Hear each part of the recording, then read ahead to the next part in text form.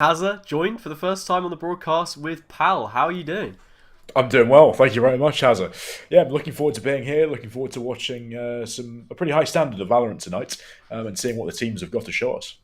Yeah, we're going to be going through one best of three here in the Champions Yellow bracket between West Virginia University and MSU Green. Both of these teams looking to start now progressing in the playoff stages now that we have left that group stage where West Virginia, they had a nice strong 7-2 record. They came out third in their group, whereas MSU Green dropping one negative, 4-5, only placing sixth. So both of these teams have something to prove. I think that West Virginia University will want to kick on and show that they're not just a third-rate team and make up for those two losses that they had in the main season. And, well, for MSU Green, they want to try and cause a bit of an upset. Yeah, it's always interesting coming into sort of early stages of a bracket when you've got two teams that are going to be competitive, that are going to play to a high standard, both on an individual level and as a team as a whole. It's really a perfect opportunity for both of them to start staking their claim and really show what they've got to offer the rest of the bracket and all the other teams coming up. Yeah, certainly. So let's first of all get a look at some of these players that we're going to be seeing in the game. Starting off, I believe, with the West Virginia University bracket, and the lineup that they're going to be fielding tonight will be Eagle Elo, also known as Finn. I think we'll be referring to them as that for this broadcast. J-Ronic, Agility, Sora, and Black Coffee. So we have a mix of different like degrees here, I suppose. We've got a history student like myself, a couple liberal arts, and even a student in STEM there at the bottom in the form of Black Coffee. So I mean, nothing really sticks out to you straight away here, pal. I think we don't have any interesting facts for the West Virginia University roster, but if we move on then to MSU Green, we'll see who they've got in store for us. We've got Puffy, Angel, Ricky James Bond, which is a very nice long name, and they're doing nursing as well, very interesting, Juice, and Eskrals. So we actually do have some interesting facts here, pal. I don't know if you've had a chance to look at any of them, the first of which being that Angel has actually gone top 2 at every LAN they've been to so far. That's crazy. It depends on the sample size you've got, Yeah. as I'm sure Angel himself would appreciate being a data science major. But yeah, having that sort of level of experience of being able to play under pressure, often in front of a crowd or in front of at least the people that you're competing against, provides a huge amount of value when you're playing in a team scenario. When you've got competitions that you know that you can be successful in, and you've got that level of experience that you can deliver and hand out to the team, that means that I'd be expecting that this team, even if they start going down, given they've got a slightly weaker record in the main season, I would expect them to be fighting all the way to the end. They've got that experience that will carry them through, and I'm been looking to Angel to do that for them.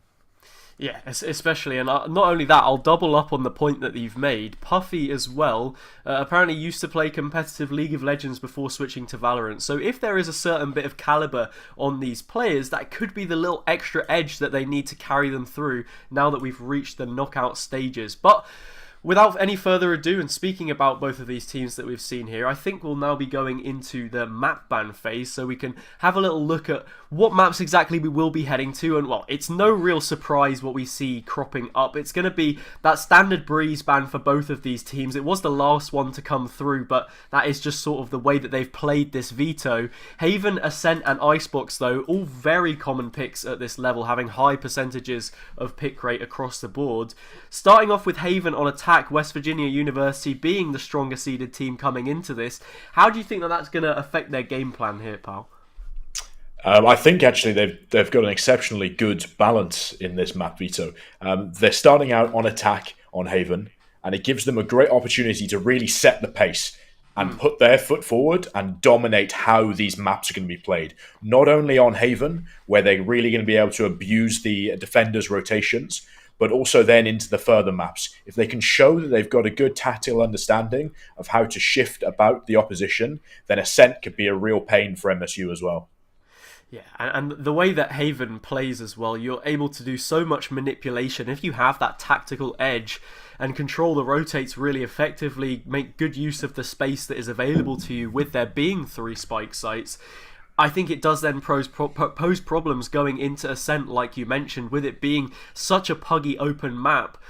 You're in that situation where it doesn't really necessarily favour you too much having it as your pick because everyone is so well trained on it. The reps that teams put in on this map are so vigorous.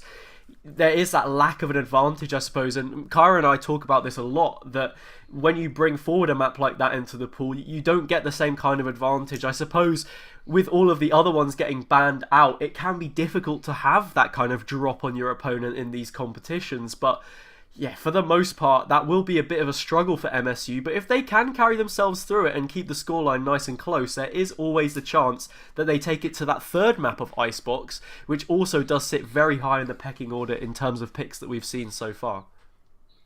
No, I completely agree. I'm really looking forward to hopefully taking it to 3 maps. With Haven Ascent, they're often played in very similar ways. You're looking at teams primarily choosing some fairly map control heavy defaults. On Haven, you're going to be looking to take control of things like C long, take control of things like A long and sewers. Same on Ascent when you can default heavily towards mid or A main or B main. Whereas Icebox, that's going to change things up. That could be a real fresh map and fresh addition into the series. Yeah, it certainly could. I think Ascent, Haven, and Icebox are all very open maps as far as things go. When you look at Bind and Split, for example, you probably won't be getting the same value out of an operator, but Haven, Ascent, and Icebox do leave you those fairly long angles to try and contest, so that is always something to be aware of, that gap that we see between teams in terms of the agents they're bringing forward to use those kind of plays. I think Jet and Chamber as a duo are getting picked up so frequently now on different teams. They're not just running the Jet as they used to, with her being so omnipresent in the way that the meta sets itself up, but stacking up Chamber as well and having that double threat with the get out of jail free card there on the Rendezvous as well as the Tailwind. So these will be things to look out for on both of the teams, as well as maybe being quite heavy in terms of the initiators. I think with the amount that they're available now, and with KO finding their way into getting some real usage as they have sort of developed in the meta, we are seeing teams want to bring in more than one to try and probe for as much information as they possibly can before going for these executes. And yeah, we are seeing this exact same thing happening on Haven as well, one where you need so much information. But I believe now we should be getting into this first map of Haven and seeing what agent comps these guys are going to be bringing forward in the first place. And yeah, well, West Virginia starting on attack.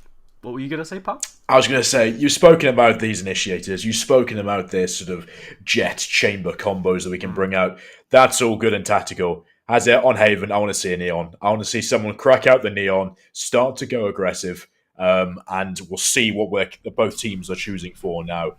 No Neon being hovered for me so far, unfortunately, but we are seeing a fairly standard comp coming out here from the attacking side. We've got Finn locking in on the Killjoy, Black Coffee on the Omen already, and Jay Chronic looking to lock in potentially on that Sova as well. Not something that would surprise us whatsoever. Potentially a Breach, a Sky coming out on Agility. Yeah, potentially if they do want to try and play into that double duelist. It's looking like it's going to be potentially a KO, so that double initiator setup is still a possibility. A fairly balanced comp across the board. There are a good amount of flashes in there.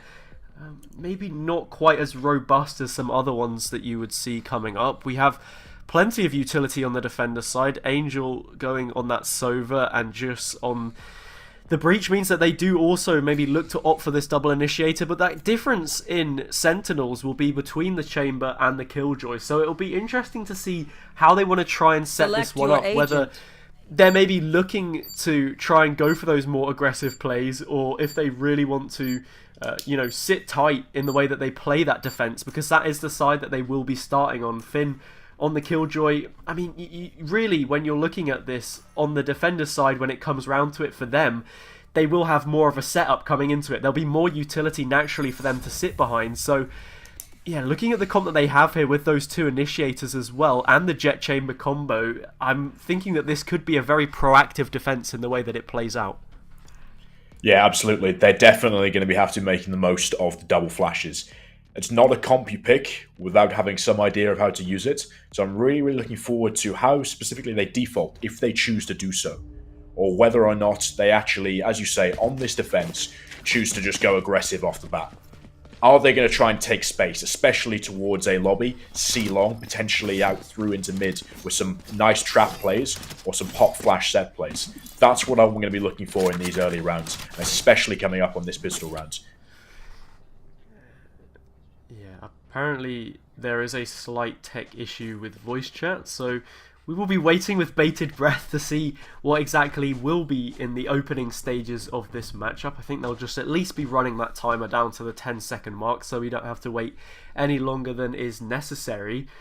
Like you said though, pal, it will be interesting to see the way that they try and set this up, because the pistol round, as we know, it can set the pace for how these games are going to really play out. You get those sort of 2-3 rounds on the board straight away, and then the difference between a team having so much momentum and so much success is whether they then carry on to, convert the bonus round and keep on pushing, especially on a map like Haven where you can have a lot of momentum on the attacker side.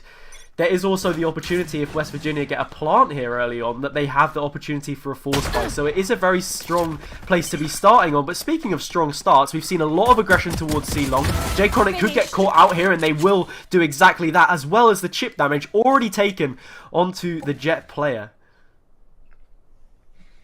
Yeah, we've seen a nice aggressive take from Finn into Garage here to try and seek out any of the Sentinel utility they can just clear and get out of the way early. But West Virginia know that they're a man down already, and they're just going to stack up for this C hit. Not a bad start. Stick to your guns. You've got that KO knife. You know that you're able to actually execute quite heavily off the back of that if you can eliminate the opposition's utility, and that's exactly what they're going to go for.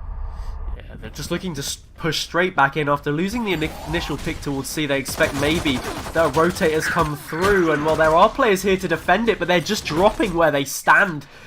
Multiple players combining on the side of West Virginia to secure that one for them, and as the spike goes down, it's looking like they'll be playing all the way towards the front of the site here. Both players coming from Garage and Long, which means that it's a very interesting post plant. Spike not really on the side of the box where they're able to defend it so successfully, but Agility posted up on wood will do a bit of damage. Puffy does send them to an early grave, but Finn is well positioned for the trade as they wrap around from Garage, and just like that, West Virginia, they will get that first pistol round on the board. You can already see the prominence of West Virginia's leadership coming in there. You could see how they waited, they paused, they used the 0 point expertly to get rid of that Omen utility, to get rid of the C-Site's anchor utility, and then execute whilst they've got that 8-second period. But once they actually did that, they knew that they could be getting flanked, and actually made the most of that, grouped up together, and then took CT really quickly. A great bit of proactive post-plant movement there, something I'm really hoping to see in some of the later rounds. It was really, really nicely played, and well, right now we're going to see an early clamour to try and get that orb, so the Blade Storm is available sooner rather than later. Ricky eventually makes it difficult, but hits a very nice flick to make up for it on the Sheriff there towards mid. It does even out, and well, on the whole, this will favour West Virginia as they do have that numbers advantage towards the A side of the map if they choose to hit it. But well, Juice has already pushed up into mid, and there could be a second player from the same position now that MSU have to try and deal with. They will spot out the shoulder on that last little pixel gap though, and that is what will eventually lead them to an early grave. So now the advantage does fully sit with the attacking side, and they'll be looking here to get that spike down uncontested as MSU have to try and find another retake. It's interesting that West Virginia, they're always leaving somebody on the lurk. And here Sora's seems to be making the most of it. Does he get the second? He's good for 2, absolutely. And Eskrals is taken out as the last man left alive. But yeah, West Virginia, they've always got someone on the lurk. In that round, to begin with, it was Black Coffee working their way up C-Long, just finding that info.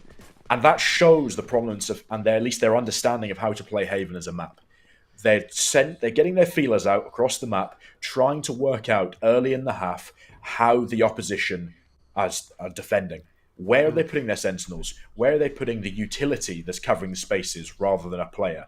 And how then can they adapt their attacking strategies to find those gaps and exploit them as we go into this bonus round?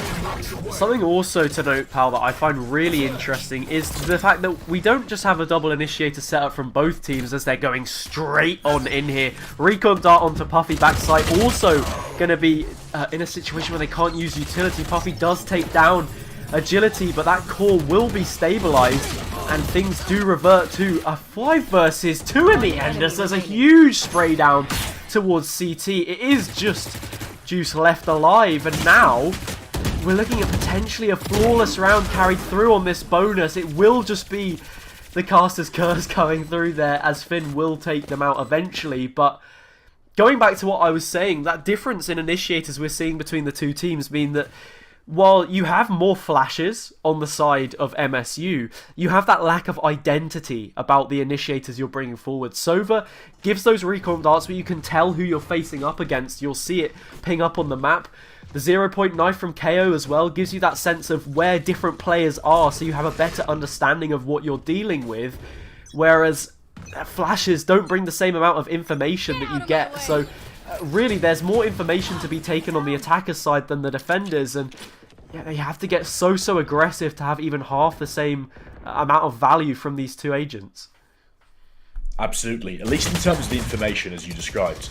You've got one team comp, West Virginia's, that is very strong in terms of specific information. As you described, with the 0 point, with the Sova Recon, you can land with the drones, with the Owl drone as well. You know exactly who's in what situation. However, you've then got the strength of the double flashes, the Sky Breach comp, which is for those aggressive space-taking players. You can combine that with a chamber to potentially get some deep trademarks to help you control the space and counter the sort of slower info-gathering playstyle of the opposition, perhaps. Ooh. That's something I'd expect to see, but Angel managing to get the pick on the Sora through the smoke and the Marshal, picking up the Vandal for his efforts. It was a really nice shot through the smoke, but it will just be that shot in the dark that will be visualized between the two teams here, as it's the only pick that West Virginia have had go against them. That jet-on-jet action, which we haven't really seen too much of thus far. There will be a weapon saved here for Angel if they want to hold on to it, and they could soon find Agility, who isn't on a great amount of HP themselves. They do. Tailwind does get burned, and, well, they have to re-challenge that angle against Black Coffee, and it's not one they're going to be able to win out. West Virginia just gaining in that momentum early on. Like we said, they were able to convert the bonus round, and that put them in a really great position now to just keep kicking on and shutting down MSU at this point in time. Like you were saying, that bonus round, you mentioned it, they're smart. Agility, specifically, is playing smart. It looked like there wasn't too much point to go and chase down Angel there. The round was won. Okay, you can do a bit of economy damage. It's not going to make too much of a difference. But by Agility dying there, he gets an extra point towards his ultimate. And as we saw in that bonus round, that can make a huge difference when they want to change up the pace, just as they are doing now. Huge, heavy 5-man exec coming in towards A site here. But Ricky James Bond, despite being blind, does get one before being traded out himself. Sora is taking a lot of space with the Tailwind onto the site and gets one for himself too. Down into a 4 versus 2 and a great paranoia to shut out the defenders on a fast retake. And MSU are going to have a very difficult job of retaking this spike site here. Yeah, I mean, twice as many players stationed is already an inherent advantage, and they can manipulate these post-plant positions to their advantage. There'll be someone to try and take contact early on. I think it's Angel for underneath, and then Black Coffee is ready for a swing, but Agility, they leave a little bit too much open, and that's given Puffy an opportunity to find that first pick. With the Operator, though, I don't think there's any chance they're going to want to try and play for this retake. S-Crawls does snap that one off. Black Coffee will lose their head as the Omen fights the Omen. And, well, actually, we're coming out of this round with MSU having more players left standing. They won't have anything else to show for it other than the weapons they're able to hold on to. But decent damage done on the board. Not sure if it'll have too much of an effect looking at how many credits have already been stacked up by this attacking side. But there are still signs of life here. I think they just need to be in position for that retake a little bit sooner and have players to play off of one another, because right now it seems like there's aggression, but it's a little bit sporadic, not coordinated in a way where they're able to actually come out on top, and losing out on those early picks means that those retakes are that little bit harder. Even if you can get those kills in the late game, it doesn't amount to much because you have no time and you're not in a situation where you can actually win the round. No, I completely agree. I think the point you make there about being there and actually able to retake either quickly or altogether is crucial. We're starting to see the weakness here of that double flashes, that slightly less info-heavy comp coming out. They can't make those rotations as quickly enough, and as a result, they're only having 3 people fighting for the site, and the last 2 rotating in are too late. It's too little too late for them. But Agility's going in hard, trying to get bomb those Alpha Wolves. Yeah, Angel does swing back with a couple of knives there. The Rolling Thunder does come through on this defensive side. Well, they've poured so much into this attack, but they are getting cut down where they stand. Juice does try and reply, but they're giving away so many steps. J Chronic has to know about this. Juice certainly doesn't. That position not yet given away. Will be able to hide behind the box slightly and gets that spike all the way to half. A triple for them off the back of the swing means it is going to be that first round secured for MSU. And what? They threw the kitchen sink at it, so if you're them, you've got to be at least relieved that they get that one on the board. Yeah, absolutely. Off the back of those 3 kills that they get on the A-bomb site, on the exit frags there, that's a huge round to win. Juice, getting a quick 3, ego swinging, no utility, no concussion, no nothing, wide swings, takes out his opposition and wins that 1v1. That's a big, big confidence boost. And now that's what you want to see. We want to see Michigan State playing with confidence here, going for fast, aggressive plays, or getting some of these trademarks into further and more advanced positions on the map so they can actually hold some space and they don't need to rely on the info that, frankly, they're lacking on their team. I really like this early probe towards Garage, though. A position already secured. Ricky slipped in the back line, and they could find one here. Finn drops, and well, that reload nearly sets up Sora to be in a vulnerable position, but they are able to trade it out, and now that balance starts to shift a little bit further. The execute starting to group up towards the B site here. Angel in a position to try and defend it, but can't do anything. Powerless to stop that spike from going down. The aftershock just a little bit too late to deny. And now we're in a 4 versus 4 where there are ults on the board to defend it. Hunter's Fury, even agility on the close angle, just will shut them down. MSU have the numbers. They're going to try and tease that defuse. We do see the Hunter's Fury come through as a result. The Omen on Omen action gets traded out. And just as that last ping comes through, this is going to be problematic actually because it's just given the position away. That tag was exactly what they needed and Sora capitalizes off the back of it. A huge quad from them to give that 6th round finally to West Virginia. Yeah, that's a huge 4K there from Sora.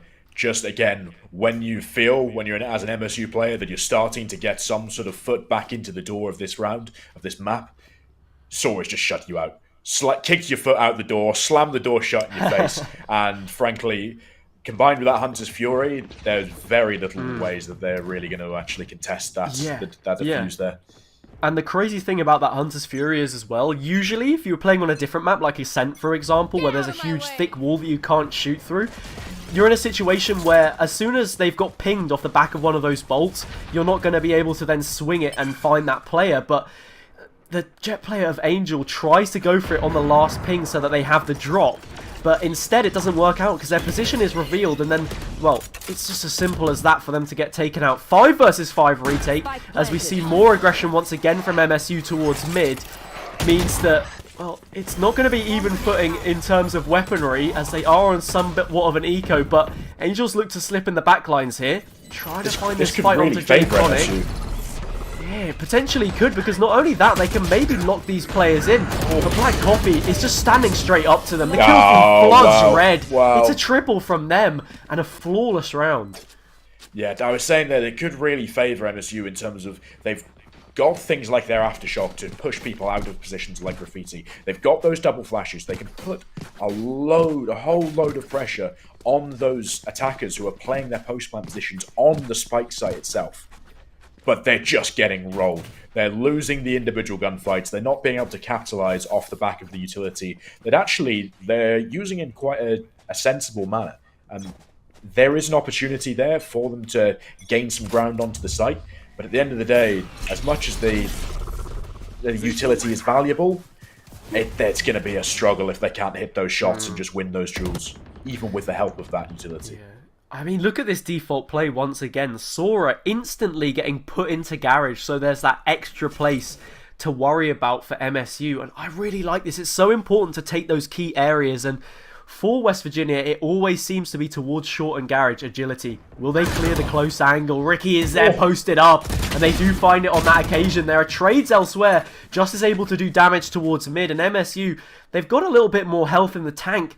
Very, very low HP for Sora here, who's been that talismanic entry duelist thus far. They'll be using them to try and clear out the short position that they had to give up as they look to recontest mid. But it will just be Ricky now to sit towards A, anchor things down for their side, posting up on the close angle so they can hold both areas. They find the first, not quite good for the second, and it will drop back once again to the even man count. Escarol's not in a position where they're able to shock dart any of this. Puffy and their teammate from spawn not going to clear that hand position, and Sora from such low HP gets it, but that's a big trade to be making now. It starts to favour ESU, but no! Sora finds it, a triple for them, and just like that, they managed to get away with it with the skin of their teeth. And West Virginia right now just looking unbeatable. We said before we started, Hazza, that West Virginia have got a really good dominant map veto here.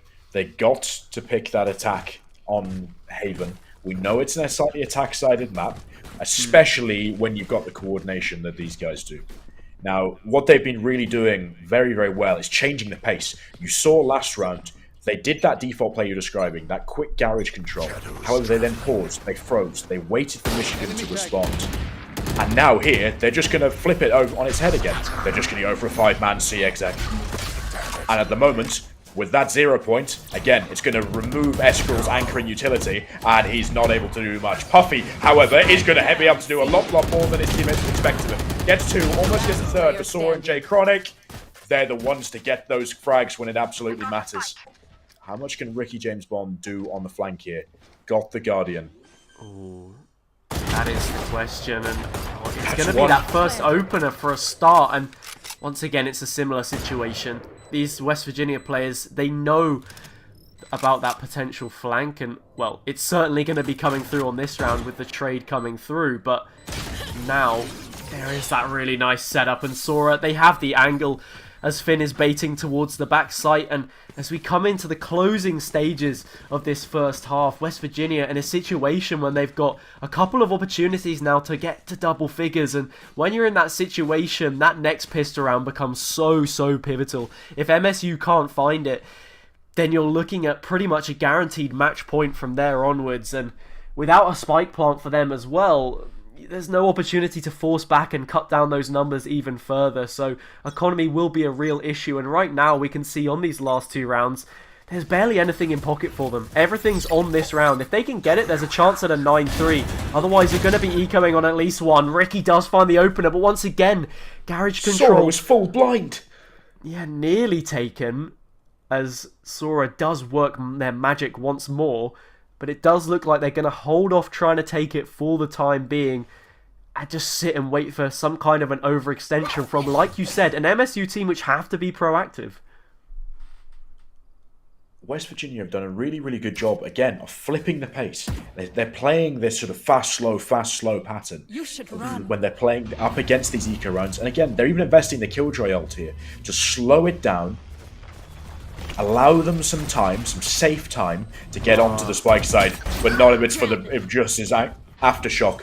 And Sora, again, working some absolute magic, as you said, to give themselves a lot of space here. So as he pushed into a lane, catching Puffy off guard, and there's only 2 left. Jay Chronic and Finn ruin the opportunity for the ace.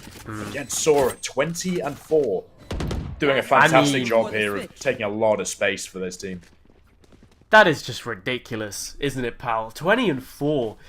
Putting up at least a 4KD here and having not only double figures, but twice as many kills as the second player on their team in the form of Black Coffee, who's been doing great work on their own. I mean, this entire West Virginia roster has been doing an insane amount of work so far.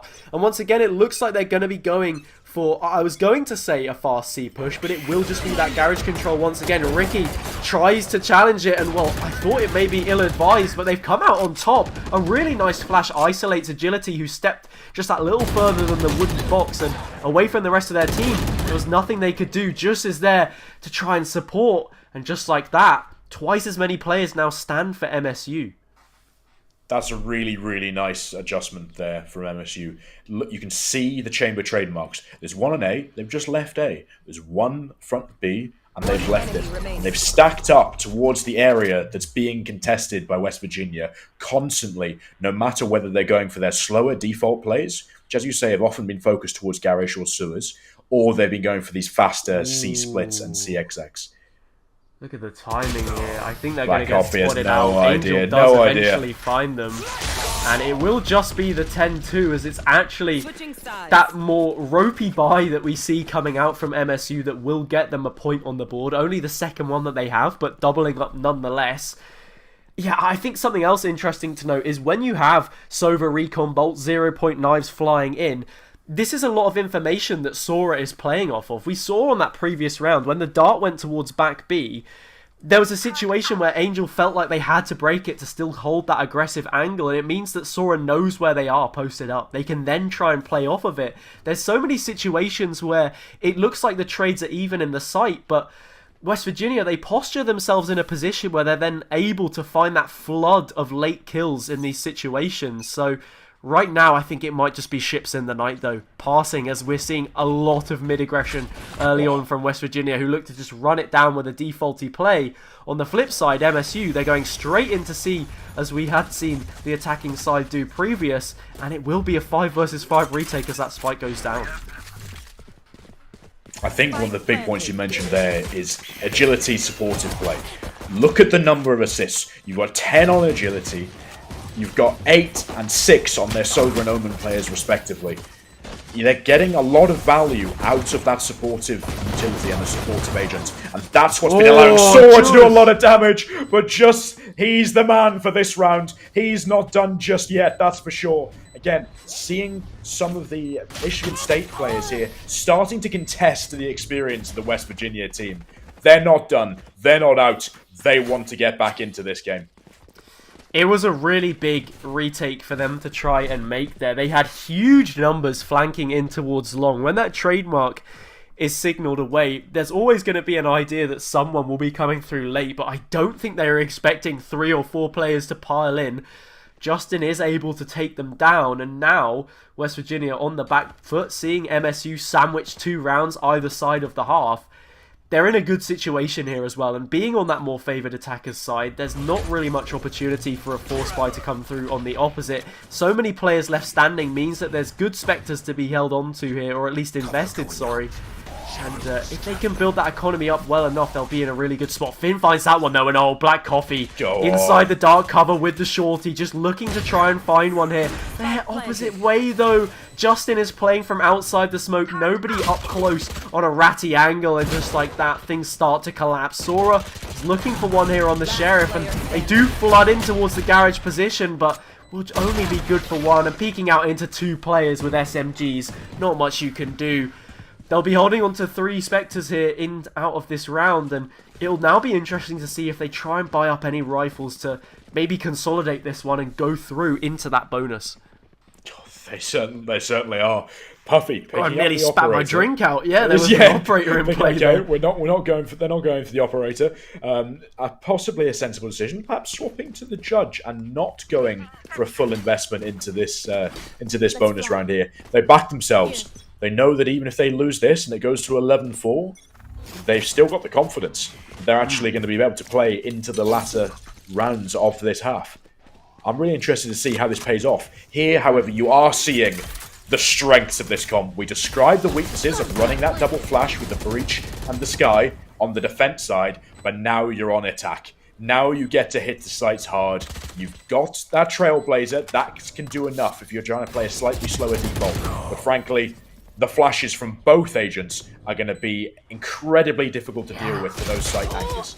And now look, there's players up close with Spectres here. Sora's got to try and fight their way in. It is a 2 versus 5. But it's just getting cut down. They're able to find 2 headshots through the wall. That will be all though. Agility now just looking to hold on to this Phantom. A couple players on low HP in the form of Puffy and Angel. Angel is spreading their wings and flying away, so that one won't be found. But Puffy could get put on a platter here, and surely enough they will. Agility finds them eventually. And find that tag now onto Just, who's up close as well, but they don't want to force the issue any further than necessary. Those will be a couple of guns held onto on their side of things.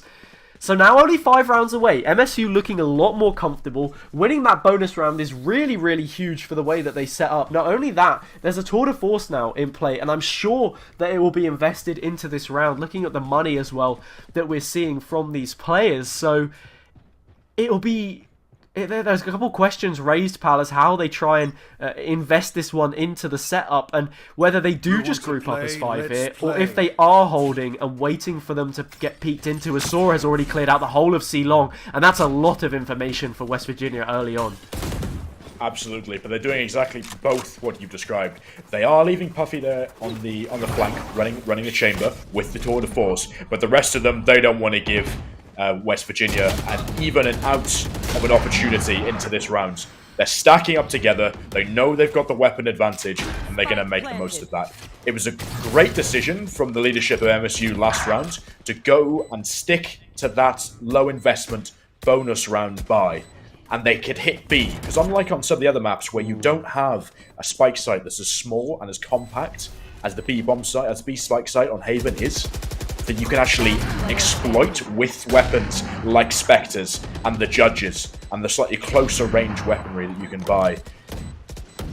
It gives them an opportunity to now use that tour de force, make sure they've got rifles this round, and really, as we can see, start to put a stamp on this attacking half. That's 4 rounds now. They've got their attacking comp working well. They're taking a lot of space aggressively, and now this is the round. This is the round that's going to determine for me, I think, how the rest of this map is going to play. If MSU can come away with this one, they can put Puffy in aggressive positions to take some of those op shots. They can get Angel taking a lot of space off the back of the double flash comp. This could really turn around this map and make it a lot more competitive. But Sora and Agility, they're not having any of this. They're not letting them have C whatsoever, and Just is going to have a lot of problems here. Oh, Just knows exactly how to deal with them. They have Sora's number, and just like that, it's an early advantage thrown into the hands of a rampant MSU, and not only that, it will be doubled and tripled upon. And now it's only those 2 players left standing in the form of Agility and J Chronic. So it's both of those initiators we were talking about. Angel will go hunting for them. It's just a shoulder peeked out though. And when you don't know where that play is coming from, it can be so hard to deal with. Now in the 1v5, the 1vx for West Virginia, and it falling on the shoulders of J Chronic. Yeah, we have to go back and speak about some of these things. So like you said, I think in these post plants as well, having an agent like Breach is so strong with those aftershocks and fault lines. Playing from underneath, under heaven, on sites like A can be so strong in bolstering things. I think Ricky will give this one away, and certainly they do. J Chronic takes them out, but it's given away their position. They know there won't be anywhere near enough time to get this defused, so they can start to hunt. There are credits now in the bank, and with this going to only 3 rounds away between the 2 sides, you do start to worry for West Virginia, especially with shots like that. J Chronic does lose their life. Angel on a triple. Things now looking a lot better for MSU. Absolutely. You can see the confidence that they've earned. They know the comp they're playing with. They probably expected their defense to be relatively weak. Probably not as weak as a 10-2 half, that's for sure. Yeah. But now you can start to see what they've practiced for. You can start to see the way in which they can use the Sky utility to help them get up to the spike sites, help them get into those site takes, and then, as you described, use Justice Breach utility to prevent those post-plant retakes from ever being a thing. Yeah, and I think I like this setup on this round a little bit better from West Virginia. While it is only an eco round for them, I think having both of those initiators towards the A side of the map and playing this Killjoy, playing the Omen, who have that much more important role in keeping a stronghold on things towards C, is a nice way to do it. However, there is damage here early on. With that being said, the Spike dropped in a very compromised position. Could be capitalized upon, but instead it's Escrolls who makes the most out of a potential blunder. Now we see twice as many players standing for MSU once again in the post plant, but yeah, the worry is that Sora maybe doesn't have as much support as they want here on the defender side. Very top heavy in the way that it's set up, as J Chronic catches all 3 bursts of that aftershock and loses their life. Really nicely played utility there from Just into the Aldrone that they knew all about. So yeah, just look how top heavy the scoreboard is for them, right? I mean, Agility and J Chronic shopping in with about 20 assists between them, you know, only 1 shy of the number itself, but I think picking up an operator here is very big though, because it means that Sora can be a little more self-sufficient than they are maybe on a rifle, and they don't require that kind of setup that we saw from them on the attackers side when they were playing around the rest of their team. No, absolutely. You're exactly right. Sora's operator usage is going to be huge. How much value can he get out of that? We've seen Agility try to set him up down C long twice. 1 round he gets a result, 1 round he doesn't. But here they just don't care. They're using the Trailblazer to make sure that there's no one close playing on the spike site, and that the operator specifically isn't there. They're playing the game of find the op, and if it's not there, fine. This is our space to take. MSU are going to do a lot of damage here. But West Virginia, they have got the Killjoy ultimate for the retake, and they're going to take a lot of space off the back of it. Ricky James Bond is just going to stick in this, knows that they're going to be detained. I think it's part of the play. Sora now in a fantastic position. This is the most difficult place to be in. There you go. Sora starting to chime in now. Just can't do anything about it. And even getting away with Finn's life. Not much you can do there. A really, really well organized retake, with Finn using Finn's Killjoy ultimate. It meant that just his breach utility, like we described and we saw the value of in the previous round, really couldn't be used for much. Yeah, and I mean, even though this is the first round that we've seen out of West Virginia on this side of the half, 11-8 is still a fairly commendable lead to be holding. When you come out of that first half on double digits, up 10-2 with an advantage of 8 rounds, MSU, they can try all they might to try and cut it down, but it's going to be so difficult. We're seeing that same setup once again. KO towards mid, and this combination of the controller and sentinel playing towards the C side of the map. Sora having success on the operator as well will be able to just pin down this A sightline, and they can bolster that mid defense a little bit more. Agility finds the head of Angel, and just like that, the wings are clipped. MSU, that pace that they had initially starts to fade away, and West Virginia press the advantage even further. These 3 players just outside of C in that grass position, now with the spike in their hands, look to try and maybe make a posture towards C, but they're going to reconsider. A pick needs to be made.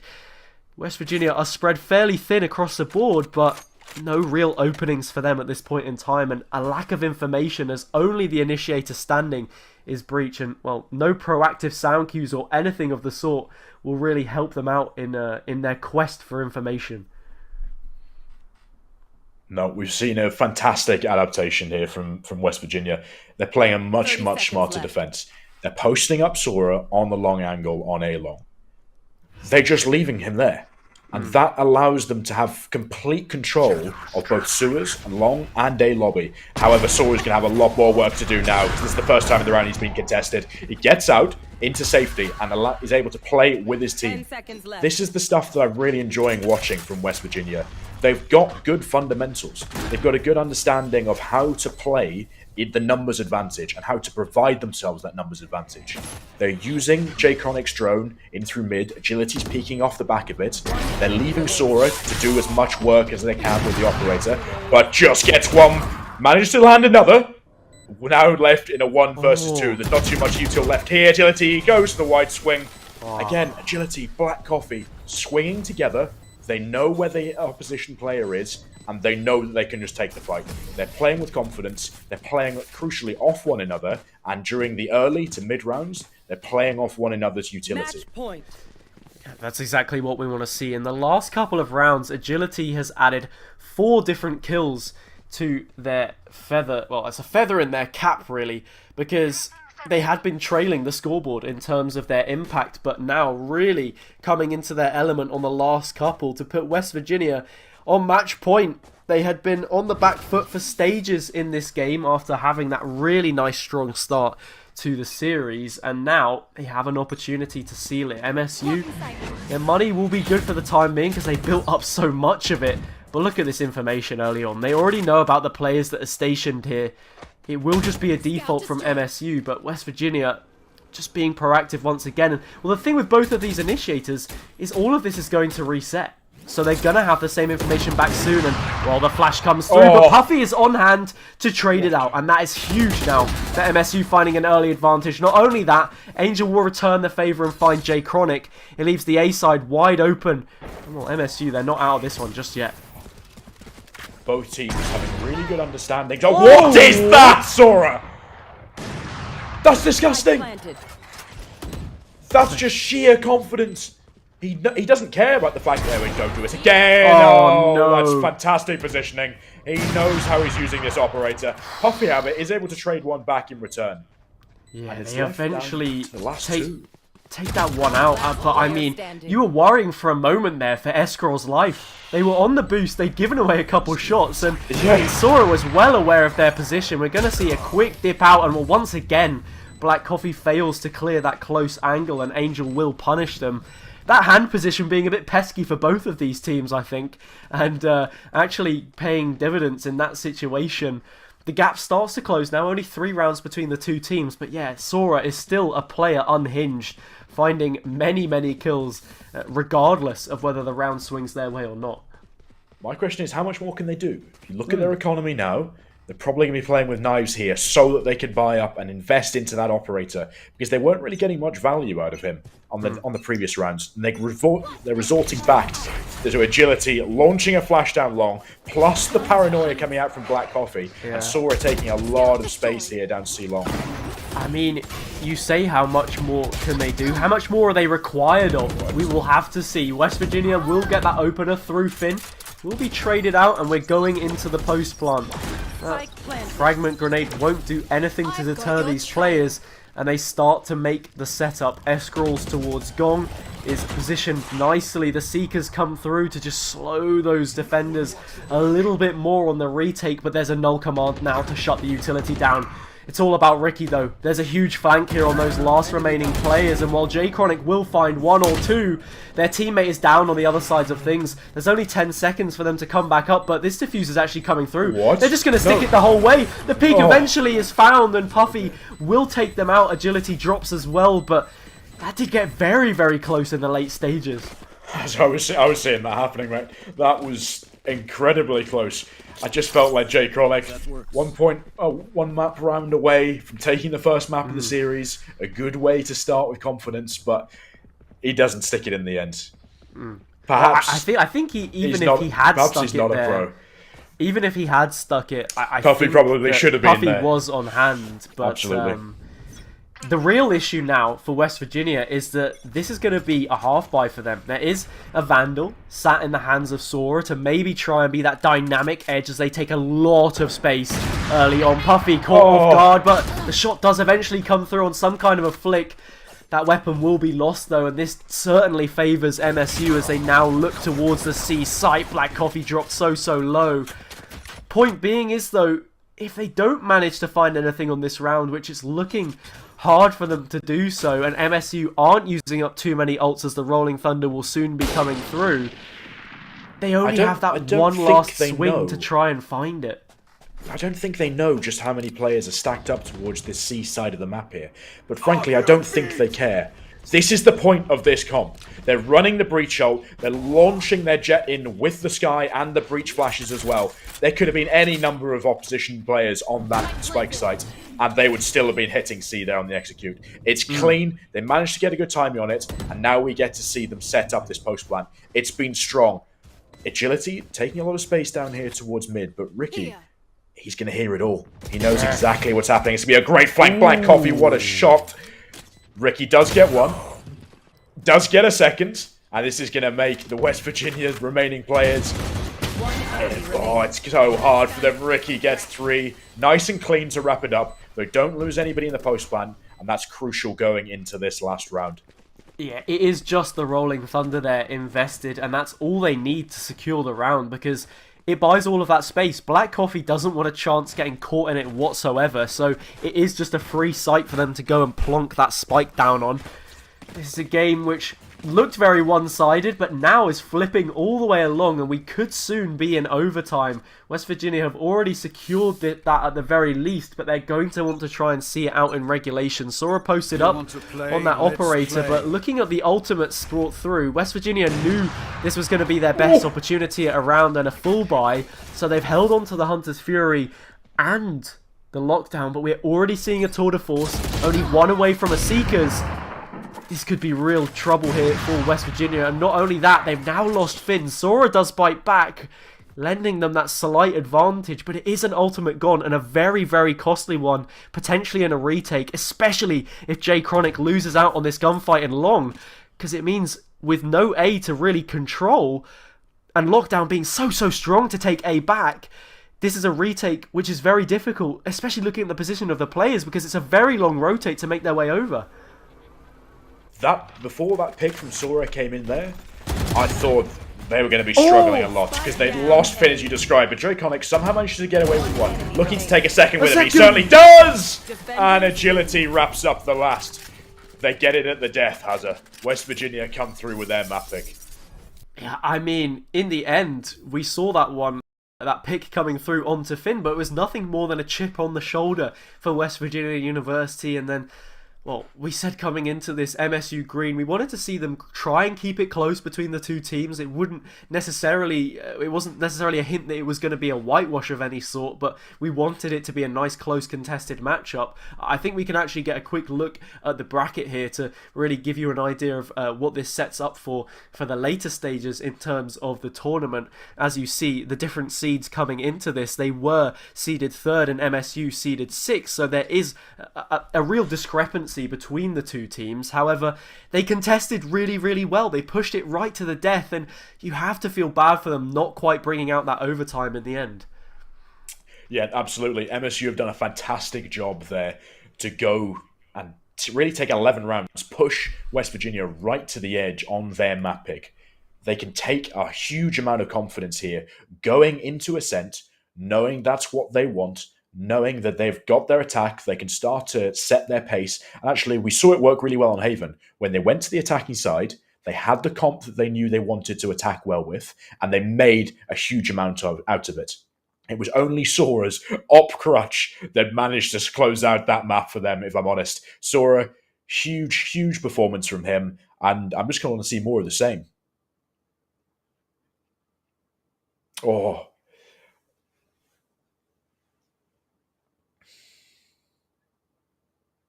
yeah. I mean, sorry. Basically, all of these players had a standout round. Jay Chronic on that last one to seal things out. Agility as well, even when they struggled a little bit on that KO, perhaps chipping in only for assists, had a couple patch of rounds, which were the first rounds, actually, that West Virginia were able to pick up in the entirety of their defenders' half after losing about 5 in a row, I think it was, to just give them that bit of extra momentum. Really, really huge. Big picks to be made all across the board from those players. And, well, unfortunately for them, they will be losing that one out MSU, but now they will be going to their map pick of Ascent, but not before we go to a very short break. So we will see you in a moment. Don't go anywhere. This one promises to be a banger.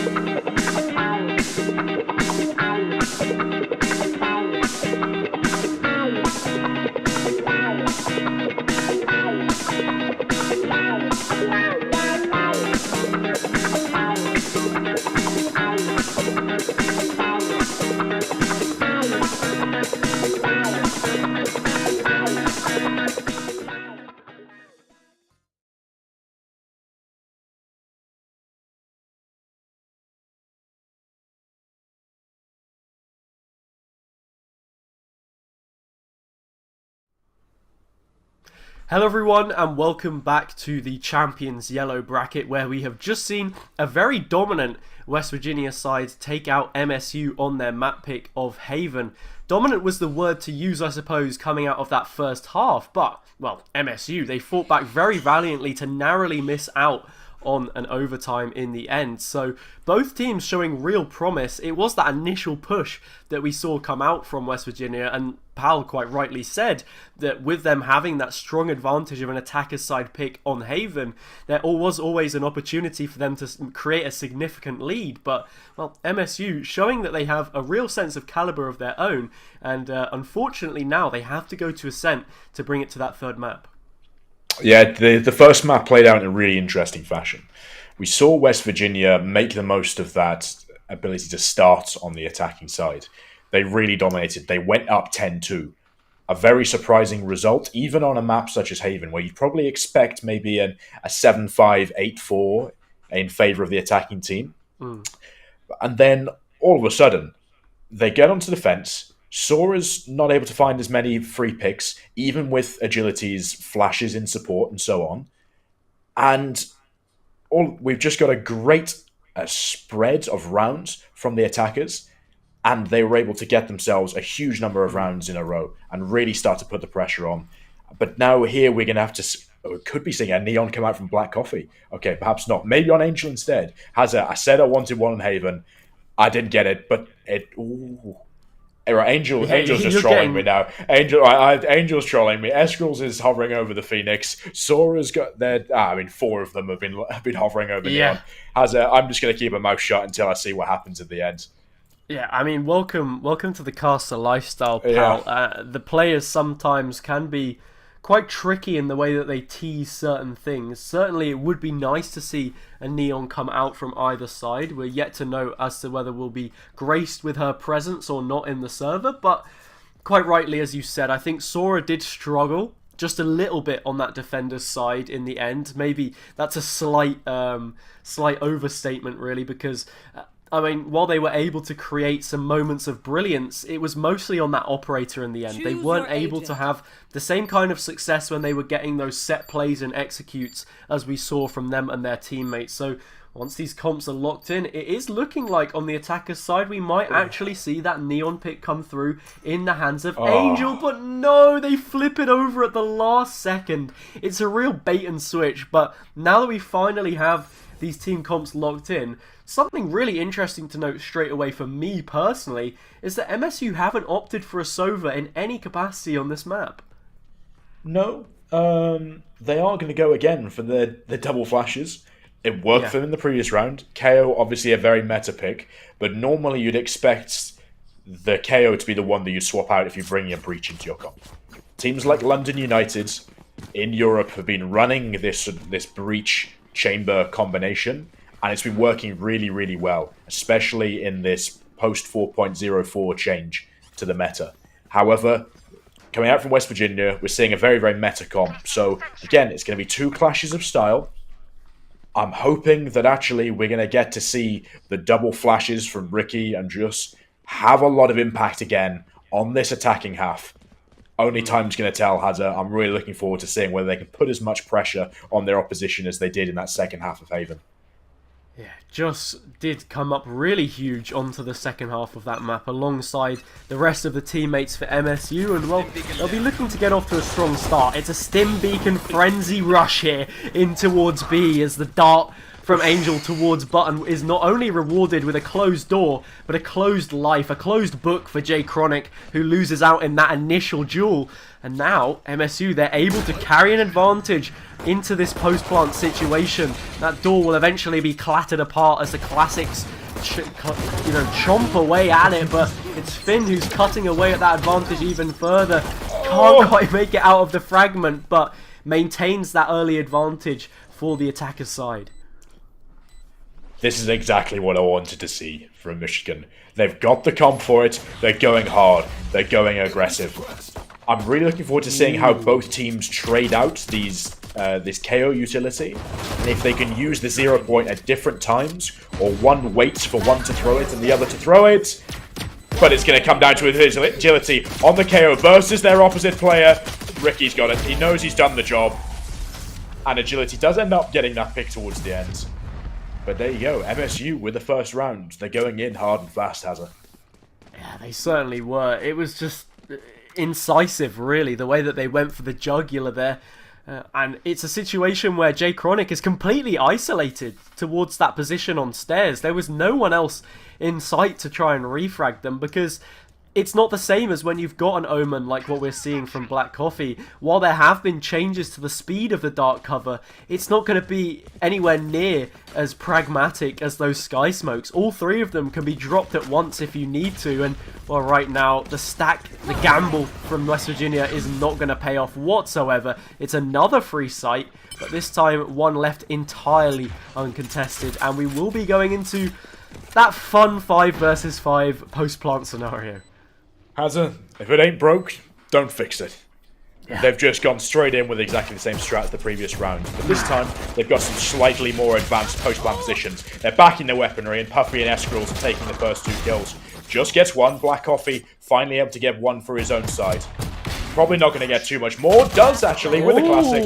Ricky gets the trade in the end, and it's left up to Sora to find a little bit more damage with this shorty. Oh, surely he doesn't bait Just in. Just should be a smarter man than this. It looks like exactly that as well. Those players getting out of there early on, and well, Angel's trying to poke around on these close angles. Sora gets pinged out right on the very valence of the 0 point, but their position given away nonetheless. Ricky will take them out. It will be a second round on the board for MSU, and well, like you said, when it isn't broken, there's no point trying to fix it. But do you maybe feel that MSU going for that same execute and having such great success on both occasions in the early stages maybe puts them in a situation where they've shown their hand a little too early against West Virginia? No, I wouldn't say so. I think it's probably the opposite. They've shown how threatening they can be. If you're West Virginia, for the rest of this defending half, you have to know that this is a possibility. You have to respect the fact that a heavy B exec is a threat to you. But Sora doesn't care. Sora's trying to find out whether they're just trying to run the same thing again. Oh, this is really interesting.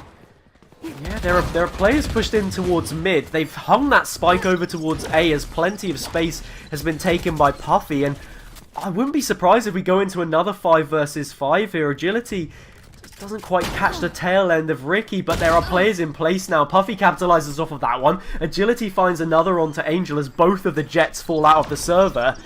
The flankers are being flanked in their own respect, and finally West Virginia have an advantage. I like the idea from MSU to try and play into that early dominance they had towards B, but now they've set themselves in a really weird situation as we see the 2 remaining in the post plant defending this one from Tree, and Agility is just on an absolute tear. It's a quad from them so far, facing up into the judge. Finn just about steals it. Quite an unsavory sight, it must be said, but in the end, it's a round on the board for West Virginia, and a very convincing one at that. Absolutely. I mean, Agility, you're mentioning his ability to get those kills in throughout a lot of that Haven map. But it seems like he's had enough. He's had enough of just throwing those flashes for Sora, getting those 0 points in. He wants some kills for himself. Starting off very, very strong with 8 kills and only 1 death in the first 3 rounds.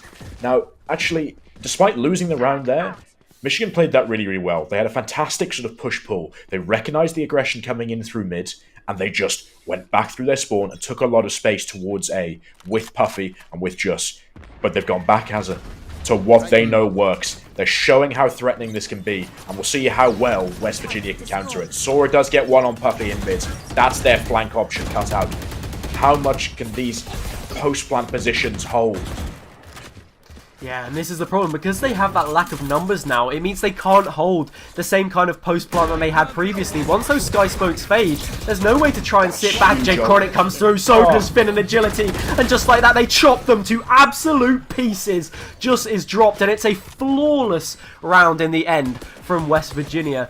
Pal, I think, yeah, that all harks back to the initial pick onto Puffy. Once that player's lost in mid, you don't have the flank protection, like you said. There's no presence from main, and when you've dropped back in terms of numbers, you need to use the territory to your advantage. There's a situation there, and there's a reality where they push aggressive and hold those advanced positions that they had previously. but it's not one that they feel comfortable contesting, so they sit back in the site, and then the numbers really start to shift. West Virginia make the absolute most of it, and it is a solid retake from them in the end. Yep, there's two huge points to that round there. You got Sora's pick onto Puffy, allowing his team to go and play a very, very fast retake, and then Agility's ultimate. It completely removes the perfect counter to that fast retake, which would have been just his Rolling Thunder. It stops them from using any post-plant utility, and they get to roll in there like you saw. But they're not going for a B hit this round. They're just going to go A instead. Yeah, once again, Puffy is hanging back towards that mid position. A little slightly different angle this time around. Angel loses their life on the way in. Black Coffee's already found a triple. Agility will chip one off, so that ace possibility is far removed. And the tour de force is in place, so can't always count them out, but up against the operator of Sora, I know who's winning out the sniper duel in that scenario. It will be the Jet of West Virginia, and for the first time in this matchup, they now have the lead off the back of those first 2 rounds. MSU, that was an eco for them. I think it's fair to say that you don't maybe want to throw in the ultimates that they had in pocket on that occasion, but now that they have weaponry to back it up and a real arsenal at their disposal, there's a triple threat in play, and they have a great chance now to secure this one. It's just going to be interesting to see how they weight these ultimates and what they really end up choosing to invest on this round. Yeah, we're seeing them playing a distinctly slower paced round here.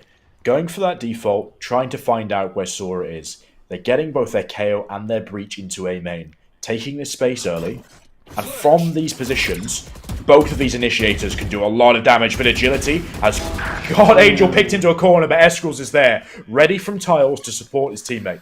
It's a fantastic little setup, and it gives the attacking team the advantage. Now Ricky and Joss are going to have to come out here. Black Coffee with a great paranoia to stall that push.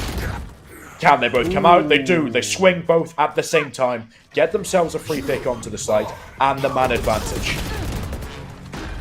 A really interesting duel so far on this round, but the first of many as Ricky finds yet another pick here, and once again, West Virginia now in a situation which they've been unfamiliar with for the past 3 rounds, but one which is fairly similar to what we saw early on. Now that MSU have an advantage, they can sit that little bit more aggressive. They don't have to play so passive. There are good post-plant positions taken up, and this will be a surefire round for them to try and find as West Virginia simply look for exits on this occasion. And well, like you said, pal, I think it's interesting there. We only see the null command come through, so that's a very nice spacing of ults, which was one of the questions coming into this round. But yeah, there are some gunfights which are fairly dicey there, I think. The paranoia does hold back just from pushing in just that initial engagement that we see, but Ricky James just slips their way through. The same way that in mid, we see Angel get caught out, and then, well, they weren't taking any chip through that box, but they decide to sort of re-peek into it because they felt the position was unsafe, and then they end up losing their life. So really fine margins in some of these gunfights between the teams. Absolutely. Eskrals did a fantastic job of trading out Angel there. I'm sure those comms came in. Angel in calling out, knowing that he was in danger. And this time we see the pings coming in through on the minimap. Sora takes out his opposite man and gets away. A fantastic little adjustment here. Ooh. That man with an operator has it. I mean, yeah, you really can't knock him at this point in time. Oh, I mean, Ricky is trying to create something of their own. Finn will deny the opportunity for MSU to level the numbers at this point in time. Ricky's going hunting though, and they'll do exactly that for them. A triple already, and as this lockdown starts to go, they want to push that aggression even further. Another flash in to secure it. Surely Black Coffee just backs away. That lockdown hasn't been broken yet. They'll eventually get it off the board, and it's the 1 versus 1. Ricky for the ace. The paranoia comes through. They know about the position. The swing arm, the classic. And just like that, West Virginia will finally take the lead once more and restore that advantage in this matchup through Black Coffee. The work of Ricky, so much, but not quite enough in the end to get them over the line. Really tough rounds between these two teams so far. And, well, yeah, I don't think you should be able to give Sora that much space early on, though, especially the fault line coming through to clear that angle. And it just not panning out. And then they're able to get an additional pick off the back of it to just lend an early advantage. here we can really see some nice adjustments coming out from West Virginia. We saw it on their defense when they got Sora onto the operator on Haven, and again, they're doing it on Ascent. But MSU don't care. They've got the read. They by the looks of it, perhaps going to use this Rolling Thunder to get themselves into the site. They're not. They're going to keep it again. They've still got the ultimate advantage. They've got the Rolling Thunder. They've got the Orbital Strike. Ooh. But this fast retake, this time they're making their own adjustments. Jay Chronic's not getting in there. Finn, the door's shut in his face. There's absolutely nothing they can do. And finally, MSU can get themselves into their comfort post-plant positions. Agility does get one onto Puffy, though. I mean, so much damage potentially through utility alone for MSU here to work with. Rolling Thunder and Orbital Strike means that they can combine them together for big damage. It's just going to be the Rolling Thunder at this point in time, but Black Coffee swings back. What can they find? Players ducking and diving around that lipped angle, but it is S-Crawls from the stairs that kicks them all the way down to the bottom level, and just like that, the score once again even between these two sides. It must be said though, as long as MSU can maintain this status quo and keep things at a touching distance with West Virginia, going into that more favoured defender's side, you would argue, they're going to struggle quite a bit. I mean, West Virginia, we saw their attack was good before with this exact same comp on Haven, however, you know, what can they really try to create? It's a question mark that we've got to contend with later on, but right now, maybe worrying signs, and look at that. Zora. Ruthless. This is why I love Valorant. Ricky James running it down. The man's ready. He does also pop out the null command as well, just to ensure they can get themselves onto the site. The orbital strike comes in as well, and Ricky, again, 3 kills for him. He's having none of this. He wants the B site all for himself. Black Coffee does, again, get one when being left in this last man situation. Ricky, yeah, I've absolute enough of this. The 2 KOs leading the way with 13 and 14 kills, respectively. I love Valorant for this reason. You can see both teams, specifically just focus around this B bomb site, making adjustments to and fro. We saw MSU really show, as you said, show their hand, but also show just how threatening their B exec can be. Then in response, you had West Virginia setting up, clearing out players like Puffy on the flank, and setting up their super fast retakes, fighting through smokes, Finn coming through the market smoke. And then in response to that, again, you had Ricky. Oh, Jay Chronic, that's disgusting. Man. Taken straight from the rank scrapbook. Speaking of adjustments, that is one hell of an adjustment that we're seeing here on Ascent. It's been a bit of a chess game so far, and, well, with this being Venice, it is the Italian game after all, but the ultimates, the big pieces, the big name cards on the board do currently sit with West Virginia. They have both those ultimates, but the king right now is Ricky James, who is just pouring on through to this site. And while it is met with resistance, it's just going to be around the defenders in the end. It certainly is. I mean, I was holding myself with bated breath a little bit there, but no, West Virginia, they do see it out in the end. The setup is good enough to get them through, and well, just as soon as Ricky James dies, that's all opportunities that are around for MSU squandered. Finch somehow gets away with 2. One with Anala Swarms, and one, I think, with the Odin there in Boathouse. Again, MSU stacking up, really trying to make the most out of this B-site exec. Yeah, look they've got 5 rounds. They're literally going for B again, pal. How many rounds in a row have you seen in Valorant before when both teams will just keep pressing that same advantage and it's just not working the same as it was? No, the West Virginia have made sufficient adjustments now. They've got Sora with that op posted up towards market. That's going to do a lot of stalling and forces MSU to use at least some amount of utility to clear him out. They haven't got the Sova's Owl Drone or the Recon Bolt to actually do that, so they're having to invest flashes to do it instead. That's not really being sufficient. They've also moved the entirety of Killjoy's setup towards B, plus their own Sova, and leaving just very small anchors towards other spaces of the map. Just taking his head off by agility. However, Eskrals fights back. That's a risky fight to take, Hazard. It certainly is. Like you said, so many adjustments being you know, an army man yourself, you could say it's almost as if when they do the little march thing and then someone comes along and straightens out your arms and makes sure that your chin is up as it should be. And right now it is that sort of militaristic precision that we're seeing from West Virginia, as they're so good at finding these ways to manipulate their opponents. And well, MSU now, they almost conditioned into this B hit every single time. We haven't seen anything from them in A in so long. The shock darts come through, it's a lot of damage, and as that time ticks down, you're left so far removed with that spike dropped, and West Virginia, they restore their lead once again. I really hope these players don't feel like they're on parade, being expected by a sergeant major or a drill sergeant, because that's not what you want to be doing at this time of an afternoon, early evening. So, I mean, again, I see your point. They've got these counterplays, these adjustments, specifically focused on the utility. What?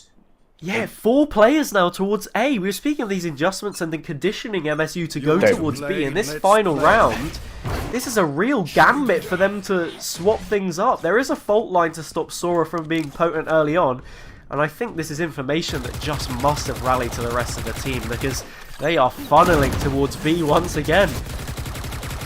MSU are either 10 steps ahead or 10 steps behind, and I'm not quite sure what it is. We're seeing the same sort of style as we saw in Haven in their attack. They know what works. They know what they're good at. They've rehearsed it. And goodness me, is it working well. They're sticking to their guns. Oh, and it's another 5 versus 5. Finn finds the opener as that null command probes in. It's a second from them as well. And while that spike may be down, so is the rest of the MSU squad. Oh my god, so much utility, pal. I mean, their legs are being taken off as it's a flawless round in the end from West Virginia, and one which will give them an advantage coming out of this half. It felt like a lot of the time they were against the run of play, but they find those last 3 rounds, not for the first time, where they had a patch of success, and now with the opportunity to find a pistol round, that advantage can be pushed even further. We're looking now, I mean, the difference between a 6-6 and a 7-5 is giving yourself a buffer for a potential lost pistol round, or really a platform to push forward and secure this second map, which would be taking the pick off of MSU and winning it out 2-0. This pistol round is going to be giant. This will have a huge impact on how the early rounds of this half are played, and could, as you say, give West Virginia that step up. Now, it looks like they're going to stack. They're going to play slowly, though, towards A main and top mid, trying to just put those feelers out, get some sort of information, and try and figure out what defensive setups the defensive team of MSU are playing.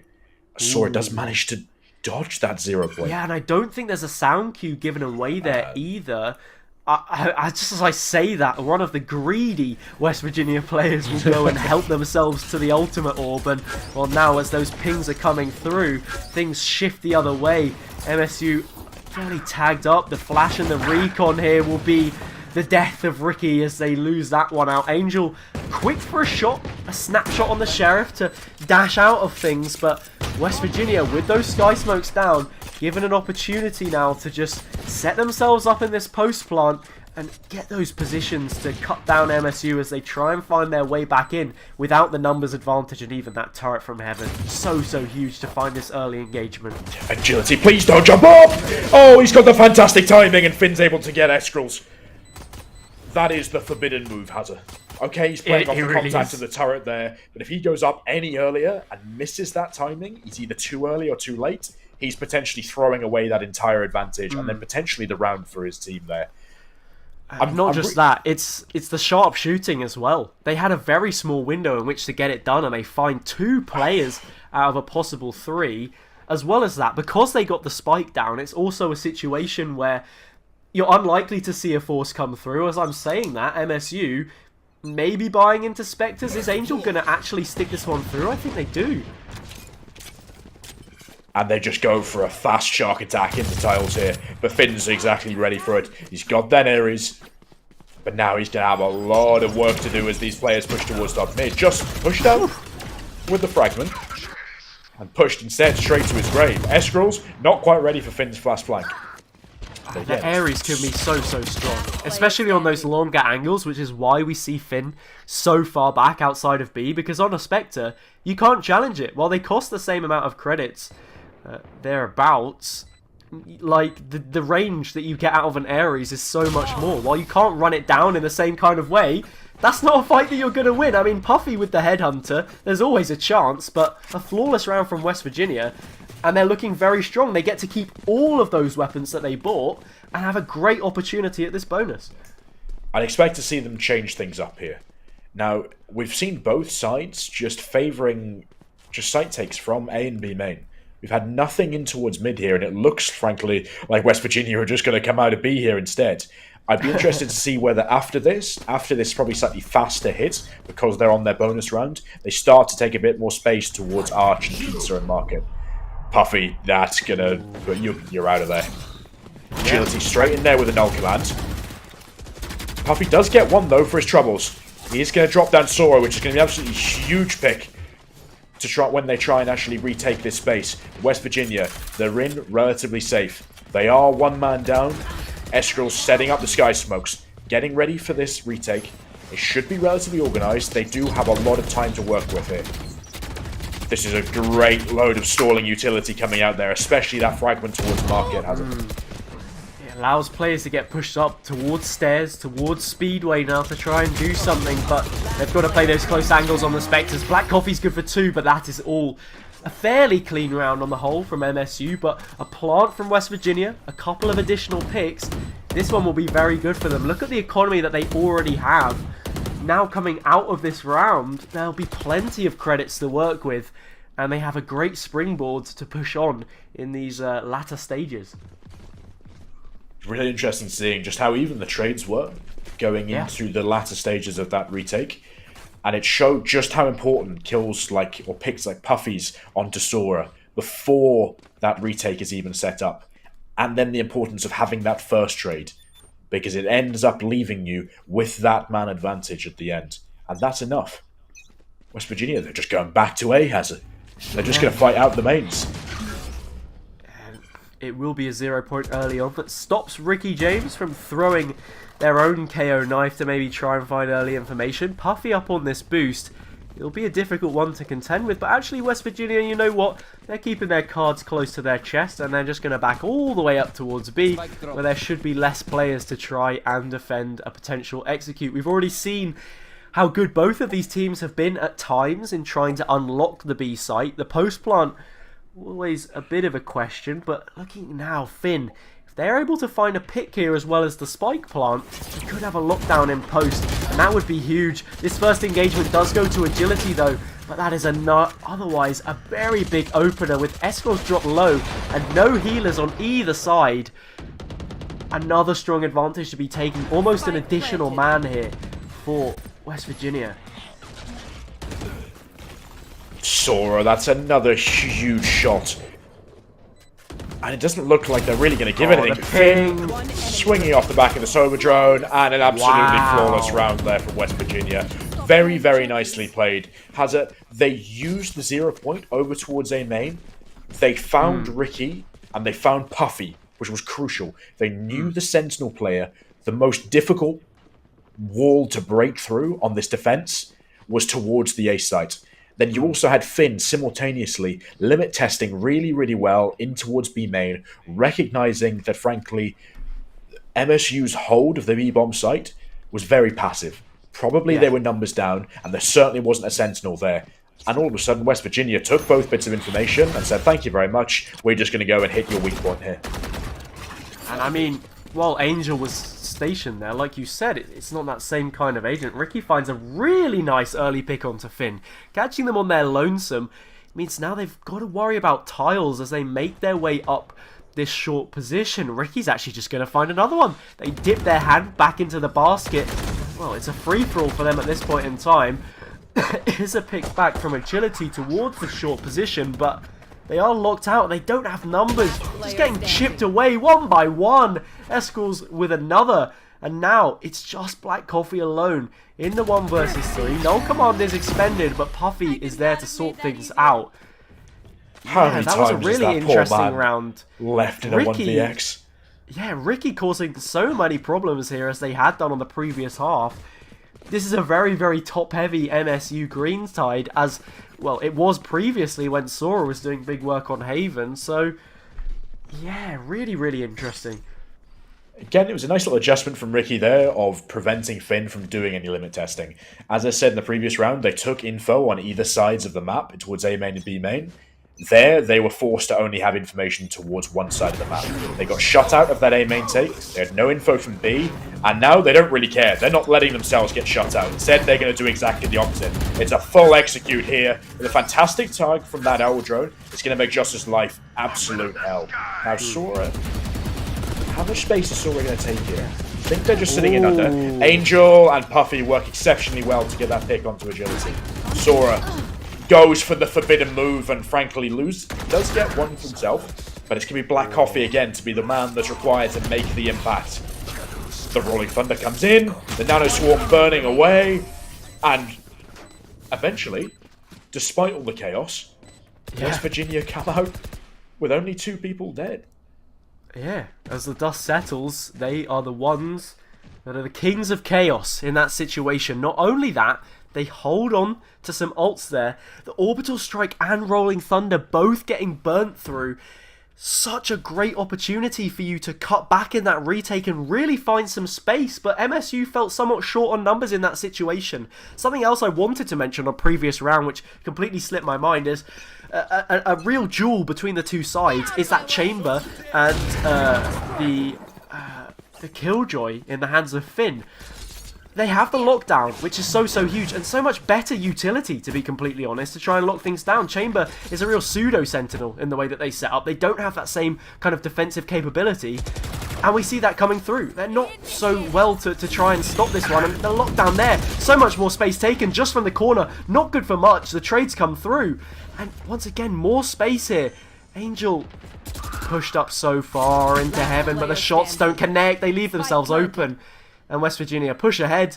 It's just the tour de force to shut things down. And, well, that harks back to what I was saying. Chamber, an agent who has decent utility overall, but you just got to hit your shots. That is how it works. And right now, Puffy, try as they might, a 4 versus 1 is a very tall order. Absolutely, but they are starting well. They have eliminated half of the competition already. And it'd be interesting, as they don't have that rifle, now they do, whether they actually go for the save. It doesn't like it. Puppy's using the tour de force to maximum effect, but Black Coffee, this time he's not on the receiving end of the 1vx, and he's actually able to close out the round. You're talking about the Chamber utility. I would have really loved to have seen them here actually get some of those advanced trademarks out, take a bit more space, prevent West Virginia from actually taking space for free without MSU knowing. But even if they do start to implement something like that, it's going to be a little bit too late, I feel. West Virginia looking really, really strong going into this potentially final round. Yeah, the most rounds that we saw in any point in time throughout this series for MSU to have picked up consecutively was 5, and that is how many now stand between them and potentially bringing this to an overtime instead of bowing out of the competition at this stage. They've shown what potential they have, and it would be a real shame to lose them here, but West Virginia University have looked so good. They're already moving in towards A, both of those initiators creating a lot of space, and ultimate towards spawn in the form of Black Coffee. It's just going to be a weapon thrown into the hands of Ricky James, and of all the players you wanted to give it to, that is certainly not the man right now, because they have been propping up this MSU side, which otherwise have struggled, and they're coming into their element. The rest of the squad is here to see what they can offer. 4 versus 2, and West Virginia pushed all the way back under. What can they do? Oh my, Jay Chronic and agility. They managed to level it out. Last player. It's a 1 versus 1. Hazari does it! Jay Chronic finds 3 from under alongside his teammate agility to take the second map and the series as a whole. I mean, that's impressive.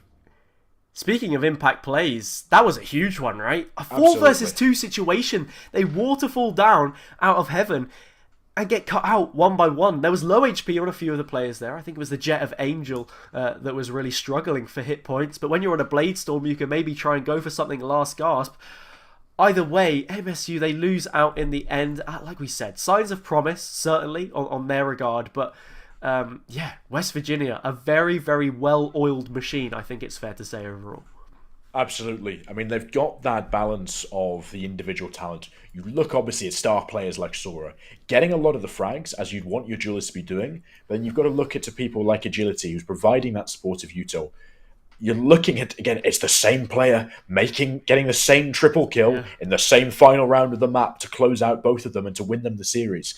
But they're combining that well in sort of optic style with some good fundamental utility usage. They understand their comps. They understand what they're useful for. They're using the owl drone really, really well, and they're allowing their players that they're looking to take fights and give advantageous fights to get into these aggressive positions to back their individual skill, and that sort of hybrid mesh has really won them both of those maps there.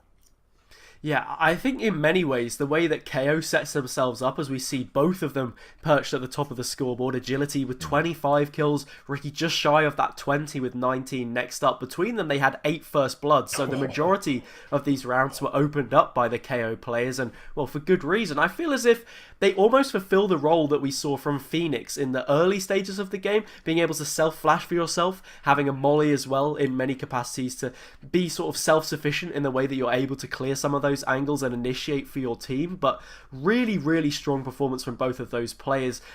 I was maybe expecting to see a little bit more in terms of sniper gameplay on both sides, whether that's the tour de force in the hands of Puffy or the operator on Sora or Angel, but it doesn't feel as if we saw it so much because it was such liquid, free-flowing gameplay between the teams and they were so heavy on those executes. It didn't really feel like there were many times when one player was plucked off here or there. And yeah, so much conditioning towards the B side of the map as well. I've never seen anything like that in a game before, pal. I don't know about you. That felt like Icebox on first release when everyone was just hitting A constantly for pretty much the rest of the round. They fake a little bit towards B and then just go back towards A. It's surprising, and I was surprised that both sides. It was a little bit less surprising with MSU's comp there that they were just going for heavy XX, but even West Virginia there also didn't really touch mid. I didn't see one default or one space taking play in towards Markin and Pizza. It sort of seemed like both had agreed to a gentleman's agreement that they weren't really going to touch it, but it meant that there was very little utility or players invested into that area of the map. And frankly, on Ascent, I think that's a really good way of, or a good space to take to really put a lot of pressure on the defense. It's a good way of breaking down that defensive aggression that you can get if you're able to just take space for free without much threat of any retaliation. So no, two interesting conflicting playstyles. You've mentioned the operators. They didn't really come out. It was because of the chaos on those executes, and then the fast retakes coming in with fragments flying around the place. You've got breach flashes, the flashpoints coming out. There was often very few people left alive, and that's why neither team could really build the economy, really build that bank to get those operators out. Yeah, that is true. I mean, we saw a tour de force here and there, but for the most part, against the run of play. And I mean, when Puffy starts out on the attacker side as well, that sniper's not going to have the same kind of value that it would if they were playing from a more steadfast defender's position. So yeah, really interesting game overall. I mean, the midsection as well, not getting too much action. West Virginia used it when they had to, and I thought that they did a very good job of doing exactly that. But yeah, they manipulated the game well, and they ended up being deserved victors of this one. So I believe that will be all from myself and Pal for this evening. We do have more games coming up, and I believe it is Vincent and Orbital that will be taking you through that. But for now, we'll be going to a short break, and once again, happy Easter to all those who celebrate it from myself and Pal, and we will see you very soon.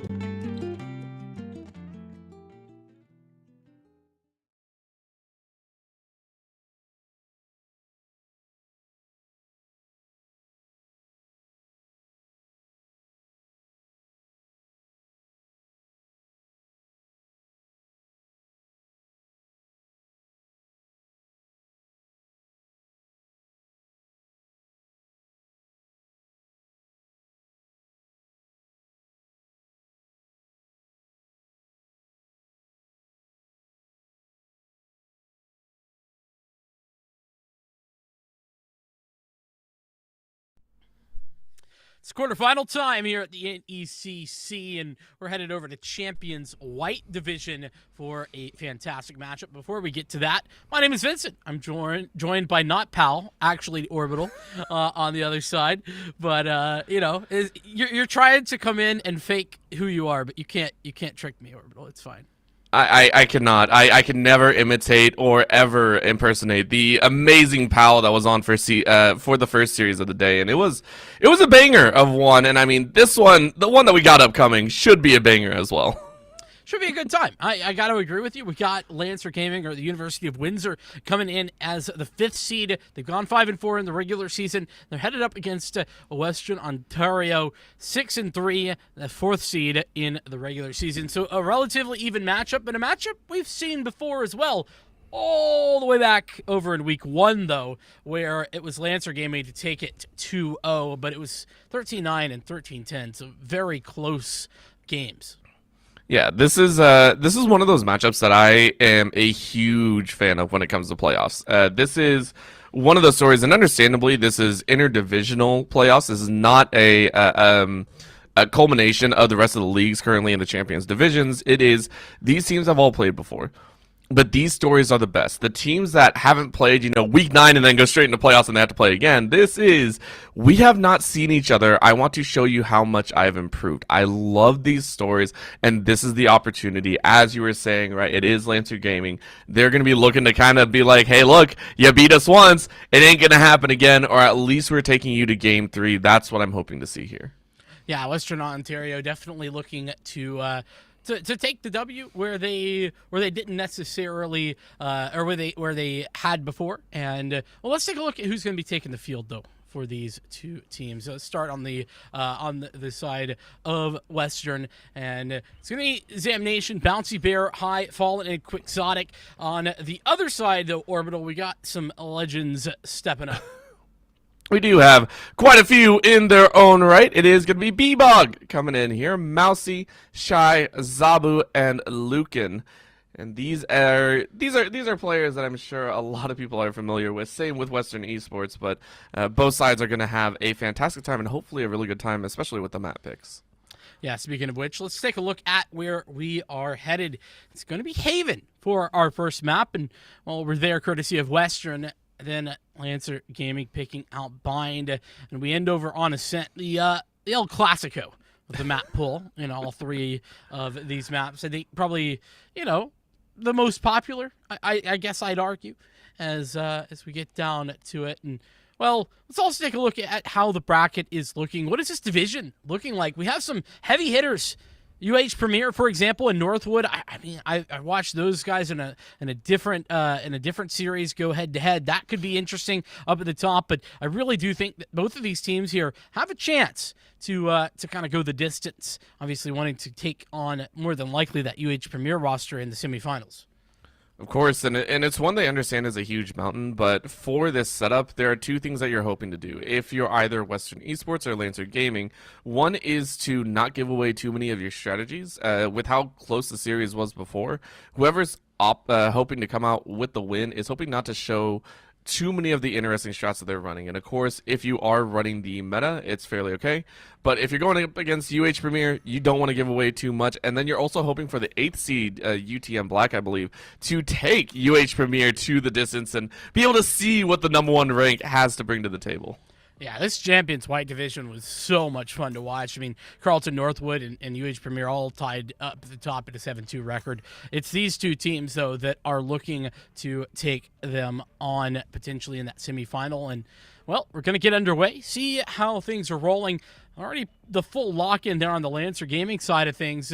So Windsor sticking with what I would call pretty standard. And actually, I say Windsor, I believe that's actually Western Ontario on the right-hand side. It's been a good time. I don't think I've cast Windsor in quite a long time, but it's a name that sounds familiar to me for sure. So I can see where you pulled that from. Absolutely, yeah. And looking at the picks here, looking pretty standard fare, I think on the attack side here. We'll have to see what the final lock-ins are. I mean, I don't really think we're going to see that neon from Quixotic, but hey, listen, Collegiate's one of those places where crazy things can happen, and you never know. Of course, and that's what we're hoping for. Remember, this is Lancer Gaming, the one that lost 0-2 previously, so they're the team that has the most to prove right now. For Western, this should be a, I don't want to say cakewalk. It's not going to be a cakewalk, but it should be kind of just a refresher for themselves. Yes, it was very, very close. It was a 13-9, 13-10, but either way, they still came away with the victory. And one of the things that you don't want to be able, you don't want is that instead of moving forward and improving the season, that you took a step back, right? That is not something that you want to have to say, and that's what they're hoping to kind of fix here. And as we did land on it, it is going to be, I believe, that breach coming out for Quixotic, who was floating over 2 or 3 different agents there, but it is going to be Quixotic coming in here with that. And then, of course, the Omen mirrors. We do have the Jet mirrors, Chamber mirrors. I think we're missing, trying to take a look here. Yeah. I think it's almost full mirrors except for the Breach in Sky, if I'm not mistaken. Yeah, that's what it's looking like. And, that's a very interesting head-to-head matchup to think about because both the Sky and the Breach are in a bit of a similar space in their roles. And obviously, you're comparing and contrasting the flashpoints, the guiding light, and as well the ultimate, the rolling thunder as opposed to the seekers and all of that kind of good stuff. We'll get down to it, though, as we start things out with Western on the defensive side. And well, the Omen over here on the site, looking for some info, and well, that's one way to find it. You turn the corner and the entire map is thrown at your face. That's exactly what happened here. That is going to be a couple shots coming out. Letters is going to take out Zobsters, and it feels like Western Esports are coming out with a solid start. Quixotic going to find someone with a little bit of a molly, and Bouncing Bear is going to find Shy. One is left as Mousy Tube says, hey, this is not where I want to be right now. Yeah, a bit of one of those, rock hard place type situations. Teammates. And indeed, yeah, everybody getting involved here for Western. Obviously, with that 4th seed, you would imagine them to be the favorites here, and the week 1 win adds to that and really makes it a strong contender. That being said, Lancer Gaming, they put on a show over the course of the 9 weeks between week 1 and now, and I think that we got to put some respect on that and give them a chance to bring it back into here. But on Western's pick, we start with a 1-0 towards those Western Esports players. Revealing area. At the start, of course, with the anti-eco, we should see Western Esports be able to take this one relatively well. It just depends on how harsh this mid push is going to be. So far, it feels like it's going to be a pretty straight one. However, you're kind of stuck in the fog of war, of course. No one can really see inside of this smoke, and Mousy is at least able to get the plant, which is really nice. And Fallen is going to find Mousy, going to spray down with that headshot. But now you drop back, and unfortunately, we see a little bit of a sweep behind. This is going to be the Chamber coming for the pinch. Should be pretty easy. There's Hay doing work with the Headhunter, and the secondary on the follow-up. Hay's going to take them all. Western was defusing the whole time, so it was never really a question of a victory, but Hay is picking up some of those frags to keep the confidence rolling early on into this series. And, of course, keeping the money very sound, utilizing that Headhunter. Picking up those nice kills all the way around and feeling real good about it. So Western Esports able to give a lot of great kills over to a very specific member. Again, Hay is the one that you're going to want to start utilizing with that 2 to force. You want to start spreading out over A and C, probably start swapping in between once that ultimate is up and available. And this is a hard swing coming out here. And Hay not enjoying that one. Didn't really get the tags that you were hoping for. Yeah, but I respect the idea, right? I mean, go for that, yeah. that rendezvous.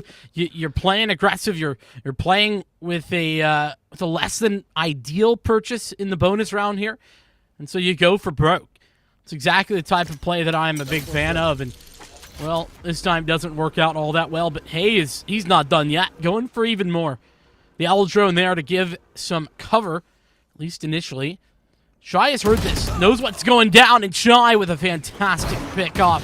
Hay's gone down. Now the Dawn player on the site, and Mousy Bear only good for 1. So that means 4 versus 3 ensues for Lancer Gaming as they have their first spike plant that they could defend. Spike planted.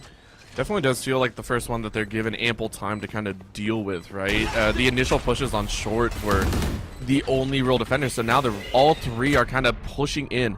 This back in connector, and that's not where you actually want to be in. So you can see the wondering, do we spread out? Do we go a different area? That's going to be Fallen going ahead, taking a little jet mouse, but Mousy 2 mows down 2. Fallen gets one more before falling themselves to Zobster. And the first 3 rounds fall as we expect. 2-1 in favor of Western Esports to kick things off. And now we get the guns on board. Yeah, that was the bonus round for Western. You know, you sort of expect it to go the way of Lancer Gaming most of the time. Of course, picking up a 3rd round there would have been nice. But like you said, weaponry is at an advanced stage here for Western Esports, and you gotta give them credit. They saved up effectively. Now it's gonna have to be Lancer. Lancer need to step this one up, and already we're seeing some of that breach utility, the comparison that we made early on. We'll have to see whether or not that's going to be effective as we move forward. That's going to be a chance for them to see. Of course, Bouncy Bear finds one onto Shy early on, and that was in the A-long position, so already kind of clipping that bird's wings to flank up the A-long and pray for a chance on A, so we have to start looking at a different opportunity. You can already see the fade back pretty heavily, so Lancer Gaming, I think this is a good time. Try and chance for C. You still have a little bit of time on the clock. Make a hard rotate, either that or through Garage, and see if you have better luck there. Yeah, I mean, listen, that was definitely a solid rotation here for the Lancer side, but they've made it very slow, and you can see on the mini-map up at the top left that the rest of Western, they've really spread themselves back thin across the map. They've got a lot of information from the chamber over here at Long A. Now, granted, that could all turn on its head as Lucan finds a fantastic timing in towards Hay, and that A site that was bolstered by a 3-player stack is no longer there. There's no one on the site to deny. Bouncy Bear are going to try and put some shock darts down in order to deny the plant, but I don't think that's going to be effective enough. It certainly is not. Oh, the shotgun gets involved in the double up draft to keep them moving. B-Bog is doing absolutely fantastic work with this judge. That's 2. The judge has sent 2 to court. Make it 3. Lucan finishes it off. And it was Hay. Hay got a little jumpy on that orb. Wanted to go grab it, but you didn't have any information. Keep that in mind. Lancer Gaming, they flanked back, they fell back appropriately, but then they decided to double down on A, and that's what caught Hay off guard. And that gave enough time for B-Bog to prep appropriately with that judge, drop 3. And in that gun round, Lancer Gaming come out on top. Western Esports probably kicking themselves just a little bit about how that round went down. Yeah, I mean, you know, it's a big... It is a really big, you know, guess that you're taking by swinging out over at the A side of things. And, you know, as we get down to it, going to see a push in towards the B side. This plant going to go down from B-Bog, regardless of the utility on that site. Yeah, I mean, you know that you're working up into a pretty rough round here, and B-Bog immediately gets Quixotic, and Bouncy Bear finishes one off. So Western Esports actually feel okay with this. This was a quick plant. This does mean that Lancer Gaming, if they can't run back in, are going to have a little bit of trouble here. Up over the smoke they get, and Mousy is able to take out Letters. Hay is going to nail one with the 2 and a 4th great shot, but that defuse has not started at all yet. The information game is still being played. Hay finishes on Zobster. Fallen is able to get 1. This might be a chance for a 30-round victory, and they do. And they're able to clutch it out, but I'm not sure if that's going to be enough time. It should be. Just a few seconds left. 3.24. Plenty more than I expected. But what a round to be had by Western Esports. Yeah, and it's all off the back of, I mean, you know, it's sort of ironic when you think about it. I mean, Hay really did allow for Lancer Gaming to get into that A site the round before, and it's this round that Hay picks up the tour de force and goes ham, finding that triple kill and really allowing for the rest of Western to get into position, playing off the back of that sight line. And, well, certainly a way to get back into this thing. Applying pressure to the Lancer economy as well. As we get down to it, another gun round ensuing. A lot of early information being gained there off the recon bolt for Western. Got to think Bouncy Bear also has that ultimate, the Hunter's Fury, available to them should they need it. I love that redemption arc that you kind of pointed out. Let one round go, grab one back. It's like, all right, we see what you're doing. You just want the highlight and the fail light reels, so it's all good. It's all good. As you said, though, the Hunter Series is available. Blade Storm as well for Lancer Gaming, so an ultimate for an ultimate could be played out here. Lancer, though, at this point, are going to try and conserve, which I'm quite surprised at. They go with a low econ purchase, and MouseTube, of course, or one of them are, the rest of them are actually buying out with the Vandals and all and having a fantastic time, but very slow start from Lancer Gaming. They realize that they're not going to have the gun advantage, so they're going to take this one a little bit slower and now try and rush with 40 seconds left into C's sight. The entire thing is called, and Fallen is able to grab one. That's a nice start. Denying the entry there. Lucan has traded things back a little bit, but Fallen is still alive and kicking back here, and that's a problem. Quixotic is coming in for help, but no bullets left, but that's not a problem for Fallen, who's got a quad kill, into the round, and that is exactly the sort of hold that Western really wanted to see over there at the C side. And I think a timeout rightfully has to be taken, because Lancer Gaming, by all rights, should have at least dropped one of them, right? You should have been able to drop at least one of the defenders, because it was a 2v5 at that point. No one was coming in the back. Western Esports, they were very, very slow on getting the rotate down. And yet two members were able to completely hold down C, and I think Lancer Gaming rightfully understood that that was a mistake on their part. They should have at least been able to drop one. They shouldn't have left the back end of C open. Take a moment. At this point, you recognize that you're off sync. You're not playing to your own standard. Give it a little bit of time and maybe, regather your thoughts here. I think that's an appropriate time, especially so early on. It's rare that we get to see teams actually make this call, but I think it's one that shows really concise leadership in saying, listen, it's only 2-4, but this is the right time to make that call. It shows that they're thinking, that they're not just kind of running into things with abandon. And I like that. I think you make a good point. I think Western, well, they're going to have to figure out what the adjustment is going to be. Now, granted, part of the problem here for the Lancer Gaming squad is that they're really not in position to have a full investment this time. You can see some rifles being pulled out. Lucan is very, very poor off the back of that. Probably not going to have enough to buy fully, and actually goes for no armor in that, but that's okay. The Bladestorm is there, and there's some work with the Sheriff being done. Shy is doing a great job. It's 1-for-1, and it's a bit of a Christmas tree across the top as we go back and forth. It's a 3-on-3 with that Bladestorm still engaged. I think the Bladestorm is good, but I don't know how many knives. It actually only looks like 2 knives are left, so really need 3. Okay, so miscounted there, but you really do want to see a reset come out here. That's gonna be your big play. You do have the From the Shadows if you want to try and reposition. If you want to try and go for a little bit of a flank option, but it's not necessary. So looks like a full short to A. And with how far back Western Esports are looking, they're looking for a retake here. I think this is the right call. You don't want to get right-clicked by this and sending out the Trailblazer. They're going to find no information. They're going to get the plan down, and Western Esports are finally informed that the Hunter's Fury has to be dropped. You get a snipe, you tag a little bit of B-Bog, and can't find the third, can't find the finisher. But that is going to set things up pretty nicely. Low health there for Lucan. Now, granted, that's going to be brought back at least a little bit, courtesy of the overgrowth. But still, 38 HP remaining. Push coming in. Hey, on towards the site. Going to set up the rendezvous as well. Will be necessary.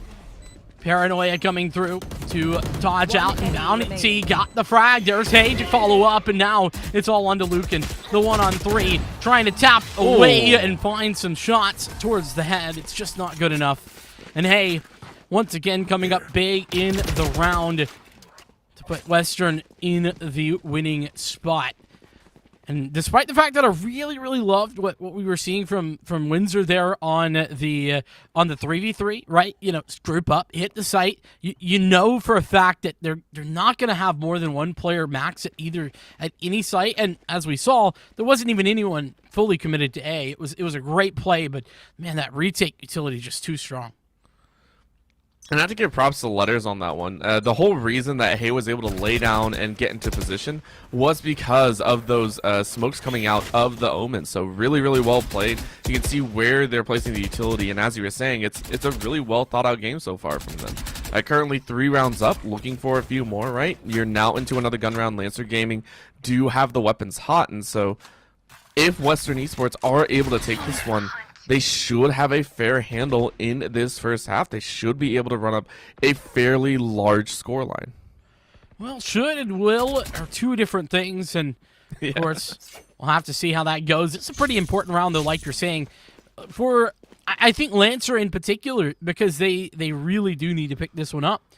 And look at this. Look at their rotation. They've left Bebop kind of sitting here on a bit of an island on his own, but everyone else for Lancer Gaming have snuck their way in towards A short, have not made any noise, and there's nobody actually committed to the site either, which is going to be fantastic, at least initially. Now, granted, you got to think about the fact that the Rolling Thunder does exist, so the retake utility I was talking about last time could be even better this time, but right now, Lancer Gaming have a free and open site to plant that spike. Oh, they do, but remember, keep in mind where that jet is. This could be the rotation catch that you're waiting for, but Letters reads it like a book. That was one of the key plays Lancer Gaming were hoping for, and now they're getting bared down in a 4v5. This is going to be so dangerous. Rolling Thunder goes in, and everyone sprints, but no one checks! Oh, the mowdown is good! Lancer Gaming pierced through Western Esports, absolutely wrecked them to take a third round. All right, so I have to mention this though, Orbital. A fantastic couple shots there from Zobster, but you gotta understand that play is not possible without Shy. Shy, the Omen, hitting the paranoia perfectly. It catches literally everyone there, and sure, Zobster hits the shots, but Shy set it up. And I think that deserves so much credit as well for what is a fantastic play from the two. I'm still in awe that happened, right? Like, that came out of nowhere. We saw Western Esports pull it off, and then Lancer turned it right back and around, and now you have pissed off Hay. That is what that opening shot said. They said, we have given up A one too many times. We allowed you to almost get the plan down and get the plan down multiple times. We are now going to take our own firm stance. And with that opening pick, it is Lancer Gaming going, well, we might have poked the sleeping bear a little bit. Yeah, I mean, and you got to understand as well, remember that the Rolling Thunder was used there ineffectively as well. Just barely misses out on Zobster, but yeah, that opening pick to come back the other way from Western is exactly what they wanted to do, right? They've been playing passively, and now they get aggressive. They swap up that pace just a little bit from a defensive side, and it's perfect. Now, there's 3 players sitting here for the defensive A, and Western are ready and waiting, but look at the mini-map here. Orbital, they don't know. They're not aware. Not everyone's actually in this position to push A, but maybe that's going to be changing. 30 seconds Everybody left. walking their way in, and with 30 seconds, there's really not a lot of time to change your mind. This is something that I always have reservations about, but it is going to be a hard spin. Exotic and Hay finish off one apiece. Bebop is going to look for 1. That's 2. That's 3. Whoa. The jet is popping off here in the dead sprint, but you are 1 of 2 alive. you have to get that plan down. Rest of the members coming in. Western Esports are going to look for it. The Omens spot each other out. Oh, Shy clips it in, and Fallen is the last one alive. It's a 4 of a kind for Bebop, as that is Bebop stripping a round away solely on their own. So, I don't want to take anything away from Bebop because that was fantastic, but I want to say that could have gone very poorly if Shy didn't get that critical kill on the player swinging up in heaven. The reason that's the case is because Fallen had the Bladestorm ready to go. That's something that could have been utilized if Letters was still alive. I think that's who was up there, and was able to use the Paranoia to get them into position. It doesn't happen that way, though, and it's critical that Shy find that kill. It really sets up Bebop fantastically for the quad as we get back down to it. You know, you were talking about how the potential for Western to start running up the score was there. You're absolutely right, but Lancer Gaming have really done a great job of bringing it back and keeping this in a more reasonable stead. And to think, all it took was a single timeout. This is why, a lot of us casters tend to say, use what you got. Use the utility that's at hand, maybe not specifically in the game, but in this series, right? Taking a pause is not a sign of weakness, is what I always like to say. Some teams are like, we don't need a pause. Yeah, like, it's there for a reason. Use it to reset your mental, because I think that's what really gave it. Lancer were able to recognize that A was a weak point for Western Esports, and they applied pressure appropriately, and now it's granted them a much closer first half. Huge props to them. Well, and now we started getting to that second phase here with the last few rounds of the half, where Lancer Gaming are going to have to figure out some sort of adjustment, right? And that's a nice start for the side of Western at the very least. Hey, going to put one down, and now the utility coming through this one choke point is simply overwhelming. Lancer have to fall back. They pushed in towards C. They have the blades, but B-Bog has no life. Fallen, the opposing Jet coming away victorious. Leaves just Zobster in the 1-on-4, and there wasn't much time, but Fallen's going to make it an easy 3K. And I feel Zobster probably kicking themselves a little bit, missed that opening op shot, and that one's a little bit rough to swallow. But Western Esports fight back immaculately. Again, as we were saying, Lancer Gaming were able to get a little bit of a pull. With that reset, they were able to drop one and then take two back-to-back. And now it was Western Esports' time to regroup and reorganize themselves. They did it appropriately, and as you said, it's back into Lancer Gaming's pocket. Again, these games are consistently a game of back and forth, right? It is the tossing the ball back and forth. You know, who has to counter who has to make adjustments for who. It's always a game of passing and who can catch the next adjustment appropriately. So we can see the teleport going out. Hey should have some knowledge. You can hear the noise of the teleport, so you assume that there's someone in your right side flank. Hay has been on fire though lately, really popping off here, and especially with the 2-4s, you want to at least get one kill with this ulti. Certainly the case. See what Hay can do. They found my How's trap. that operator, like you were talking about? Gonna get an opportunity this time though. It's a whiff. Not quite able to make it there. Jitter peak from B-Bog just a little bit too strong, and now we've settled down here. Past the 1 minute mark in the round is Lancer Gaming. They haven't necessarily committed, but it looks very clear that they're headed towards this A site once again. And it does feel like the answer, you know, how do they adjust, is they're just going to go back to what's been working. And to be fair, Western are giving them the opportunity now. Oh, that got a little dicey there, Mousy. He's able to get the spike planted, so a 5v5 here on the retake ensues. And I will say Western Esports have let this happen time and time again. Is this going to be the chance for them? Hey says, yeah, this time I'm in heaven. Raining death from above. Fallen is going to jump straight in with that smoke and gets one through the smoke as well. That's going to be great shots being made by Lucan and Shy. Moen right back is down to the 1v1. Who is going to get Lucan? Trying to take a pick around the side. Letters wants this one so badly. And Letters is able to find a fierce firefight. Still lends itself to Western Esports finishing it off. I do believe that should be a great defuse with 6 seconds left. Western Esports make it close, but Lancer Gaming do fall in the end. Before the switch. And Western Esports stamping their victory here on half number 1 as well with their own map pick. Certainly the start they were looking for. 7-5 or 8-4 is to ensue, but granted, got to keep in mind that Lancer Gaming, they have some cash. You know, they're not precisely broken just yet. Lucan, you know, could have had a little bit more, but otherwise everybody has the rifles.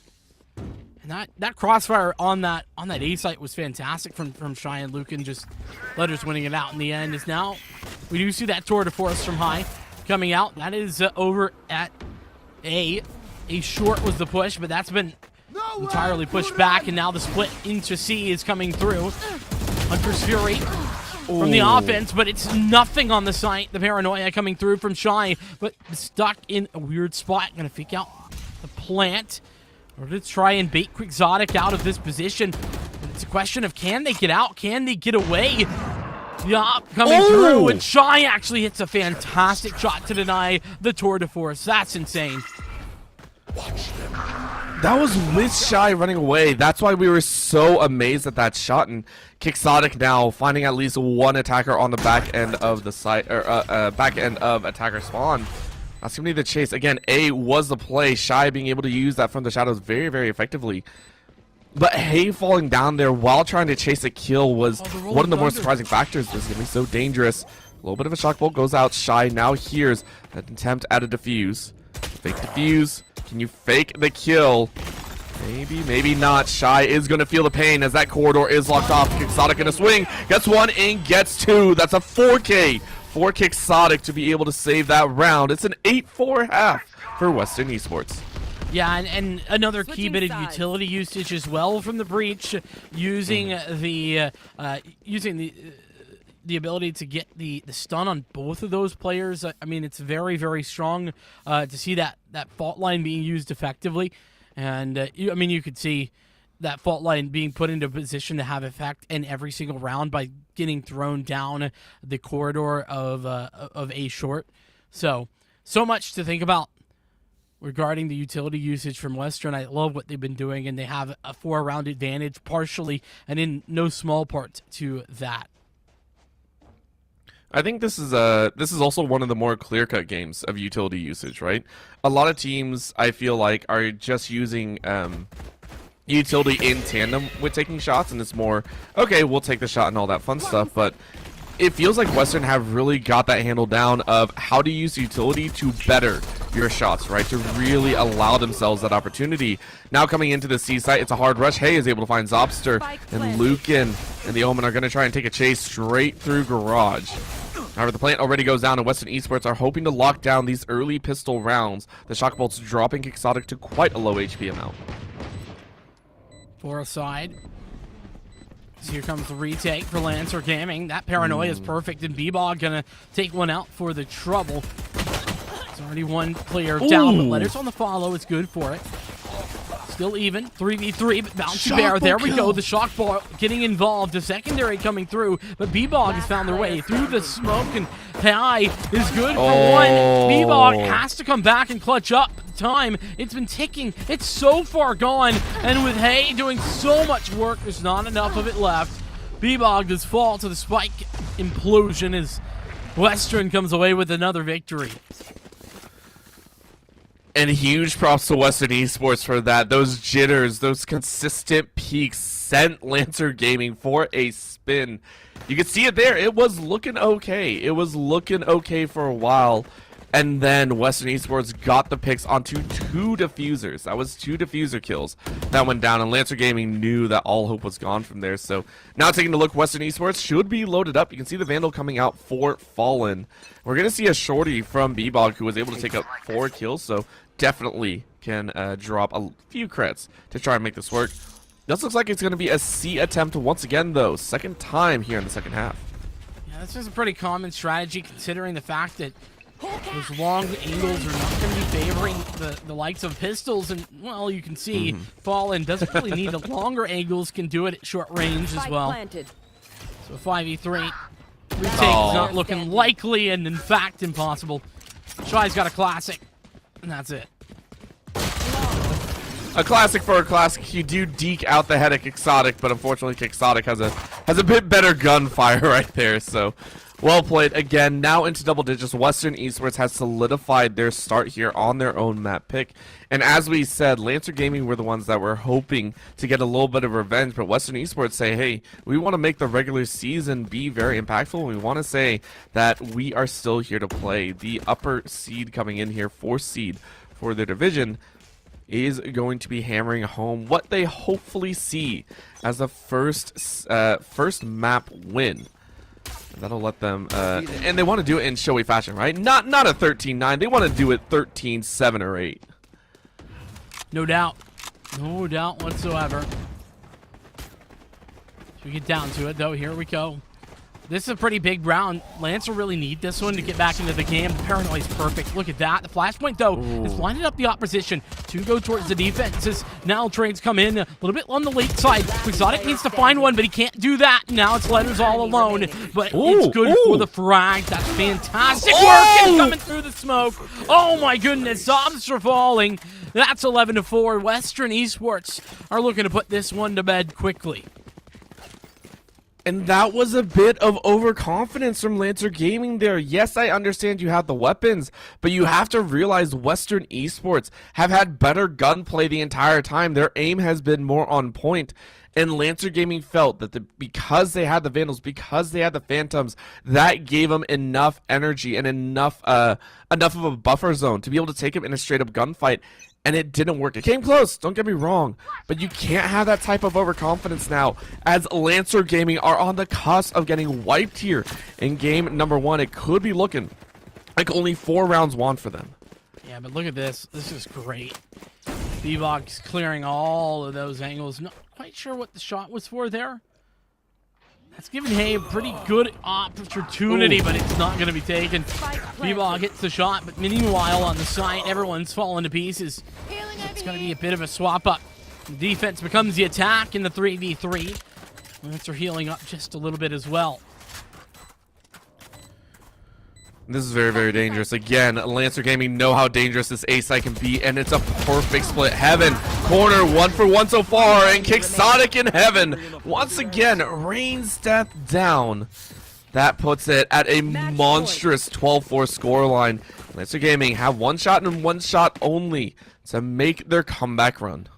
It's once again a fault line to come through with a huge clutch moment as well from Quixotic. I mean, you got to give credit where it's due. Hits the stun on literally all 3 players, and then takes the frags for the other 2, for 2 out of 3 as well. So, I mean, that breach doing a lot of work, and that's really not to say that the sky isn't being effective here for Lancer, but I do think that we're seeing a lot better play coming through from Quixotic on this breach. This has been very, very good. I love the fact that Breach has been being seen more in the meta over time, right? And I love the fact because I also love Brimstone, right? I like seeing all these changes come out here. It makes me very, very happy, especially with the new teaser, with the new drop of the new agent coming out, right? I feel like we're gonna get a little bit of a shakeup overall, which I'm very, very excited for. But I have to agree, Quixotic has been very, very interesting throughout the entire game here. I'm curious to see if this is just agent specific, right? This incredible intuition of where to place these ultis or even the basic utility. And now with 3 ultimates alive, Western Esports could very easily take away this game and finish this game out at a 13-4 scoreline. That possibility does certainly exist. Now, Bebog has an operator, though. Deploying drone. So there's at least a chance for that to be denied. Bouncy pair. A little bit of information gained, even taking that shot towards Bebog, and so Bebog gonna have to fall back. Rolling Thunder clearing the site. It's an effective usage of utility once again from the breach. Now, granted, that utility not over. As I say that though, Hay puts down 1, pushes too aggressively. Lupin gonna win that duel and gives Lancer the advantage. It's going to be a single advantage, but the Seekers weren't able to find out much, so this is still going to be a blind fire in. Nice little stun there to catch multiples, and Letters is going to find 1, and that's just going to be the mow down. Just as easy as that. Western Esports slaughter the final round. Get home in game 1, 13-4. Another 3-man fault line right there as well. I mean, ridiculous situation. Western continues to find some success, and Quixotic in particular as well, I think was critical to this game 1 victory, especially considering how dominant that it looked. I don't know that it's going to be the case as we look towards Bind, but what I do know is that Western showed me that they are firing on all cylinders, and like I was talking about, I mean, the individuals firing, yeah, Fallen, Hay, they were doing well, but it felt like that the rest of the team, you know, those supporting elements, like Exotic, for example, 7 assists, Letters had 12 assists, and Bounty Bear had 7. When your supporting elements are farming assists like that, I think that shows that you're really enabling your star players effectively. Of course, it's one of those moments where you're actually very, very proud, right? There are a lot of teams that have a single star coming out. That's one person that's going to be, you know, up there 20 to 25 frags in a single game, and you're like, yeah, let's go for them. And the supporters on the back end, you don't tend to think about them unless you're on the team, and then, you know, that star player is like, yeah, these 4 guys, that's the only reason I'm doing any good. This is one of those clear-cut moments. This is the clear-cut where it's quite literally we are forcing one person almost into the spotlight, right? We are putting one person forward to get those kills, or maybe 2 players to do so. So I like the fact that you pointed out that those assists are so high. I expect to see that even into games 2 or possibly 3 as well. Certainly do. Yeah, it's going to be interesting to see how that unfolds as we move forward. Bind will be next, but first, we'll be headed to a short break. We'll see you on the flip side. Don't go anywhere.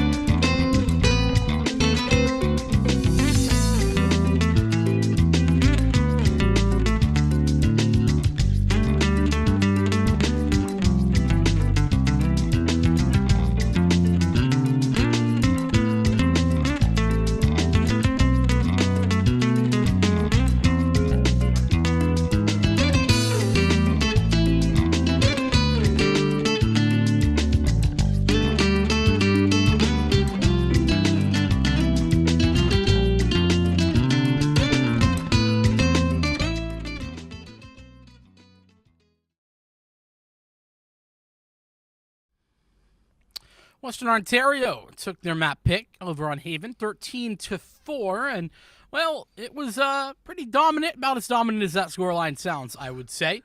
We head over to Windsor's map pick. That's going to be Bind coming up, Vincent alongside of Orbital, and I think that I speak for both of us when I say that we're going to have to see something better here from the Lancer Gaming side, Orbital. It's tough, right? Again, the first series that these two played against, it was fairly close. It was only about 4-round difference, I think, in game number 1, and then a 3-round difference in game number 2. It was very, very close, and I give a lot of credit to what I saw in there, which is Lancer Gaming's adjustments. Windsor are quick to pull the trigger on realizing that they're behind, I think, and that's understanding when you're behind or understanding when you're outpaced is a great thing to hold. That unfortunately does not cover up the fact that currently in this very series, Western Esports are firing on like Mach 6 right now. These guys are on fire all over the place, and you have to remember that. So at this point, Lancer Gaming, as you said, we need to see them kick it up a notch. This is their map pick, so we should expect them to play a bit more aggressive maybe and feel a bit better. I'm especially looking at B-Bog. B-Bog had, I think, a very, very nice match in game 1. Same with Zobster. Those are two that I really do want to watch and see them kind of bring the team up to where they want to be at this time. So I got to agree with you and disagree with you, Orbital. I think B-Block had a great game on game 1. I think Zobster really struggled in a way that I think that you can't be doing if you're playing this chamber. I really don't think that it was good enough. Now, Zobster now playing on the Sky, I think it's a good opportunity to kind of take some pressure off of that individual because, like I was just saying, if you're playing the chamber, you sort of need to be, making some serious moves in the frag department. And Zobster just wasn't quite there enough.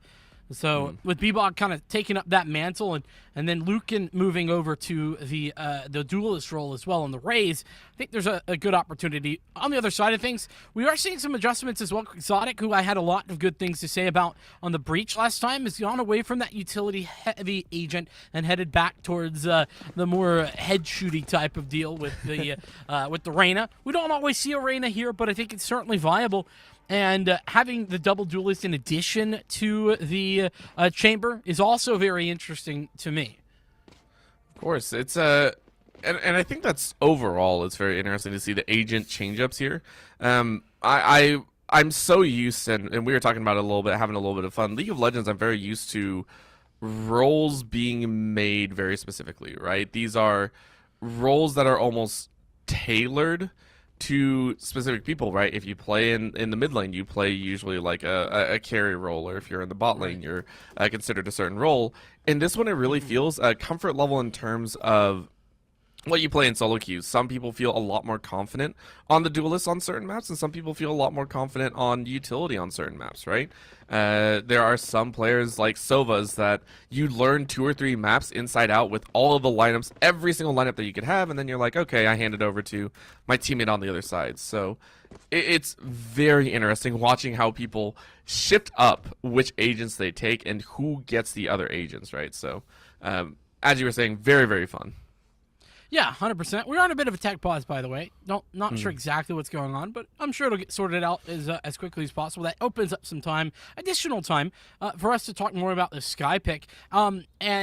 Well, there's 2 things I want to talk about. Number 1 is the Sky, and the fact that we aren't seeing anything on the opposition like Exotic was playing before. The other thing that I want to discuss is that we have a very interesting differentiation of controllers. We have the Brimstone going with the addition of the Viper, which I think the Viper edition's pretty normal. But on the other side, no Viper, and we're just working with the Omen. I don't know what your thoughts are, but I do think that defensively, the Viper plus Brimstone's a very strong combination.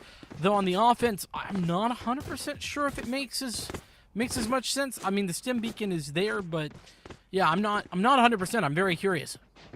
I hard agree on that one as well. It's one of those situations where you can see Lancer Gaming are indexing towards that defender side whenever they do get it. So first half, they're looking to try and set the tempo on the attack, maybe pick up 3 or 4 rounds. And they're banking on the fact that, hey, we are going to have the opportunity. We are absolutely going to take the defensive side. And that shows a lot of confidence. Again, this is their map pick. They should be confident one way or another, right? They should be extremely confident with their own map pick and say, hey, this is exactly the map that we want. We know this one inside out. At the same time, maybe we only know it from the defensive side. So prepping for that defensive side, that does signal to me that Western Esports should have a fairly nice defensive side of their own. Considering their gun rounds, considering how well they fought in game number 1, I do expect them to take this half in a, I want to say, a very calm fashion. It shouldn't be, back and forth like it kind of was in game number 1, where it ended up 8-4. I do expect them to get to about 5 rounds fairly quickly. And Lancer, I feel like they're sacrificing the attack side, or they might sacrifice the attack side. Again, this is nothing set in stone. I have a feeling that they might sacrifice a little on the attack to bolster their defense, which is why, of course, as you're talking about, the Brimstone Viper going to be coming out. We should see that utility used in the second half more. Yeah, I mean, I don't know that I agree with you on that point, to be honest. I think that the Sky really is good here on the offense and the defense, and I think that actually, if there's anybody who's really not got the strongest of offensive compositions, it's Western Esports. But regardless of that, I think that's all very much opinion. I don't think there's any hard and fast rules set in that way. But what I do think is fun and interesting is that controller difference. The Brimstone versus the Omen and all that kind of good stuff. Because I genuinely don't know that there is a significant advantage to either side. You kind of get, and I think that's part of what they were going for with these Brimstone changes, actually, right? To make sure that, number one, we weren't just seeing Astra all the time, which we were for practically 8 months there, or maybe I'm getting the timeline wrong, 6 to 8 months, whatever it was. And then, the secondary to that is that, you could realistically see a Brimstone or an Omen over on a map like Bind. And it's definitely a strong idea regardless. It's a nice shakeup. It's the shakeups coming in here, and as we were talking about before, all the way in game 1 as well, the shakeup of agents is going to continue, I think. And that comes just with balancing in general, adding new agents in, having a larger plethora of agents to work with. I think we're going to see that more and more, tailoring these agents to specific maps in specific areas of attack as well. And we're going to see compositional specifics come out. This is going to be more or less, what are you aiming for? How are you aiming for these specific sides? And how do you run it? Are you on the attack first, or are you on the defense first? That will probably start having a little bit of sway, I would say, in the agents that you do select in which side wants to be your primary side to play with. Yeah, and, well, unfortunately, I think we have a player who is not feeling too well, so we're going to cut to a short break, hopefully get all that sorted, hope everybody's doing okay for that matter, and then we'll come back to you as soon as we can get this matchup rolling once again. Apologies for the delay. We'll be right back.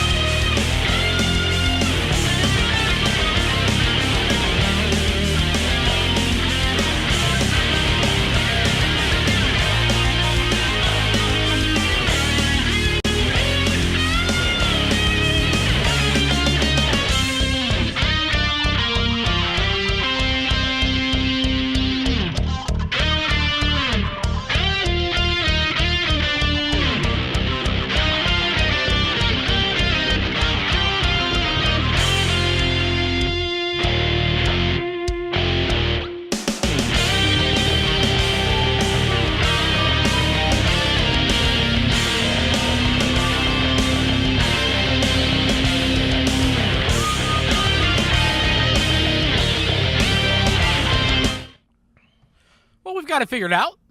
Everybody's back and ready to go. So we're going to get map 2 underway here. Lancer Gaming and Western Esports try and go for it. And Zobster with a very aggressive maneuver there. But they're not quite prepared, but that's a good look. It's going to be entirely denied there. Quixotic with a risky play gets punished. Of course, and that's what we kind of expect there. And now we're going to go ahead and see this is a little bit of a aggression, and that's going to be a 1-for-1 trade. Western Esports still on the lower end of the trade, and unfortunately with the full rotate to A, it looks like the cheeky B rotate from Lancer Gaming are going to go ahead and take it. They find a somewhat empty site, but they do find someone that goes to the teleporter. Oh, the wait and bait is just too good. Are they going to find the kill? Hey does not want to exit those doors right now. Those doors are synonymous with death at the moment, unfortunately. But Lancer Gaming, look at this. They're going on a little bit of a rotation. They're going back towards A. Now, there is just one player there. But what I really find interesting is that the Sova for Western Esports is rotated back to A as well. So this is all given up. Oh, there we go. Letters putting one down. Has one more bullet in the chamber. Quite get that going, but still, Zomster going to put down that spike. Letters dropped his gun and was allowed to pick it up again. That should be illegal right there. Letters. I'm writing him a citation. Oh my gosh. So the reason, and you hear it a little bit in my broken voice right there. Letters dropped 2 shots, dropped 1 shot, got a kill, got scared by the blind coming out of the sky, fired a 2nd shot, dropped the gun to try and pick up a pistol on the back end, but walked away from the pistol. So for a good 4 or 5 seconds, did not have a weapon in hand. It was, and there was no push from Windsor. And I understand you can't really account for that, right? You can't tell. Someone just got shotted walking through that door. But my gosh, that was a stroke of luck.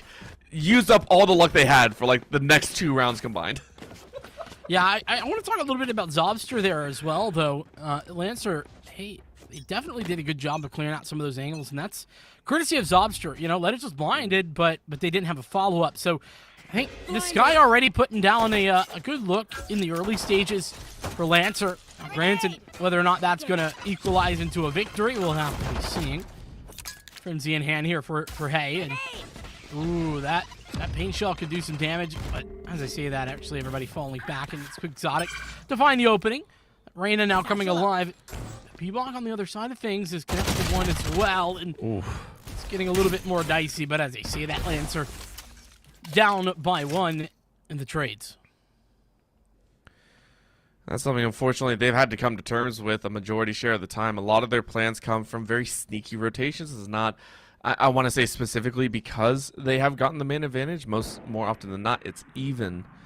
So this is something that they're very, very familiar with at this point, though. You're tagging 2 behind each other and then 1 on the far end. And Shy is going to go ahead, rush in, try and lay down a little bit of suppression. But unfortunately, the other 2 get clipped by Letters, who had the perfect angle. That's going to be Western Esports carrying 4 weapons over into the 3rd round.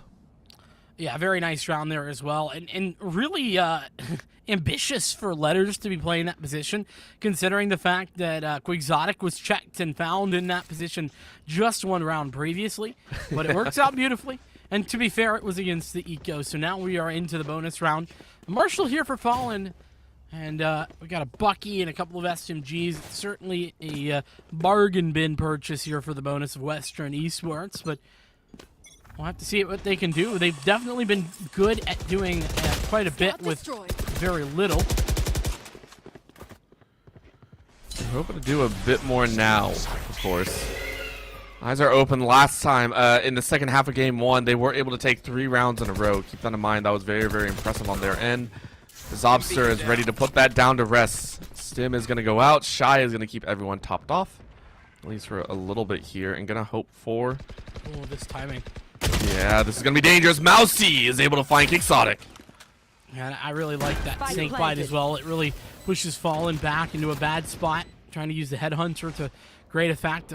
Western, they're going to commit to this because they're just looking to get some frags and deny some money, but ultimately this is going to be a difficult retake. Not so much the Bucky can do that. Never mind. Zobster's there for the trade, and The 1-on-4 ensues, an upgrade to the Bucky for Fallen, but there's not much to find.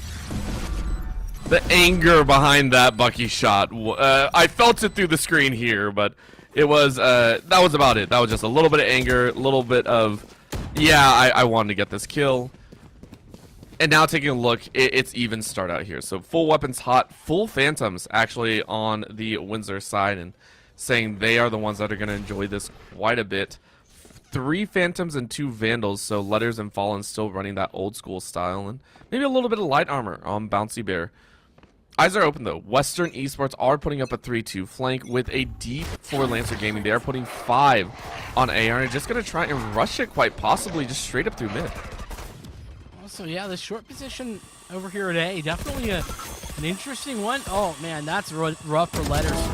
Give it away, but still gonna hit the shot. Only good for 1 though. It's a 1-for-1 trade as the Brimstone uses the stem beacon to get back in. Mousy clawing back and holding off rotations. The spike gets planted, puts Lancer in a fantastic spot. And Hay laying down suppressive fire as well, ensuring that this battle is going to be close. It's a 3v4 here for Western Esports as Hay is going to rotate through, but Shy finds Hay. Bouncy Bear, all you get is a little bit of information, is going to send a shock bolt straight to the back end, is going to zap the top of Shy's head. It's down to a 2v3. We need 2 headshots more than likely to turn things around. That's going to be a little bit of pre-fire for Bouncy Bear, but the spike is ticking down. This is going to be a challenge. 24 ticking back up from the decay. It feels like Lancer Gaming do have that win. They're going to round about and take out the last attacker. It is going to even things up, and we are back to tied, same as in game number 1. Lancer Gaming feeling okay now into their map pick. Certainly have stabilized things just a little bit economically as well. You know, keeping 3, or well, I think it was just 2 players alive there in that final one, but they're going to have some time at least to farm up some kills into this coming round. You can see the economy really not there for Western Esports. As this Western Ontario roster, they're going to have to go for the eco. And you can see as well, Marshall Sheriff, yes, and well, not much else. Exotic with a nice attempt there to get aggressive, but it's just entirely denied. Lucan has done a great job adjusting into that duelist role, and the Raze is working wonders. Well, it was working well, and then Fallen decided to drop a Claymore. B-Bog is going to find one before falling themselves as Zobster even things up, so it is a 2v3 as Western Esports feeling a bit rough here into their eco round. As we were saying, it's a little bit close, so maybe you get one more kill and tune things in, so his carry a bit more econ over. So far, though, it is a fairly large challenge. A swing out as Letters is able to find the head of Zobster. So you took out 3. Can you find one more? Hay is going to send out a little bit of a boom bot. Nothing else in the tank. Got to be a headshot. 1 enemy remaining. Oh, no! Shy! This is fantastic. I even had an opportunity there to win the round, but it was denied. Mousy able to clutch up, but hey, that was a ridiculous amount of damage being done to the Lancer Gaming economy. 4 players falling. Definitely the type of round that you call a victory if you're Western Esports. And well, you know, coming into the next round, I would say that Western is in a great position. Look at this. They've got rifles. They've got 5 ultimates, and they nearly won a round with just pistols. So they're going to be coming in with high hopes to this coming round. You want to play? Let's play. And I think they're going to be real happy about that. Again, I do want to see at least 1 or 2 ultimates expended here. You have all 5 up. Use at least 1 and work your way from there, because, again, the longer you hold on to the ults, the less value you kind of get out of it. These are rechargeable, but Exotic might. This is another way to make sure that you don't have to use the ulti. You just take people out one by one. Great pick by Exotic on this Reyna. Now starting to finally see a little bit of pop-off with the guns in hand, so it is going to be a 3v5. Yes, the 2 force is open, but B-Bog, you're not enjoying the angles that you're having to hold right now. Definitely going to be an uphill battle, and well, unfortunately, that is a pretty harsh stop to it. Mousy looking for something more, but considering utility being taken out there, it's probably going to be pretty obvious what's going down. Lancer with a 2v5, not ideal. Owl drone as well. Gonna look for info, but it's not quite enough. At least it's pushed the question, right? Never mind. 30 No more seconds questions. It's all very clear now. Last player standing. Flawless. And that is the domination that Western had been looking for, but it wasn't off the back of the ultimates. It was sheer skill. And that's one of the times that I will say, okay, you didn't have to use your ultis. That's fine. You can carry all 5 over. Just clean so far. And Letters, again, in the earlier rounds has been showing a lot of fight. Again, 8-3-2, but Quixotic there had some phenomenal headshots, and we're seeing them get back to pace, right? Western Esports maybe a little bit slower to ramp up here, especially on not their own map pick, but it is one that a lot of people do expect to know. You should be expected to know kind of these older school maps and know the angles that should be held and the routes that you should run. So at this point, they're doing very, very well for themselves. At the current moment, though, we are sat outside of showers here with Fallen and Letters doubling up here, possibly giving Lancer Gaming a very nasty surprise. And, you know, this is going to be interesting. Okay. Well, I think this is even better as well. There's not going to be having any idea that Letters is here. Oh my Fallen gets the kill, and yes, he does. Now, going to be forced to try and deny this area. But, no. but Letters is going to be there as well. Now, Fallen has gone down. Still, Letters in a great spot. The only thing that could be bad here for Letters is if they were to head towards B, but they're not going to do that. Oh, the timing! It's unfortunate. Mousy can pull it back, and well, ultimate coming through the showstopper, good for a frag, but it's still 3v3. Now the Hunter's Fury. Shy can't put the spike down while that's going on. Oh, but hey! Oh, what a fantastic swing as well. Western Esports played that one perfectly, and now the time's ticking down even further. Mousy's got to make a play with the spike right now. Yeah, but you don't want to put yourself in a bad spot. 15 seconds. The plant going to be committed now. Mousy has that shock dart. Oh, that's the shock dart. What a play. Hey even finds a third, and Western come away with a round that they really didn't have much business being in. Not at all. I'm sorry. I'm enjoying this series so much because game 1 felt very cut and dry, right? Game 2 now is just kind of some of those sporadic moments that you see sometimes in your solo queue games. You know, one round of someone dropping a weapon and scrambling to find it. This one ended with both players looking at each other as they scrambled for their pistol and were like, this is an awkward position. Give me a sec here. Thank you very much. But that shock bolt coming out of that Sova was phenomenal, and now it's going to give Lancer Gaming just a free rush again. This is the eco on Lancer Gaming right now, so Western Esports go ahead and clear out 4, looking for 1 more. Should be an easy swap up to 5. Yeah, and you look at the difference between the pistol rounds that we've been seeing from Western versus the pistol rounds from Lancer. You know, when Lancer ecos, they're getting demolished, right? They're losing all their players and not even finding more than 1 or 2 kills. Western, on the other hand, whenever they're ecoing, it's like they have a chance to win every time. That's the other thing to think about and keep your mind on. Is Lancer not going to be putting a timeout to use into the gun round as well, which is something to note. You know, it's oftentimes you see a team, and we saw it in the last half, timeout into an eco round. This time they're doing it into a gun round, which I think is a little stronger. Keeps the mental a little healthier. Mm-hmm.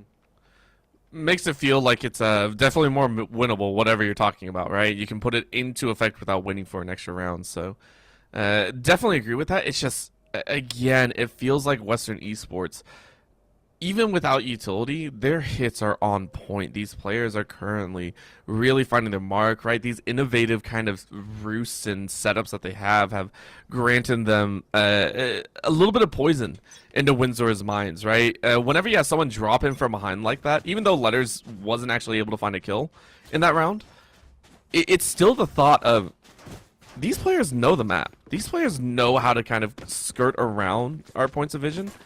And Lancer Gaming have got to recognize that and start playing a bit more on the ball of their feet. Satchel out. Certainly going to have to. Timeout over. Round coming up here. a pretty big one at that. This round for Lancer is going to be a big deal regarding the rest of the half, really. They lose it, then their economy is sort of in a weird spot, and Western can start to run away with things. If they win it, of course, then it's very competitive. Letters prepping a Paranoia. Shadows traveling. Prepare for hellfire. Gonna hear the calls, massive amounts of ultimates being dropped in, and Fallen says, I don't really care. I got Letters behind me. Hay is able to find Zobster, and Shy and B-Bog are gonna even things up. So the ultimates were good this time. Western Esports, though, fast and furious on the rotate, making a lot of noise. So this should be an easy count out. Quixotic about to run into a single member who gets a shot off. Shy with the swing. Critical there by Shy. The shock dart to apply pressure. Now it's bouncy, slowed, 10 health. All he needs is one bullet. Gotta remember that. Going around the boxes here. Trying to commit to a halfway point on that defuse, but it's not enough. A big round for Lancer Gaming as B-Bog clutches it up once more. B-Bog has been the one to be that clutch player here for Windsor. And as we move forward into the latter half of the first in map 2, it's looking like Lancer have been clawed back once again. This is almost, I believe this is actually a direct mirror of what game number 1 was. We were exactly at the same point, I believe, in game number 1. Lancer Gaming had been able to claw back, and then this is where Western kind of took off. It went 3 rounds in their favor, and they ran it up to 8-4, and then from there was almost just a quick routine cleanup. So this is a time for Windsor to kind of change things up, change up history from game number 1. However, at the start here, it is going to be Lancer Gaming going ahead, taking away a shot. Teleportation gonna bring the chamber back out. Quick little fight here in the corner means Exotic wants to get that kill, is able to find it on Mousy, top fragger for the side of Lancer Gaming, and then a quick mow down to the rest of the team. Lancer Gaming, having won the round prior, now drop in fantastic fashion, and Western Esports carry a flawless round to secure their half. Yeah, and let's talk about why that fell apart so fast for Lancer Gaming. It all comes down to Quixotic, actually. Losing U-Haul in that position is so bad for the Lancer hold. Once they're able to be pushed from 2 angles at the same time, it's no longer an effective hold for the site. They're pushed on both sides. They can't find any of those kills, and they lose all the gunfights as well. That certainly doesn't help. But Quixotic finding that early kill with the Empress in U-Haul is imperative. And so, as we see those small details coming to fruition for Western, Lancer struggling just a little bit. Oh, they tried their best. Zobster, I give you full credits. I think he had 100% accuracy. Just the bullets, unfortunately, don't really do that much damage. Lukens might, though, but doesn't want to take that chance. And Hay gets an open shot on Luken. Fallen finds Shy's head.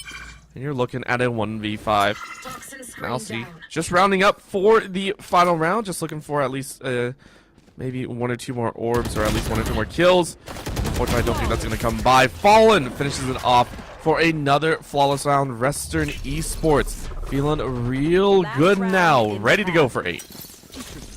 Very nice indeed. Yeah, 7-4 is where we're at. Of course, that was an eco round, so Lancer Gaming have the chance to play the 7-5. And like you said, very much a look that we saw last time out. Now, granted, still has been a very competitive half. The other thing to note, though, for Western Esports is they got 3 out of 5 of their ultimates ready. Now, granted, the From the Shadows not that big a deal, but hey, has the showstopper, and well, that's going to go out very, very early. There's only 1 player potentially to find, but Hayes not going the right direction. He's going to try, but fail to put down some of that pressure. So 1 down, a couple to go, and well, Zobster had a chance, but it's quickly taken away. I love the fact that one of Lancer Gaming just looked over, Shy looked over and goes, yeah, I ain't going that route. I'll see you later. that was exactly what happened. Quixotic, of course, pushes up, finds B-Bog. Shy able to trade 1 back. But now you're getting pitched in. That's going to be a swing by Bounce Bear. 1 more, almost there. Lucan able to find a kill of their own. But now you're taking a look at a 3v1. It's the hard pinch coming in from 2. 1 running long, but Lucan able to find the 1v1 against Letters. Is not going to take the teleport all the way back to A. This might be a chance to get a little bit of a plant. Can you clutch it out? Can Lucan complete this round and give a 5th to Lancer Gaming? Good question. We'll have to see the answer. Now, Lucan knows where one's playing. There's that 1v1 created. 30 seconds to work with the fake on the spike plant once 30 again. seconds left. And now, Fallen, so much sound cues being made. Lucan knows what's going on. Takes the fight, but can't find the frag. Fallen coming away victorious. The 8-4 engaged for Western Esports as Lancer Gaming try their best, but it ain't good enough. It was a rough one. And now we get to see them on to this defending side. And this is where I believe I said this is where I want to see them shine here. Their composition, the setups that they have work very well on a defensive side instead of the aggression. And it did play out as we kind of expected. Western Esports sitting on 8, very, very solid score as well. But this is where I want to see Lancer Gaming really show their compositional skills, right? With the Viper, with the Sky, with the Brimstone, with every single one of their agents, really. Even the Sky built in as well. And, of course, Obster has had some of the best utility pieces that we've seen in this game specifically. I want to see them really pull it through. Even in this pistol, I want to see them be able to take multiple kills and really feel real good. But Hay is about ready to slow him down. That's a great slowing field. He's going to keep him low, and B-Bog finds Hay. Yeah, there's a nice start. The shorty not very effective at that range. The ghost a little bit better though. It's even got 2. Shock dart to the face, but the overheal is good for it. Doesn't matter. Fallen has 2. Fish in a barrel is what it looks like. And Quixotic and Fallen coming away with so much. The double kill there from Quixotic on the U-Haul position and a 3rd to follow up. Western's pistol is good. That was a swing and a half right there. He saw a couple shots coming out Fallen, and Quixotic's like, what are you doing? Just swing them, and ran it in. So very, very nicely done. Pistol goes to Western Esports. Looking at Lancer Gaming to try and... Did they really? They sold it. Okay. I heard the shots go out, and I was like, did we fully get it? They thought about it. That's for darn sure. Lots of control utility being put forth into this position. And Lancer, let's see if they can get away with it. The push on the B, meanwhile, though, is an empty sight. There we go. Coming to fruition. Mousy gets 1. Meanwhile, though, it's not looking good. Everything else is falling apart. Lancer Gaming. It's looking like Western's going to take number 10. Find the double digits here in game 2. It's going to be that hard chase, but even the spray down, swinging one and getting the other. Letters finishes it off with a 4K. And as you said, double digits now. This is pretty much a repeat of game number 1. Whether it was forecasted before or not, whether or not it was predicted, Western Esports are on par to kick things off here in the playoffs with a resounding series win. At this point, Laser Gaming taking a timeout. Better late than never, right? This is your opportunity to get some information. It is a full buy round as well for you, so this is a good time as any. But what do you even say at this point, right? How do you bring it back when it's the 6-round disparity? Well, I mean, okay, to be fair, they did take their time out in the first half. They get another one here in the second. They're taking it now. So it's not like they're too late in this either. What I will say, what do you say being the question? You know, you talk about some sort of microplay, right? That's the key. That's actually a big part of winning on Bind is, you know, these small microplays, setting up something like a paranoia going down into showers and a swing off the back of that, or, you know, maybe utilizing an operator down, you know, a short, be long, all that kind of good stuff. You know, trying to set up some sort of opening pick play like that. That's what I would hope they're discussing. But we'll have to see. This is that bonus round. Western Esports have been effective at getting pistols, but their bonuses have not been very effective in general. We'll have to see if they can pick one up here. They'll definitely try their best. Running now forward, gonna try and put themselves in the right position. Paint Shell goes out to clear the left, and right is where they're gonna string Hay. Meets a face full of lead as Zobster picks up first blood. So Nice start. No falling through the smoke. It's going to equalize things pretty easily. Lancer going through the smoke. That's impressive. A very interesting decision. B-Bog connecting frag after frag though on the site and coming alive at the right time. 1 and 2 though. Quixotic able to find some success using the dismiss in order to give it away. Quixotic is playing games and B-Bog gonna win the fight anyway. Quixotic, play stupid games and win stupid prizes, my friend.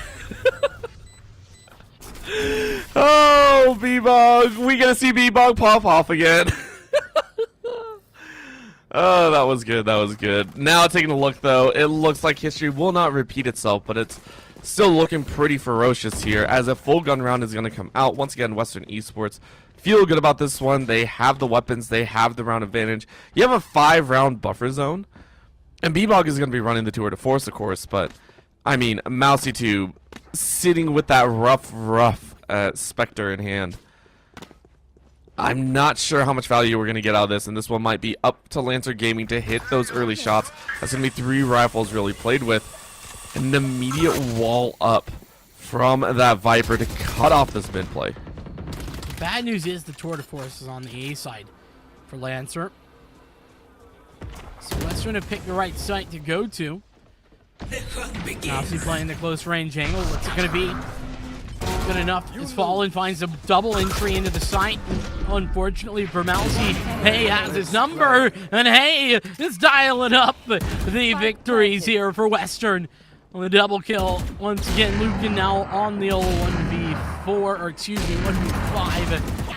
And, well, they're running him down, but despite a couple of kills, it's an inevitability. 11-5 is the current score as Lancer Gaming feel like they have to buy out here. You can see here Lucan already fully investing. We're going to see the Buckies. Is this a full Bucky run? It's going to be the shorty added in. There it is. That's the Well, 4 shotguns. Come on, Mousy. Come on. Join the team. Join the team. One of us. One of... Oh. oh, man. That makes me sad. But yeah, it is going to be a tough round for them. Your cheering had a negative effect on the number. I know. How does that work? That's not. I don't know. Uncle Exotic, he's making a short work of this round by the looks of it. Getting ultra aggressive and okay, B-Bog showing him the doors. And listen, we might have shotguns, but we can still shoot heads, and that's good for a couple. B-Bog even following up with another. Now it's a 2v4. Lancer Gaming ahead. Last player standing. And that's a powerful play. One more to go. Bouncy Bear, wanting a nice swing, is able to pick up one more, but Lancer Gaming were able to come out with a thrifty round win and played it extremely well. Now you have a chance to round it back up, and again, with an extra round to boot in between, Western Esports not too worried, but they still want to be on match point. They still want to make their way forward and be able to give themselves a better opportunity. It is going to be the hero rifles coming out. Fallen and Quixotic are going to run their own with the Phantom and Vandal. Full buyout for Lancer Gaming, though, on the defensive. Feeling real good. Yeah, Western Esports kind of messed around a little bit here and giving Lancer a way back into this game. Playing a little bit aggressive. And, well, there, speaking of aggressive, Zobster utilizing the utility there very effectively. Seekers are going to go out as well. It's going to confirm that there's even more players in this area. So the mid push not effective towards Hookah. Is now down to business. Push in for Western towards A is here, but well, okay. I was about to say they haven't found anybody yet, but B-Bog actually has gone down. Follow up for Quixotic. Is it going to be good enough? We'll have to see. They certainly have this site locked down. When the site's locked down, you got to find an opportunity to break in, and so far it seems like they've done that. Western Esports are going to go ahead, lose one. Shy is able to find Fallen, and that's going to bring in that ulti orbital strike, slamming down home, and Quixotic barely makes it out alive. 10 HP to their name. He's going on the flank. That's aggressive. That leaves the rest of the team. Player. Yeah. Oh! Fury's good for the kill on the diffuser, but now Quixotic has to pick up the pace. There's no way to get there. No time. Western Esports once again unable to find it, and it's Lancer Gaming to bring it back. They're starting to close the distance here, Orbital. And that time, sure, off the back of some very good utilization of some ultimates, but still, Lancer have started to hit some shots as well. Of course, and again, this is where we were saying we want to see the compositions shine. Granted, if you think about it, they've only won 3 rounds. Western Esports have, at least on this side, so we're starting to see Lancer come back a little bit. You can see their composition kind of rotating itself in. A great utility usage can lock down an entire site with almost no problems behind it. Now, Western Esports might be getting a bit jittery. Again, they are in the lead, but feels like it might be slipping away. So that's going to be a chase into Hookah. Hay is going to try and spray through as best as possible, but doesn't really find any connections with the shots. Fall looking for a place with that teleporter. That's a 4-stack over here on the B. Rest of the team going to start rotating for Lancer Gaming as Bouncy Bear finds Zobster. Oh, and now comes the showstopper coming in. It's not really going to have much success, though. Mousy is good for a singular frag. Push back.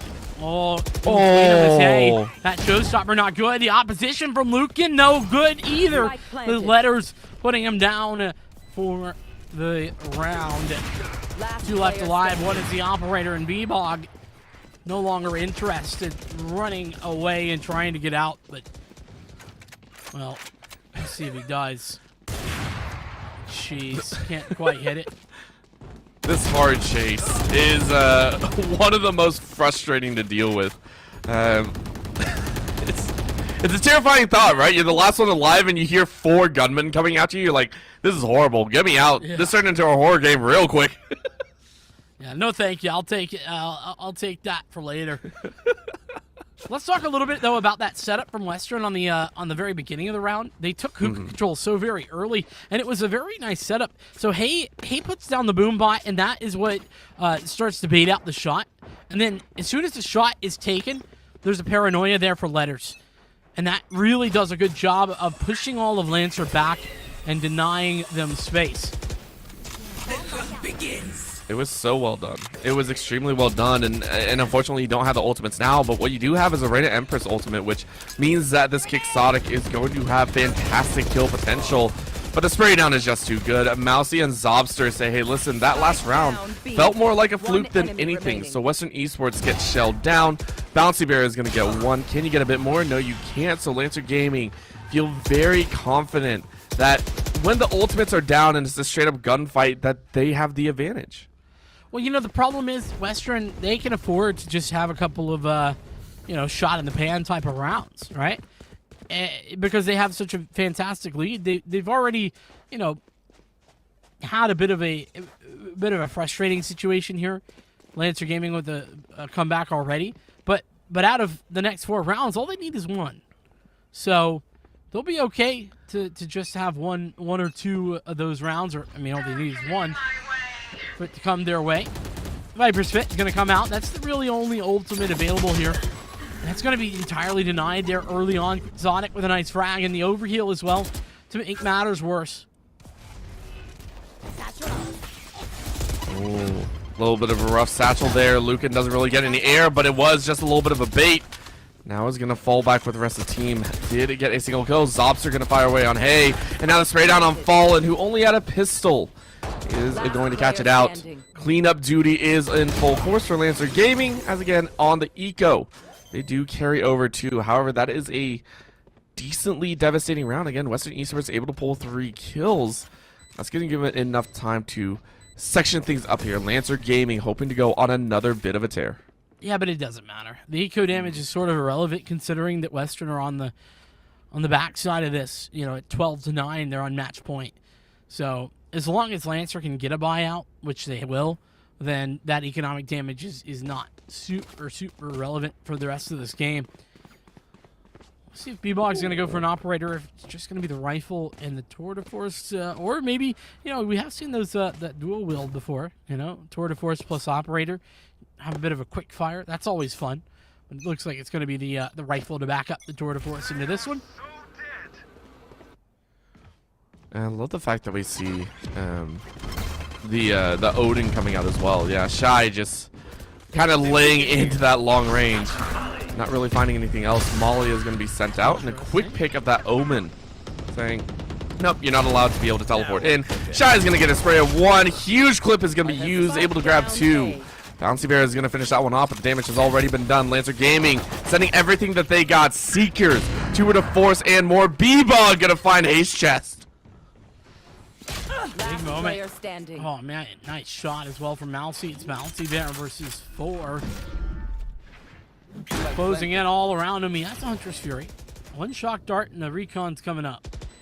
So there's certainly some tools to work with, but this is going to be a tough task. He needs to find one initially. He's going to deny the diffuser, but it's a little bit on the slow side. Couldn't get back around the corner in time, and it's Western Esports to fall once again. Double digits for Lancer Gaming. They are on the comeback trail. Just 2 rounds to go before we head to overtime. This is getting a little bit worrisome. You're letting Lancer Gaming get into their element. I'm not sure if that's a spot you want to give to them. I wouldn't be surprised if Western Esports lose this next round to see just that timeout, try and put them on ice a little bit, try and get a little bit of momentum back. But at this point, Lancer Gaming drastically in their own element.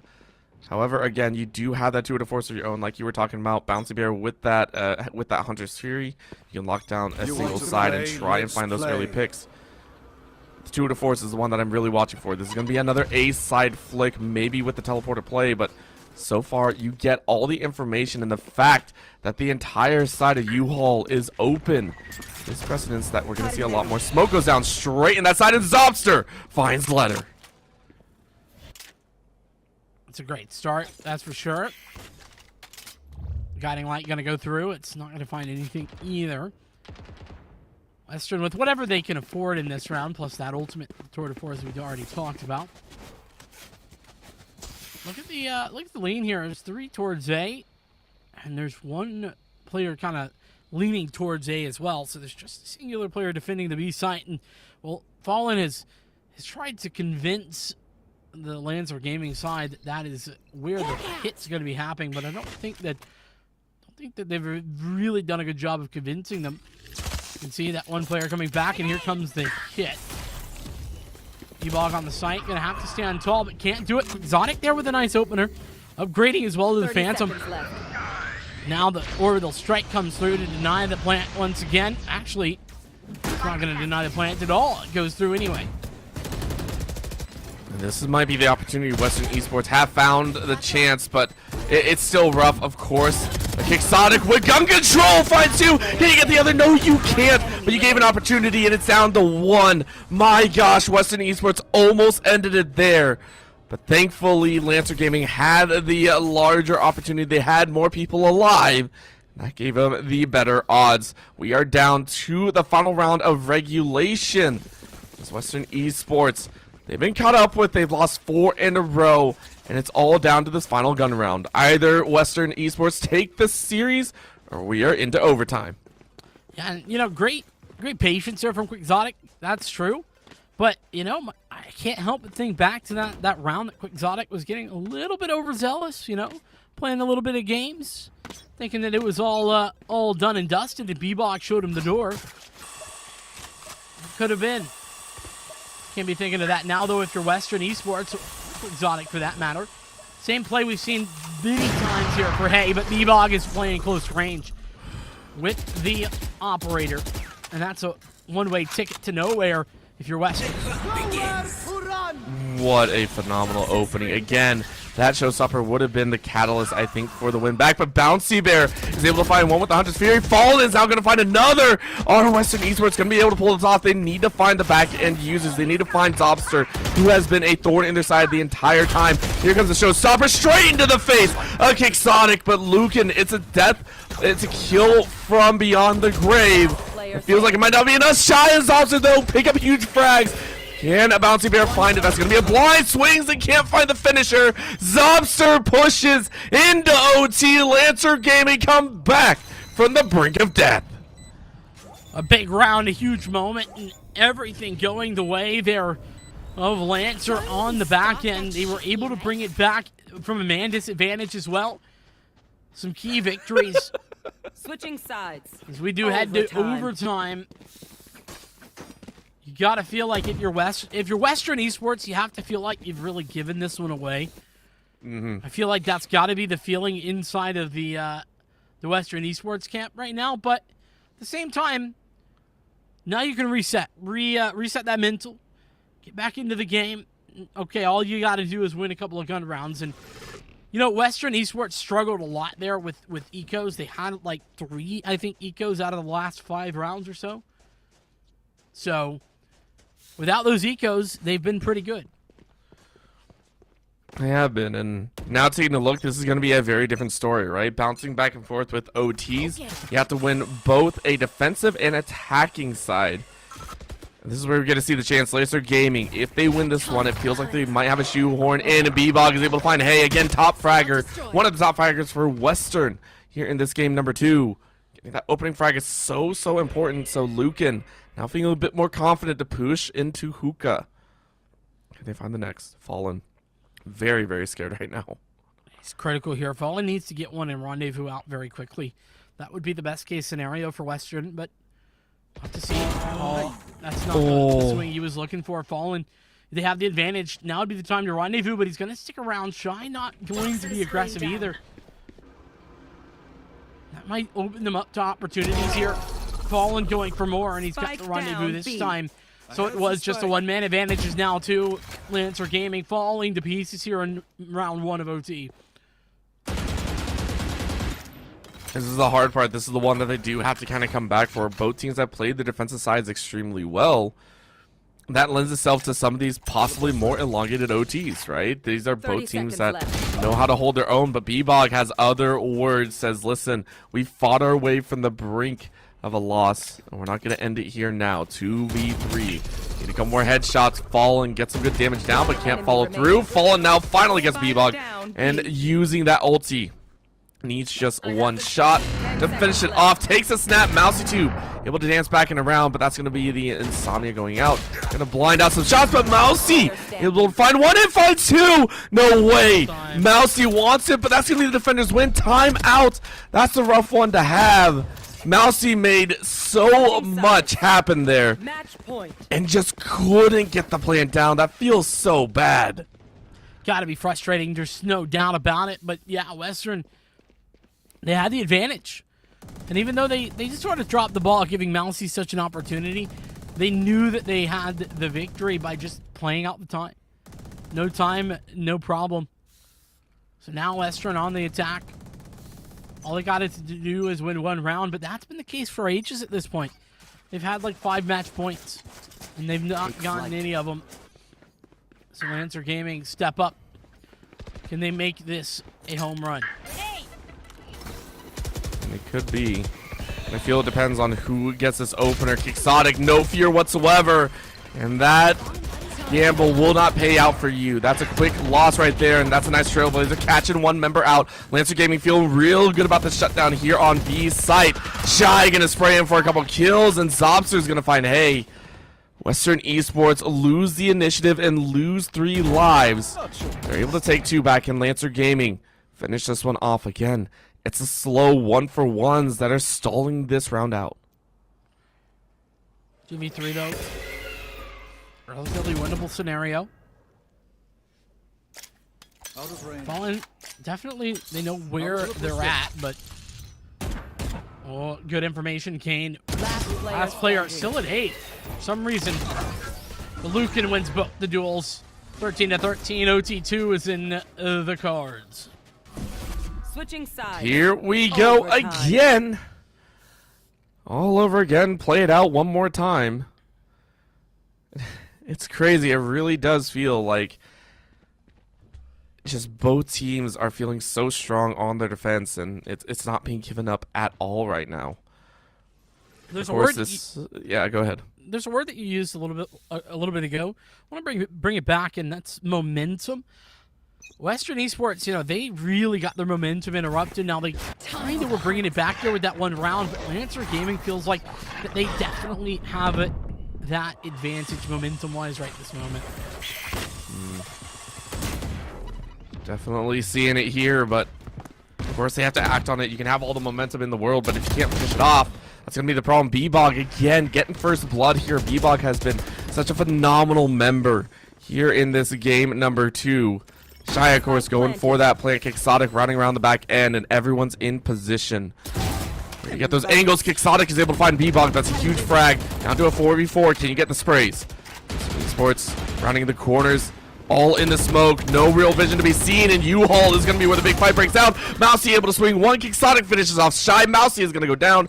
3v2 is left. Zobster wants to hide. And that's going to be the spray. Zobster able to find the diffuser. And now Letters is going to get shot in the back by potentially Lucan down to a 1v1. They're trying to try and get that spray. Quixotic going to swing out and gets the kill. That should be the finisher here. It will be the round for Western Esports. Big moment there from Quixotic. Once again, a nice little rotation from Switching Lancer. They did sides. what they could, but it just Match wasn't point. quite enough. And that 1v1 at the end, of course, from Quixotic is perfect. That being said, we go back to another match point. Once again, it's that situation that Western have found themselves in time and time again, but unable to close out the round. If you look, the frag's starting to get a little bit out there. 27 for Fallen, 26 for Quixotic. Top in the scoreboard there for Western Esports. Here we go again. One round, that's all they need here for the attack side of Western, but it's going to be tough, as it has been pretty much the entirety of the time. That's going to be the call of the Trailblazer.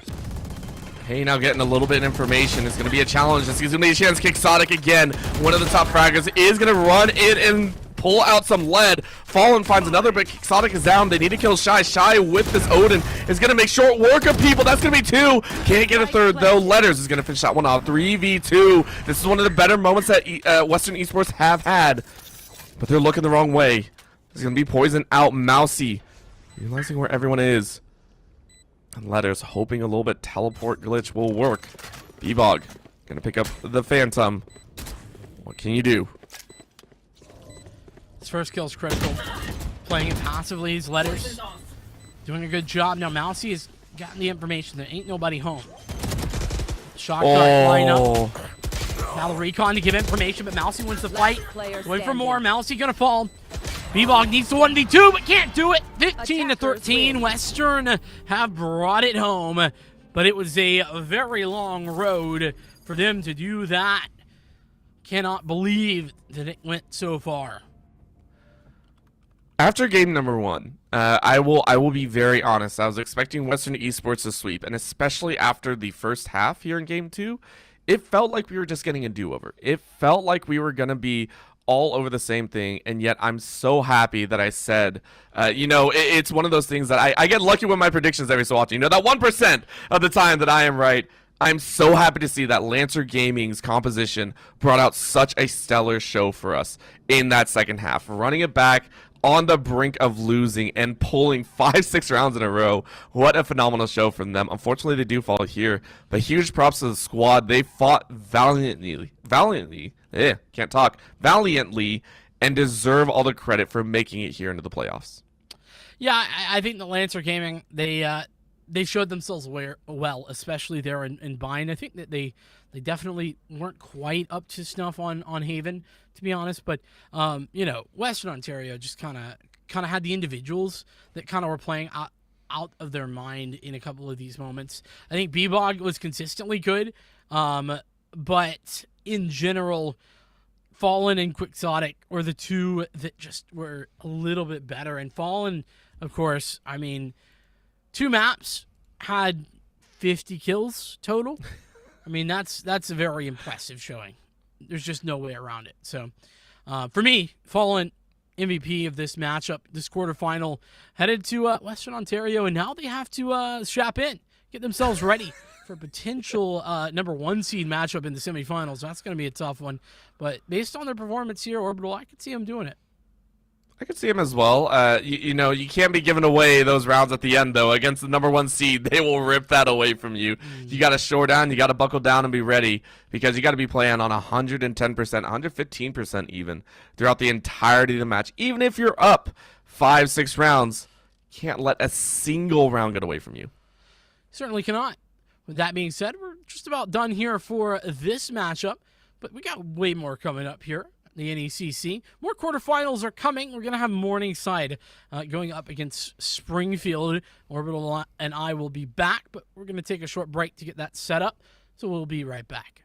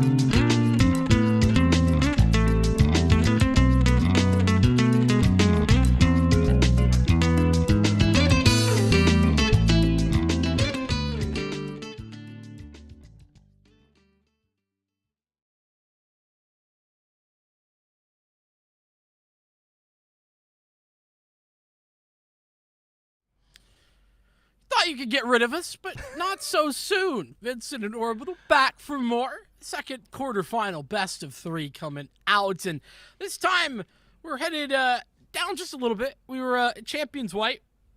Sticking with white, but Emergence White is the division we're going to be headed into. We've got Morningside going up against Springfield. It's going to be a good one. Again, these are 2 teams that was in one of, I would say, the larger divisions that we had here at the NECC. Most brackets were running about, I believe, 8 to 10 teams with top 6 making it out. This one had 11 teams, so it was a possibility that 2 teams did not play against each other, and that just happened to be these 2. Both sides, SC Pride Esports and Morningside, both have a record of 5-3, and yet they have never played against each other. That is very important to note. This will be the first time the 2 teams have faced off against each other, and considering how close they are in record standing, I expect this one to go the full distance. Yeah, I just double-checked, and actually this is definitely tied for the most teams in a division here at the NECC, and actually other divisions that had 11 teams, at least most of them, at least 1 or 2 of those teams had dropped out. So, yeah, this is a very exciting matchup. I'm excited, like you said, because we haven't seen them before, but let's take a look at who will be taking the stage here at the NECC for this quarterfinal matchup. And on the Morningside side of things, it's going to be LAC, Prez World, Digital Vortex, Blinks, and Heisenberg. And then we flip the script to Springfield Orbital. Yeah, it's going to be SC Pride Esports Springfield College. Going to be rounding things out. It's Tiki, Scuba, Blizz, Dre, and Ivanabees is going to be bringing this one out. So it's going to be a fantastic lineup here. And of course, some very interesting maps as well. We had some very standard ones in our first series, or in our second series our first series that you and I cast. This one's a bit more sporadic. Just a little bit. I mean, whenever you throw the Fracture in the mix, it gets a little crazy. We are headed back to Bind, so back-to-back Bind bonanza here for us. And then Fracture is where, like you said, the twists come in. And if we need it, we'll be headed to Haven. This is a potential 3-mapper for sure, so keep your eye out for that one. And then, of course, we can take a look at the bracket as well, see how things were moving. NKU is the team to beat here in this bracket.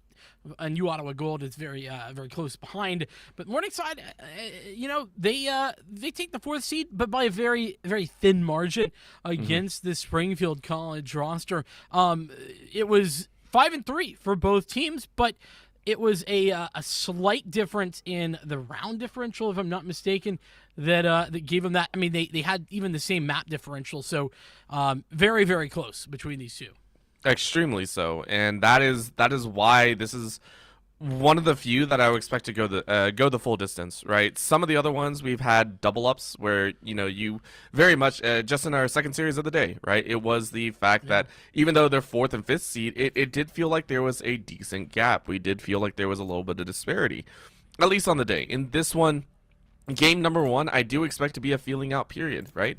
Even though the teams might have watched each other play across the rest of the regular season, this is the first time you actually have to face off against them. This is the first time you actually have to take your chances against the squad. And so for both, it's going to be a testing phase, and it's going to be about figuring out where the weak points are of this game. For mine specifically, it's, I would say, almost clear-cut in terms of which site you're going to go to. So I expect teams to be able to feel each other out for the first 4 to 5 and then really hone down on a strategy that they want to run consistently to give themselves the first map.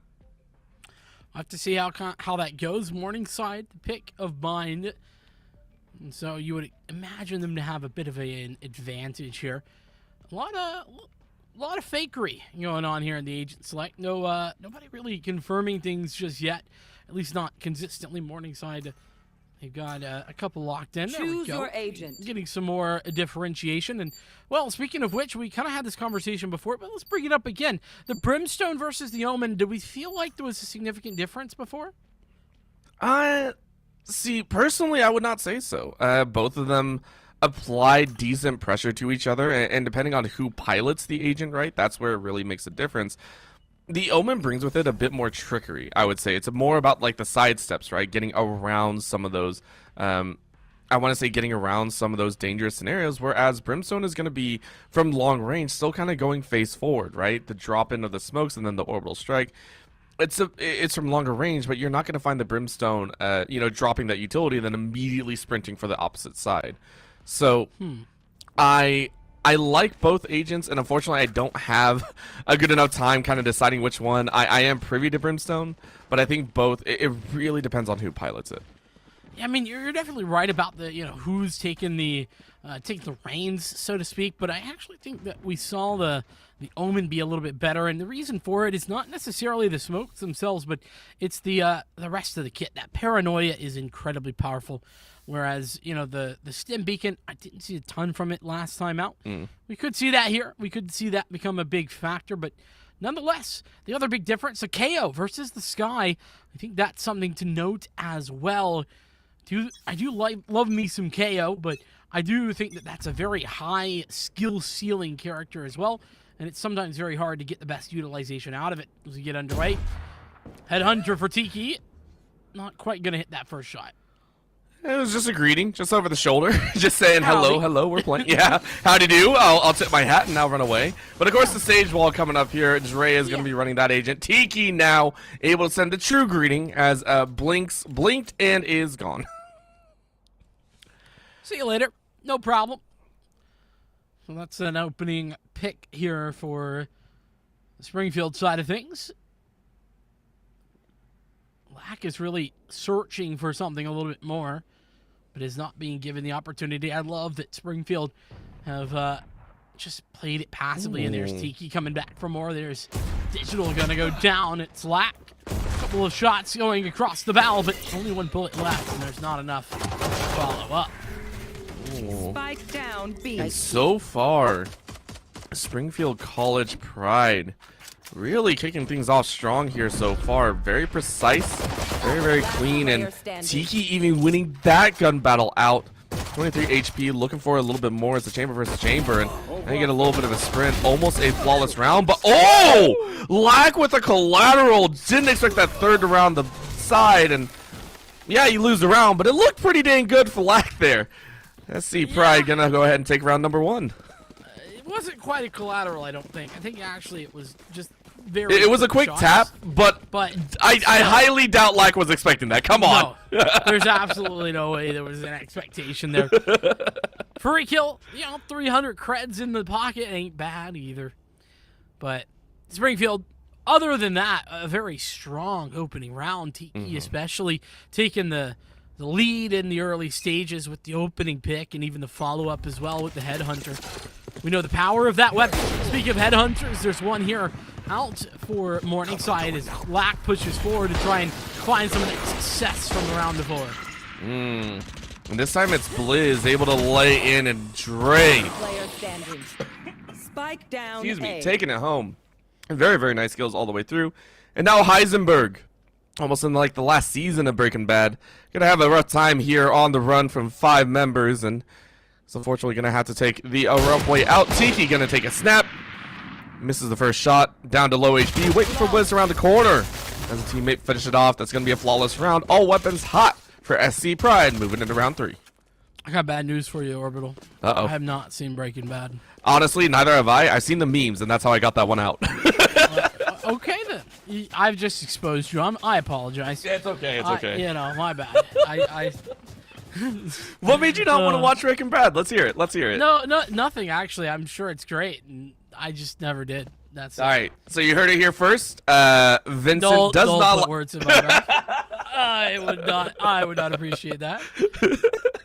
I'm just gonna stop that before it can start. But you know what else is getting started? The gun round, and that's important. It's a bonus up, and Tiki's got the frag, but not ready for the second. Lack's gonna put him down. Teleport's ready. Oh, Lack caught Tiki lacking right there. That's what happened here. And then Yvonne Bees is also caught lacking. Lack gonna swing with that Phantom and take 2. What a phenomenal catch there. That will make Morningside very happy, as they now get the plant here on the B side. A couple sprays straight through the smoke, but really don't find much else. It's in the SC Pride. What can they find as Blizz is looking for an opportunity? Oh! A double spray down. Now making this a little bit more easy for the Springfield side on the retake. Push coming through, 0 point, not really committing or finding much of anything. Perez does the work. Blizz now needs all of them, and he can't find it. No Blizz, it's Blinks to shut it down. Morningside take their first. It's one that was looking a bit dicey there, actually. I had to give huge props over to Blizz, who had a very nice collapse on the back end. I believe that was Elbow there that really gave an opportunity over. And that's something that we're starting to see a bit more. Again, going from Champions to Emergence, we start seeing some of these key mistakes being made, right? Morningside did not clear that back end, did not expect someone to come around from Elbow and be able to take that fight, and that's what ended with them dropping 2 members very, very quickly. And so for Morningside, it's going to be shoring up that mistake. If you attack B again, you got to check those corners and ensure that SC Pride are not allowed to make that flank. 2 tour de forces out on the field. One of which is looking down Tiki. Nice rendezvous. They're going to get away. And Ivanovic doing a very good job of finding that frag on the Prez World. A key miss from Ivanovic on that last round, and really doing a good job of finding some success in this one and stepping up big time. Blinks has found a little bit more information in the meanwhile. Ooh! And that hit, too. Leg shot. That was very, very lucky it was not higher. Fortunate, yes. Don't look a gift horse in the mouth. Remember, already finding that opening pick. Springfield is in a great position. They don't need to peek anymore. But will they? That's the question. They don't need 30 to. seconds left. But will they? With 30 seconds left, it could definitely happen. Let's be honest here. And Tiki does find a peeking Heisenberg. Tiki is now going to look for a little bit more. Lack is going to watch his couple shots go out, and Tiki says, my tour de force is just a wee bit better than yours. Now going to pick up the Vandal and get ready to run with the rest. 10 seconds left. Morningside Esports do not have a chance to plant, so they're going to save their weapons. Feels bad, man, to do that here, but it's a necessary cost. That'll be a third for SC Pride as they now move to a 2-round lead. Very nicely done, and utilizing Tiki's tour de force effectively as well. You do like to see that. And also, I got to give credit to Morningside. A lot of teams would have gotten into a really bad habit. They're just going for the kills, trying to play for a lost round.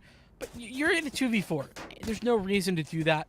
And saving the rifles. Look at what it's done. It's really allowed a great purchase for Morningside into this next round. And so I got to give credit where it's due. Morningside making a good economic decision early. That means more gun rounds. That means more chances to bring it back. It does, and it might be the surprise that they need. Remember, SC Pride do believe that there's only 2 rifles, but here are about 4 spraying down that A short side, and that does mean that it's all hands on deck. You can see a little bit of a cheat all the way from B, though. It's going to be the call from one of SC Pride members. It's going to be the Reyna. Ivanobus might be able to find the pinch, but you're taking a look. The KO is ready to go. Shots go out. It means you have one on the flank. It does mean Morningside are now pinch into this A site, whether they like it or not, unless they can reach the teleporter. Well, that guiding light, a little bit off. Oh, and Lack is, what a great anticipation here. Oh. But unfortunately, it's not good enough. Lack had the idea, but Ivanobus does a fantastic job finding the kills anyway. Springfield making the moves here, and Morningside just sort of caught with their pants down. They don't have any idea of how to get back into the round. A 3v5 is not the situation you'd like to be in. Fortunately, Prez World has brought that back to a little bit more even scenario. Well, that's one way to find an opportunity. Find someone sprinting their way to back into the site or back into the map. So you get one. Unfortunately, I think that's all you're going to get. Great paranoia to go down, though. Digital able to find Tiki, and Blizz able to even things up. Prez World cannot find another as Ivanobus makes it a 3K. So far, SC Pride saying, look, we might have the same record, but that does not mean we are on the same level here. Well, you got to keep in mind this early start for Springfield's fantastic on a Morningside bind pick as well. It's exactly the sort of thing that you'd like to see. And it's that top 3, Ivanobus, Tiki, and Blizz leading the way. I haven't seen too much from Dre and Scuba, but they haven't been asked. They've not been asked to step up either. That's the other thing. So So we see Morningside go for Nico. We're going to have to try and maybe see some economic damage. That would be nice at 0 point. Going to suppress Tiki, but unfortunately, that only suppresses abilities, not shots fired. As I see that, the Rendezvous not available, and Heisenberg going to get on the board finally. The Jet coming alive in the round. This Morningside not only take the site, but take the man advantage. Open up the sky! Spike planted. With that, that is the call down of the orbital strike, just trying to push away from that spike, try and find something else to work with. Digital is now going to pick up a Vandal. It's going to be so dangerous. Blizz ready to drop a bit more down. It's now going to be a Molly to be thrown out in the back corner. Watch out that side. Scuba's going to take a swing. Can't find much, but Blizz is able to find one. Blizz finds two. Oh, that's a fantastic catch. And now that's going to be Scuba getting the flank. Heisenberg able to finish off Dre. Almost another reset, but you run out of knives, and Blizz finishes it off. It looked good for Morningside, but SC Pride had a much better retake. Man, Blizz coming alive. So strong there. And I'll be honest with you, Orbital, I was really not loving Blizz there for a moment. The Orbital strike came down so late into the plant, and the audio cue came in, and it was like, you know, waiting, Orbital strike. It was just so late. Didn't really do anything, but the shots were absolutely on point there. On each side, it feels like they've really struggled to get anywhere into this game. Even though that looked very good, now they have weapons in their hands, and they do have the null command. That could really put a damper on things. And that's going to be pulled instantaneously from Morningside towards the Z side. Oh, and that's a great way to deny that operator play right there. Really nice usage is going to allow Morningside to get a quick plan down. However, it's a 5v5. Spray goes down. Yononibus and Dre finish off 2. Lack and Heisenberg finish off 2 of their own.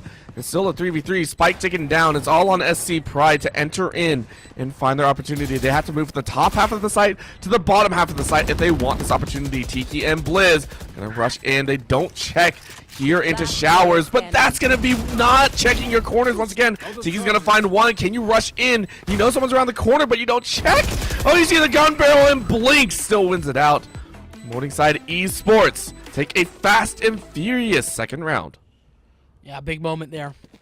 Could be a big turning point as well. Of course, the money's still great for Springfield, but let's talk about that no command. It was so effective at pushing back the rest of, or the entirety, I should say, of the defenses.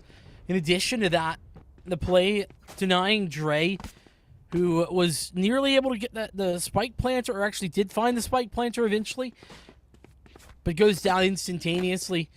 So having both of the angles of attack, you know, one from short up through showers as well, is perfect. 0 point, not so perfect. This time out goes not very far before it gets taken out. It's a very quick pick of the utility as well. Very nice to kind of nip it at the bud before it gets too ridiculous. But for right now, we're keeping eyes on the fact that Morningside, for how quickly they rushed that second round that they got, taking this one very slow, and I like the variation of pace here, trying to throw SC Pride off their own rhythm.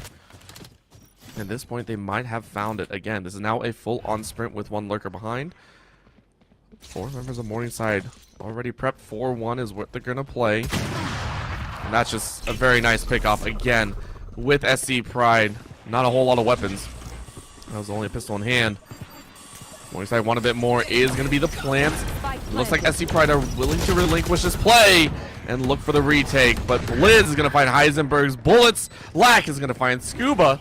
And in a 2v5 scenario, Pride Esports not going to enjoy that one. Flawless round for Morningside Esports. Yeah, Lack really doing a good job there finding the opening pick. That's the critical factor to start the falter for Springfield. Morningside able to take advantage of it and do a good job of holding on to what they got. So Springfield, now you can look, their economy just not quite in a great spot. They're going to have to go for the save as they come into this next round. We'll have to see what is on the cards for them. We've seen Springfield, you know, have some success with limited weaponry. You know, thinking back to the bonus rounds, but they weren't exactly fully effective either. Hookah control is gained on the early stages for Morningside Esports. They're going to be able to potentially push this site to the brink. Link says, "Listen, you might have had 5 rounds early, but it's not gonna continue anytime soon." Yovanovas, though, says yes, it will. Is immediately gonna get a great dismiss, but shot through the smoke. Heisenberg ensures that was not taken for free. Scout destroyed. Scuba gonna send out a little bit of a scout. The Trailblazer gets some good information, but in a 3v3 with the Tour de Force open, it's a very dangerous angle to be held. Nice little blind to get them around the corner. And that means that they don't know 2 are an elbow. The information has not been given, but it's up to the Jet. Can the Jet play it? Heisenberg ready to go. Scuba again with only a pistol. Should be decent cleanup duty, but Dre, log in hand, is not going to look left. You got to clear your corners. That's going to be up top to go. Heisenberg with a nice little boost. Isn't going to see the second. And in a 1v2 scenario, just looking for the finishing kill. Lack gets it with the Tour de Force. And it's up to 1. Morningside Esports run 3 in a row. Yeah, Morningside with a very, very nice adjustment here in the back stages of this first half. It was looking like a Springfield College show, but things have changed.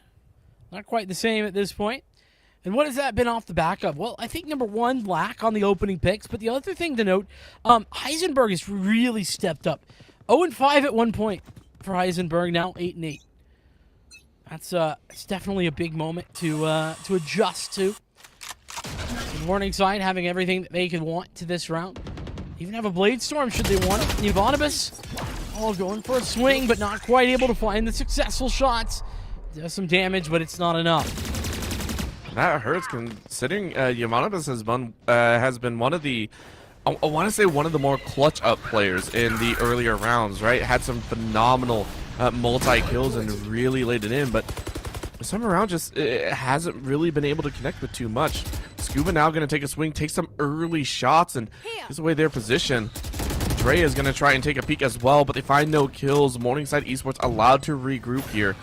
And Blinks, things ready with that angle. Scuba is able to find Digital and now flushed out from that container. Blinks, Presworld, and Lack finish off everyone to tie things up.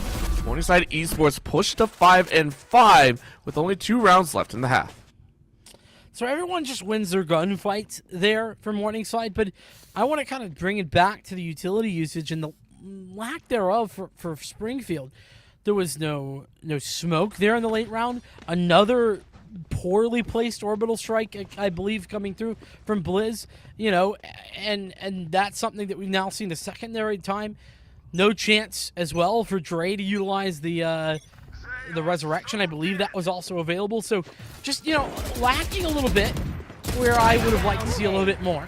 Yovanovas, a nice shot, but it's quickly going to be equalized as Dre falls down. So there's no more potential for the resurrection once again. Blizz, good for 1, but not anymore. You know what? They'll take that. I think at this point, you just need something. You need to take some of those weapons out of their hand. Of course, the one that you really want to find is Lack, who has been on point. And just like that, takes away Scuba's life. Are you going to get a 3K here? So Lack really, really wants it, but Tiki is also hiding in wait. Oh, Tour de Force too? Yeah. I'm not sure about this call, but yeah, it's a big investment. And is able to snipe out 1, but I don't think anyone else is going to swing. You're not going to get that easy of a shot again. I mean, that one wasn't easy. And you're certainly not going to get anything easier, like you said. Oh, what a great read, though. Knowing that there's one player there. Despite it's taken for a while. Still a chance. Blinks hits the shot. Looks like just trying to search for another kill or two and hope to be able to clutch things out. But so far, Morningside Esports running 5 in a row. One of the longer runs we've seen here today. I think it was a total of 6 that we saw in our second series of the day. That was a fairly long one. This one's starting to rival it as Morningside were able to bring it back. One more round and they take the lead here in the half. Of course, it's not a major lead, but any lead is a good lead. That would be at 7-5 if they can pull this one off. Well, I mean, and this is their first lead of the game as well, too. I mean, 6-5 right now. Could be a tied scoreline, though, as we head to halftime. Empress is popped. The Shiraz is yet to become available. Heisenberg with the Blade Storm, gonna deny Ivanovic, and Scuba trading back and forth. Still leaves Morningside with a bit of a victory. The no command pop, but instantly taken out. It's Blizz is finding success, and who for the price of one. Blizz on a triple. Somehow pulling it back. Last player standing. Now with the smoke down. Lack with 4 HP. Won't be caught lacking too much. Resurrection comes in, but Blizz with the 4K is able to keep things tied. And just like that, first half doesn't matter. SC Pride Esports cleaned things up at the very end, but Morningside Esports had a fantastic run. 6-6 is the score as we go ahead and swap sides. An impressive comeback from Morningside. A great push there at the end to find the success from Springfield as well. And off the back, very much so of Blizz, who was a heavy hitter in multiple different ways. I was a little bit disappointed at the Scuba utility, I think, overall from Springfield. Their retakes were not as good as I was hoping, but when it comes to the individual duels, Blizz is just taking them all and winning them.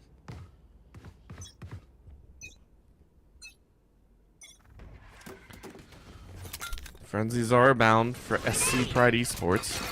You're going to enjoy that one, but that's a paint shell right at the feet of SC Pride Esports. They're going to take a lot of damage, and then as Shorty was waiting on the other side, Tiki going to be sipping on some cocoa later on. Some fruity drinks up there. As they watch their team try and make heads or tails, Lack is going to come across with the spray as Morningside Esports. Go ahead, Lack catches 3, Lack it on the edge. As Digital is going to fall, it's a 4K for Lack to kick things off in the second half. What in the world is this chamber on?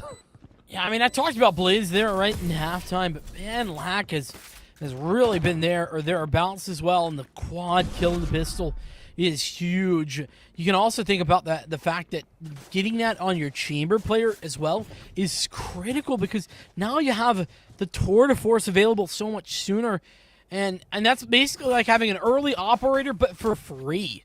That's the scary part. You don't have to, you know, the reason that early operators are sometimes rare is because it's a heavy investment.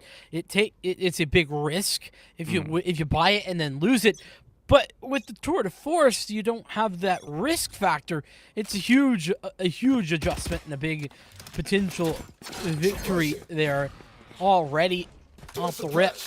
So Morningside not only winning the pistol, but setting themselves up brilliantly for the next rounds. Question is can they get to those later rounds in good standing? Of course, you do want to come out with a victory here, but weapons differential going to be made. SC Pride, of course, working with just a few pistols. You don't have too much in the standing. Of course, they did get the plant down, so I do believe 1 or 2 of them were running with higher purchase buys. So maybe they decide to take a stab at this, but so far it's all quiet. As I'm excited esports go, come on, they got to come out sometime, right? Certainly would think so. I love the patience from Morningside, though. They're not baited into aggression. They're not gonna be pushed to their breaking point. 40 seconds. We'll just wait. We'll just wait on you. Don't worry. Springfield forced into a position where they have to make the move. 30 That's a seconds great left. crossfire as well. Look at Prez World set up in position with Lack on the other side. Guiding Light's going to come through. Prez has the first. It's a second for Prez, and there comes Lack for more. Sure, a trade has ensued, but it's all for naught. Blink and you miss it. The judge is out to play.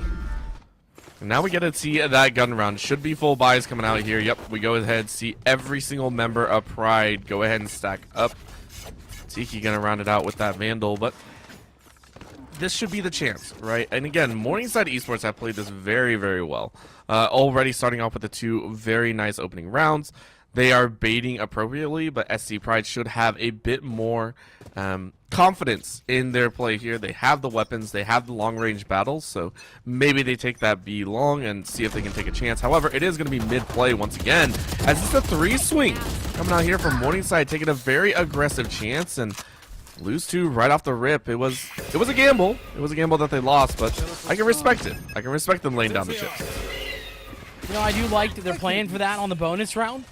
Black has brought it back. Even more aggression on the cards and upgraded to the Phantom. There's no rendezvous to be worked with, as that was taken out by the opposition. And not a huge fan of that look there from Black. Just kind of trying to go through the smoke, find the timing, and it's just not effective. Dre pulled it back there with the spike in his hand. It looks like with A cleared out, it's going to be an A+. One enemy remaining. Difficult time here. Morningside Esports want at least one more kill, and Blizz goes, hello. I'll take that one. Kind of gift wrap there, just a little bit. Just a tad, you know. But that was the bonus round. Got to keep that in mind, you know. I think that it makes sense for Morningside to go for an ultra-aggressive play like that when they're lacking the advantage in weaponry. And so Springfield, yeah, they do what they need to do. They put it to bed. They don't even really lose too many players. I think they just lost one. But now comes the real test. Real test on board. Gun round to kick things off. Who is going to take this one? Again, if Morningside are able to do it, they put themselves one step closer. It'll put it at a 2-round disadvantage for SC Pride Esports. You can see the teleporter being used as it was a 4-stack earlier by Morningside. They flick one back to B, and they might rotate the jet out. They haven't seen too much. But they do see the bird go ahead and flick into hookah, so maybe some information there. Certainly some potential information. Speaking of which, Morningside now know that there's at least a player over here in showers. Of course, that's pretty standard fare with about a minute on the clock. I've got your The trail. smoke. Now the Seekers. Fragments perfectly timed, so the Seekers are going to be very much ineffective against these players. As now the 0 point comes in. That should have found quite a bit. But unfortunately, it's Tiki to find that frag. Tiki even doubling down on the final. Ivanovic even finding more. One enemy It's looking remaining. like Springfield have everything covered. They have everything but U-Haul, but I mean, at this point, I think you're fine with it. 8-7 is the score, but it's a 1-3 man advantage for SC Pride as they're on the hunt. That's going to be a nice slow and field, keeping Blink inside of that corner. Unfortunately, there's only one member that's having to come out of the smoke. That's a dangerous affair. Blizz ready and waiting to power through. That's going to be a little bit of a boost, and Blizz was ready for it. Skeet shooting gone well for Blizz as they rounded out with 17. Lack still in the head of the entire kill feed with 22. But 17 is getting close, only 5 away from topping that board. 8-8 is the score here in game number 1. So very close, man. This is such an exciting game 1 to this series. It feels like the back and forth is continuing to ensue. We saw a string of rounds there last half for Morningside. We saw the start good for Morningside here. Now it's Springfield to start to bring it back. SC Pride doing what they can, and there's a nice start. Now, granted, it's traded.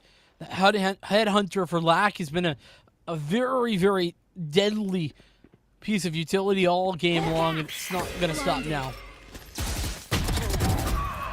I hope not, but that's going to be the chance. Scuba goes ahead, fires away on one. Lack is going to fall very, very quickly, and SC Pride getting their first major opportunity here. 3v4, taking out 2 very large players. With the plan going down, Scuba loses her life on the hunt, lurking around the corners. This is going to be another chance at a lurk very, very quickly. Tiki is able to find Digital in the back. Great flank to change it to a 2v3. That's going to be Hookah playing one, and then Elbow playing the other. But that Elbow player now has to worry about the fact that they could get flanked. Prez World going to be pushing back. No, look in the right direction. Blitz coming around the corner for the right click. Not good for it. Prez down now. The Buckies long range. There's a slug, and oh my goodness! 2 for the price of 1. It's another Blinks double kill. But is there time? It's awful close. They have it. Less than a second remaining. That's Spike. Oh my goodness, Morningside. Blink! What the heck was that? Oh, that's one of the moments that you're very, very thankful about the long spread there. Oh my gosh. Morningside Esports take a round and thank their lucky stars. Now taking a look here, it is still going to be a full gun round. SC Pride were able to purchase up here. We're taking a look. Blizz, of course, running with just that Sheriff is going to be the lone one with the Sheriff, hoping the rest of the team is able to clutch up for that factor. Of course, you do have the Empress, the Resurrection, and the Tuber de Force, plenty to work with for SC Pride Esports, but where do you want to throw it? It's default start here with a long push into Showers here. First gunfight going to come out here. Is the Reyna going to find anyone? I love how early Digital that Paranoia was pulled out. I see Pride in a good spot, but maybe not. Black is alive and kicking here on the site for Morningside. Gonna get hit with the icy high. Oh, man. Slow plus Molly equals death as Heisenberg comes back in to try and clutch it back up. 2 versus 3.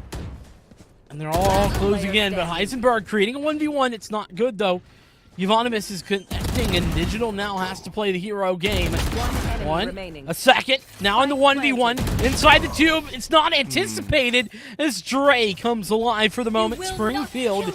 And it's back to even stead, 9-9. Oh, man. Digital tried to pull a Blinks and just couldn't do it, but it was very, very close. And at the very end, you did hear Dre resurrect Blizz, so they were able to carry over 2 full sets of weapons. That's very, very important, right? Again, with this close of a matchup, you're trying to build up as many creds as possible. That is the very important part. And because Blizz was not able to actually, I think, benefit? Maybe. I think they bought up some util, but still being able to carry those weapons over means that Dre is going to be sitting on 4,400 creds. This is an eco round for the side of Morningside. They're going to have to play with a little bit of fire. Can they thrifty round this so far? Not really. Monobus able to take Showers quickly. Yeah, nice start and follow up even better there, Dre. Putting good work in. Now, Blinks is in a great spot. Especially considering that this is only coming from Showers. Will the spike go down without them checking this angle? I highly doubt it. Now the long range is not ideal, but wow, even hit the shot in the secondary, but not ready for Blizz. On the backside of that one, Euonymus is going to close with a third on the round. He got a little dicey there for SC Pride, but fortunately, Blizz wasn't looking the right Blizz was looking the right direction, and Blinks was blindsided. I will give credit to Blinks, though. Blinks has made more shoddy kills than I've seen ever in a single game. That is getting a little bit out there that we're seeing so many. First, it was I believe it was the pump, right? It was the Bucky first, and then it's been this Judge, and it's worked so well, right? Really been able to shake things up. Yes, they haven't been able to convert, but it adds a little bit of a fear element. SC Pride do always have to be worried about the fact that if they take a corner wrong, they could lose 2 to 3 members very, very quickly without much resistance. I've got your trail. A fair point. Seekers are committed from the attacker side. It's giving us some information, that's for sure. There's a plethora of ultimates here, so this could be a bit of a ult fest. That being said, Black has started out strong there. Scuba falling. Now Euonymus in position. Enemy down. Not gonna work. It's Blizz on the double kill through hookah. Another for Euonymus. 2 for 2. As Digital has finally brought it back by 1. Null command is available, but it's a 2v3. Yeah, I'm not sure if you really want to spend it here, especially with especially considering you're working with just from the shadows. It's not the most aggressive ultimate. So at this point, you just rely on those shots, and you get 1. Blizz is down. Remember, Blizz has been on fire so far. To find it here, Digital is going to go ahead, send out a little bit of paranoia, try and find something else to work with. Dre is going to find Digital, and it's all down to the hookah player. Press World going to get into a gunfight, and Euonymus finishes it off. 11-9 is the round score as SC Pride feel very, very good about that. Yeah, they're going to have to feel very good about that for a couple of reasons. Number one, first time, to see 3 rounds in a row in this second half. And it goes to Springfield. The second thing that they got to feel good about is the economy. Morningside, it's busted. They ain't got nothing. I mean, well, a little bit. We've seen the Bucky come alive there for Blinks before, but it's going to be tough to do it again. And now the potential for map point on Morningside's pick. will they get the force being called out? Presworld taking a snapshot at that Trailblazer. Doesn't want to give it any more information, so very, very rightly done. But you see an arm! Tiki gets spun around on the spot. And that's a rough one. That is one of the reasons why the operator is so freaking dangerous. You show a shoulder and that's all you have, but Presworld taking a page out of Blinks' book, sending it with a Bucky. Yeah, this purchase is just so deceptively strong with the Tour de Force and the blades. And then you add the Bucky to those where, you know, it really is so effective in these close range angles. It's a lot of these angles to deal with. I mean, okay, Yvonne gets away with one there, but I don't know why you're swinging that close, considering you knew the Bucky was in position. 5 now down to 4. A couple missed shots, but Black just keeps peeking. He just keeps swinging. It doesn't matter. He's got no fear whatsoever, and the plant sure are going to go down, but it's just for a moment. Dre 1v4. Down to 1v3 after taking those knives to the arm. But you aren't going to catch Lack, and they're able to get the defuse. Keeps it within 1 here. As we're keeping eyes on SC Pride still. They really want to try and get the next 2, but Morningside are making it very, very difficult. At this point, Econ should be fine. SC Pride should be able to buy out in this next. Should be perfectly okay with it. Morningside, though, now have the null command. As you said, it's been sitting there, I think, for about 2 to 3 rounds now. And that's kind of the rough part to think about. Haven't been able to get any charges from there on out either. And then from the shadows, haven't really had a good opportunity to use it here on the defensive side. Let's check in on that KO versus Sky duel as well. Presworld, I think, doing a phenomenal job, and a far better job than Scuba is right now in this role as well.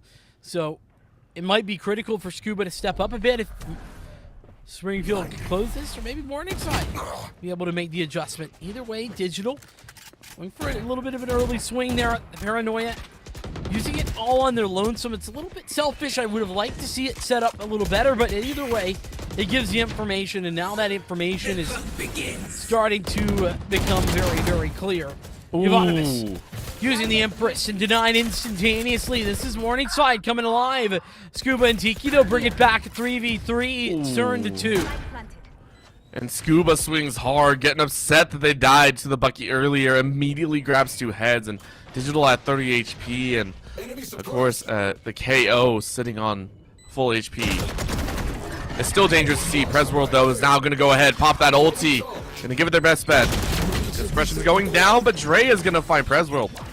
Really good shots to start, and Tiki finishes it off. Match point, or game point, I'm so sorry, for SC Pride right now. Match point. 1 away from closing it out. And they're hoping to. Rough buy here. Yeah, that's what's so frustrating here for Morningside. They ain't got a ton, but they got enough, more than likely. They got the operator here for Lack. 28 and 14. 2-0 death KD ratio as well is impressive on that chamber. Coming alive in the big moments. Of course, there's a couple Spectres on the board, but that's okay. Potential map point, like you said. And here we go. Lack looking for it, but he's not getting aggressive. They're going to walk right into him. He's gotten an opportunity, but the scoping the wrong time. He goes back for more, needs to rendezvous. He needs to get out, but he doesn't. The big fragger. They're gone for Morningside. Oh, the choke hurts, and then Heisenberg just dashes straight into Yovanovas. Yovanovas makes a huge play and grabs 2 major kills. Now Scuba is going to send out the Seekers. Up comes the Resurrection, and Morningside Esports, their hopes have been dashed for this game 1. Yes, it was SC Pride's pick, but or was it? It was Morningside's. No, it was Morningside's. It was Morningside's, and that quickly did their hopes get dashed. SC Pride take a massive set of rounds at the very end. A huge moment there in time. And, yeah, I mean, SC Pride doing everything that they needed to do there. It was such a phenomenal showing, especially the later stages of the map. I think that that 3-round burst effectively. It created a great economic situation. It gave them some momentum, and even after losing against that Thrifty round where we saw the ridiculous stuff happening, there was multiple Thrifty wins. Now that I think about it from Morningside, I think they won 2 or 3 Thrifty rounds on their defense, and they still lost the game. That is very, very impressive if you are SC Pride. It is, and the worst part about it as well, this is one of those things that I do like to kind of point out, and we have to. It's not fun, but we have to. That last round, there were some key moments that unfortunately got dropped, and that's what you have to have. You have to have a mind of steel when it gets to those close rounds. Unfortunately, most notably, Lack couldn't cut it, and then Heisenberg dashing straight into an opponent, whether you like it or not. That's just one of those mistakes that happens. So I really hope, because Morningside, as you said, 30-round wins, getting some of these crazy wins, I want to see him bring it back. I want to see him not on their map pick say, hey, look, regroup, it's Fracture. Sometimes you get lucky. There's some crazy setups here. Let's see what they can do. I want to see them make this a close series. Yeah, and I think that the key there to talk about, right, you have the individual of Lack showing so well. 28-15 on the game, man. I mean, that's just very impressive. Highest combat score in the server. But the problem is Blizz had a fantastic half number 1, and then Tiki and Yovanovitz kind of came in there on the second half to be like that 3-star sort of situation, right? And the problem is that Lack just couldn't overcome all 3 of those players firing on all cylinders. So as we head into Fracture, which will be our second map and Springfield's pick, I think that it's going to have to be an interesting adjustment. Can Lack carry them all the way? Maybe Heisenberg can step it up. That Jet that had that slow start, we'll have to find out. But we'll be finding out on the flip side of this short break. We'll see you in a moment.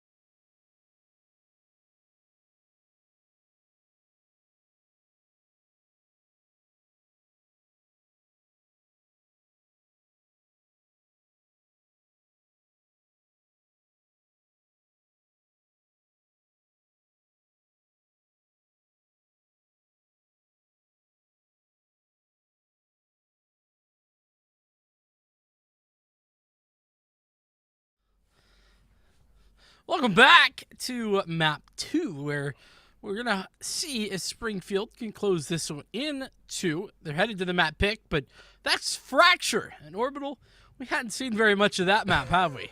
No, we have not. I have a love-hate relationship with this map. One, I love it because I am a personal fan of sporadic chaos. People that know me, people that have listened to me cast, I love the chaotic. It means that stuff gets spicy.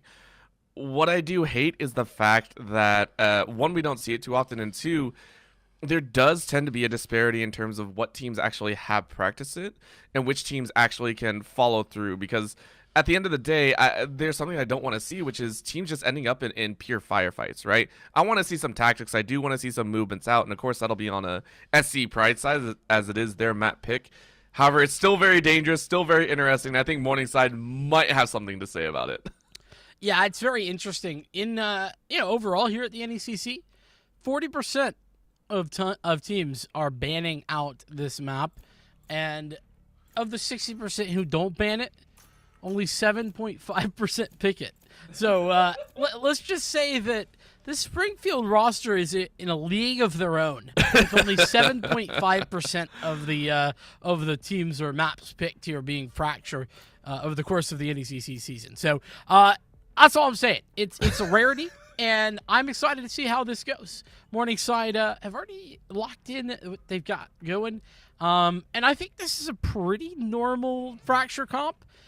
I say that with a lot of question marks because I'm not, a fracture extraordinaire. You have an asterisk by literally every word in that statement.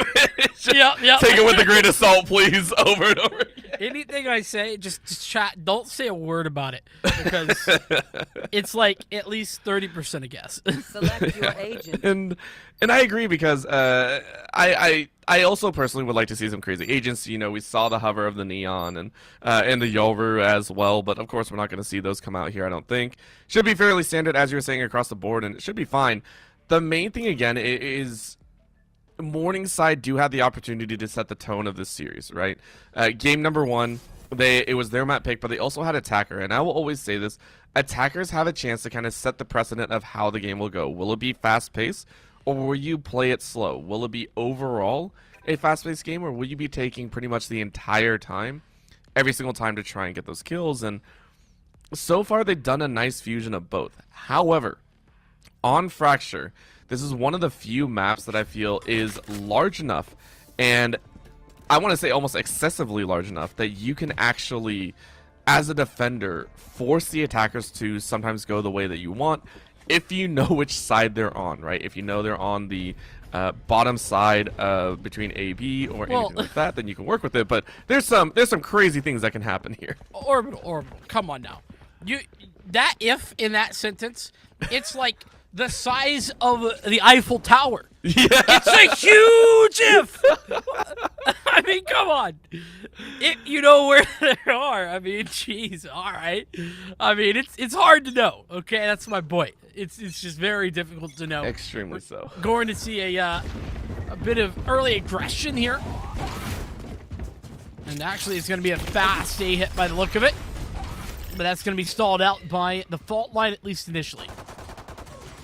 They're going to try their best, but of course, Yovanovas is going to fire off one. These Frenzies are having a lot of fun here. Black is able to find one before falling on their own, and it's a 4v2 as Tiki rounds it out. As soon as Black is off the field, it seems that Tiki feels a bit more comforting in terms of rushing it down, and of course, you can already see SC Pride waste no time with that pistol retake.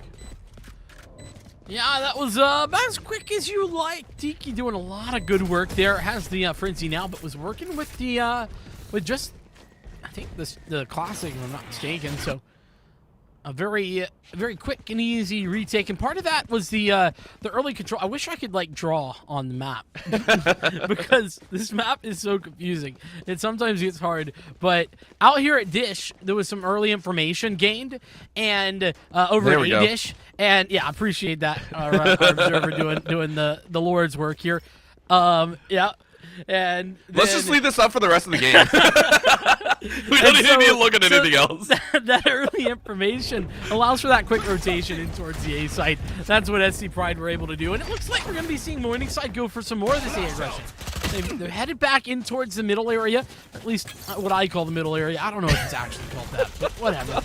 I think the technical, it was labeled as rope or something like that. However, it should be labeled death at this point as Blizz goes ahead and mows down one. Dre is going to find a little bit of a shot kill, but that is going to be a chance. 3v3 now as HP bars are bleeding on Morningside's side. Up they go, and Yovanabis is able to find Lack on the top side of the ropes, and this is definitely showing some strength. Out of SC Pride side, 1v3 as Heisenberg makes their final stand. Love to see that. Morningside unable to do much more. Heisenberg going to fall there. And with that, we head into that second round. It was a force buy coming from Morningside, an aggressive one at that. They don't get away with it, though. And the other thing that I guess we could talk about a little bit is I genuinely have no idea if this is an offensive or defensive sided map. I took a look at like the stats, and it was like different between NA and EU, and like yeah. So basically, I just don't know.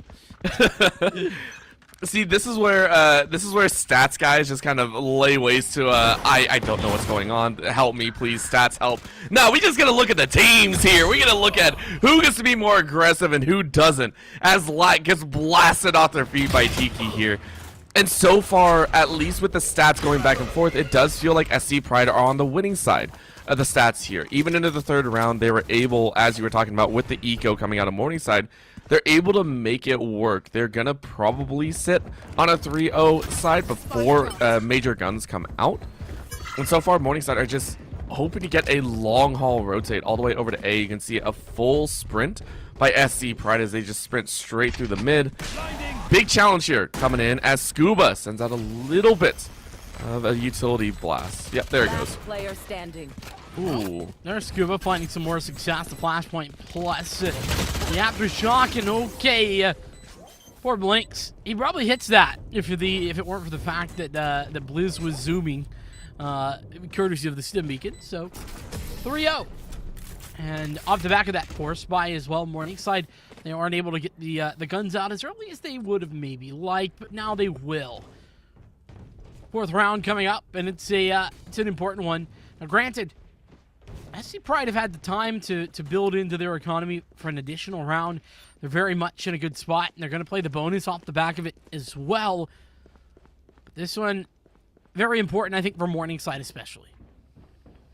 They need to win a round, or else this is going to spiral out of control. And I say that with all the respect in the world, but Morningside, with how they've been rotating, they've been taking it quite fast. And I understand that you did a force buy in round 2, but it still feels like they're still testing the waters, right? And the longer you test the waters, the harder it is to get in control of the map. This is a lot of information handed over to SC Pride's side. It's a hard sprint into the site, though. Morningside are able to make it without losing a single member. Scuba is going to go ahead, send out that util, try and blind out a few members, stun them up as best as possible. Trailblazer is going to find him right in the face as SC Pride get ready for that retake. Heisenberg on top side is immediately scoped up by Scuba straight through the wall.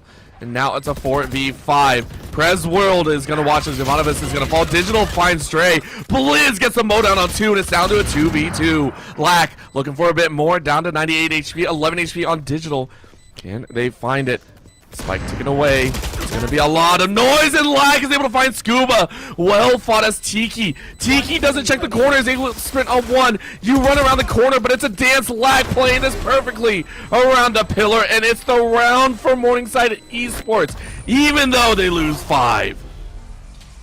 Yeah, Morningside coming away with the victory there, sure, but it's so expensive. And here's the problem. The SC Pride, they were playing the bonus round. They weren't really fully invested. It wasn't a full buy for them. And now Morningside, well, with the spike plant and everything, they have enough, but it's certainly a little lacking, right? You can see in order for Heisenberg to get the utility they want, they're going to be on towards Guardian by the looks of it. Lack's going to go for that Tour de Force instead of buying into the round. And Digital's lacking a little bit of armor. Everything just not quite lining up the way that you would have liked. And, oh, well, We're going to see some of that Scuba aggression over there at the dish once again. But it's actually where Tiki's playing that I want to shift that focus. Trying to play aggressive and have some early information towards the B area. It's a good challenge as well, right? This is very much a little bit of a match, as Lack already has that 2 to force out. You're matching it with the off of your own. And that's going to be a swing. Ivanibus is able to bait out one shot. Get the information, say, hey, operator's in play. What do we do here? Eyes lined up. It looks like it's going to be a pinch into A if they can coordinate this right. Morningside have said, all right, let's get really good at attacking one side and one side only. Well, I don't know how it's going to be much of a pinch, to be fair. It's going to be a little bit difficult, but there's a fantastic frag. Prez World finding that kill on the Blizz is fantastic. He was the one player on the site, and even the follow-up is good. If I'm Springfield, I'm thinking save at this point, actually. There's really not a lot of space for you to get back into A, and there's so many players to overwhelm. Morningside giving SC Pride a taste of their own medicine. They say, you give us sight? Cool. We'll take the flawless. All of a sudden, Morningside feel like they have a good handle on this map. And they're bringing it within 1. SC Pride, for the 3 rounds that they won earlier, are now forced into an econ of their own. Yeah, and when you're playing so solo on the A site like that, like, it's fine, but if you're Blizz, you need to get 1, right? You need to at least get 1 before you fall. The fact that they find that Morningside, to be specific, find 2 openings there on towards A is a little ridiculous. Shouldn't be happening very often, but it's going to be critical. There's the Rolling Thunder. Morningside. Oh, and actually, looks like that Rendezvous doesn't bring him out of it. Into Canteen, a nice little pop flash from Dre, but it's just not enough. And the Headhunter can't really find much of anything. I'm not so sure about this investment from Scuba on this round. The opposing Rolling Thunder seems unnecessary, but Ivanibus has brought one back, and maybe that can be the turnaround. It could potentially, but again, you want to make the best out of this. Morningside, of course, keeping it real as Lack is able to find 2. Still alive as Preswold falls. It's a 1v3 as Ivanibus, again, the sole member alive, is going to have to try and take this fight. Is able to find 1, makes it a 3K. With the healing and the overheal available, you're going to take a sprint left and right, takes a swing, finds it through the wall. Can you get Digital? Oh, the orbital strike, though. Ooh, this is going to be good. You hear the call. The bait is out. Digital drops it. This might be enough time, but the shots! Oh, Ivanibus can't make it. So close to being a clutch victory, but it's tied up. Morningside Esports retain this tie with 1. I will say, Digital really doing a pretty poor job in that 1v1. Peaked way too early, but got away with it. Winning the fight, but just barely. It was on red HP, so it was far more dangerous than I think really was necessary. Looking over here for the SC Pride side, though. They got the guns back out. It's a tied game, so it's a fight for the lead. It's going to be some early dish aggression by the look of it. With 2 players there, they can easily push in towards the opposite spawn and find some success, and that could be dangerous. You can see Heisenberg has already pulled the Blade Storm out and has an idea that this could be coming through. Trying to cook up a little stuff here at the dish, and it looks like they might have. That's going to be 1 reset. Look for a few more. It gets 1 tap on the head of Blitz, but it's not going to be more than. It takes out the Marshal. Can't find a kill. 1 more knife to reset. Morningside on the flip side is able to mow down 2, but Blizz takes out Heisenberg's life. Tiki able to trade it back. 2v3 as Preswell takes out Tiki. It's a 1v3 scenario as Pride. We're going to watch the orbital strike go down. Blizz gets nothing more than a little bit of extra time to play with. Yeah, that's part of the problem here. A lot of aggression. That Molly is at a point. No, it's not. The fault line going to go out, but he snuck by. Blizz in a really good position because it's so sneaky. Molly goes through. Not going to find it. Low HP for Blizz, but now on the 1v2. Digital running the other direction is Presworld now on the site. Stuck between a rock and a hard place. The flashpoint misses. It's Mark. The last Sky Smoke going down, and it's Perez to hit the shot. The lead for Morningside there. All right, Vincent, we're starting to hit that point where I think we're seeing Morningside say, hey, look, you might have picked the map, but maybe we got a bit more experience. Of course, on the attacking side, it does seem that the initiative is being held, right, by Morningside. They are the ones setting the pace. They're calling the shots here, and so far, SC Pride have not really been able to counter. It's been Morningside taking advantage of the fact that these 1v1, 1v2 fights are going in their favor at this point. So SC Pride got to start locking it down. They got to start playing a little bit better, a little bit more on their feet.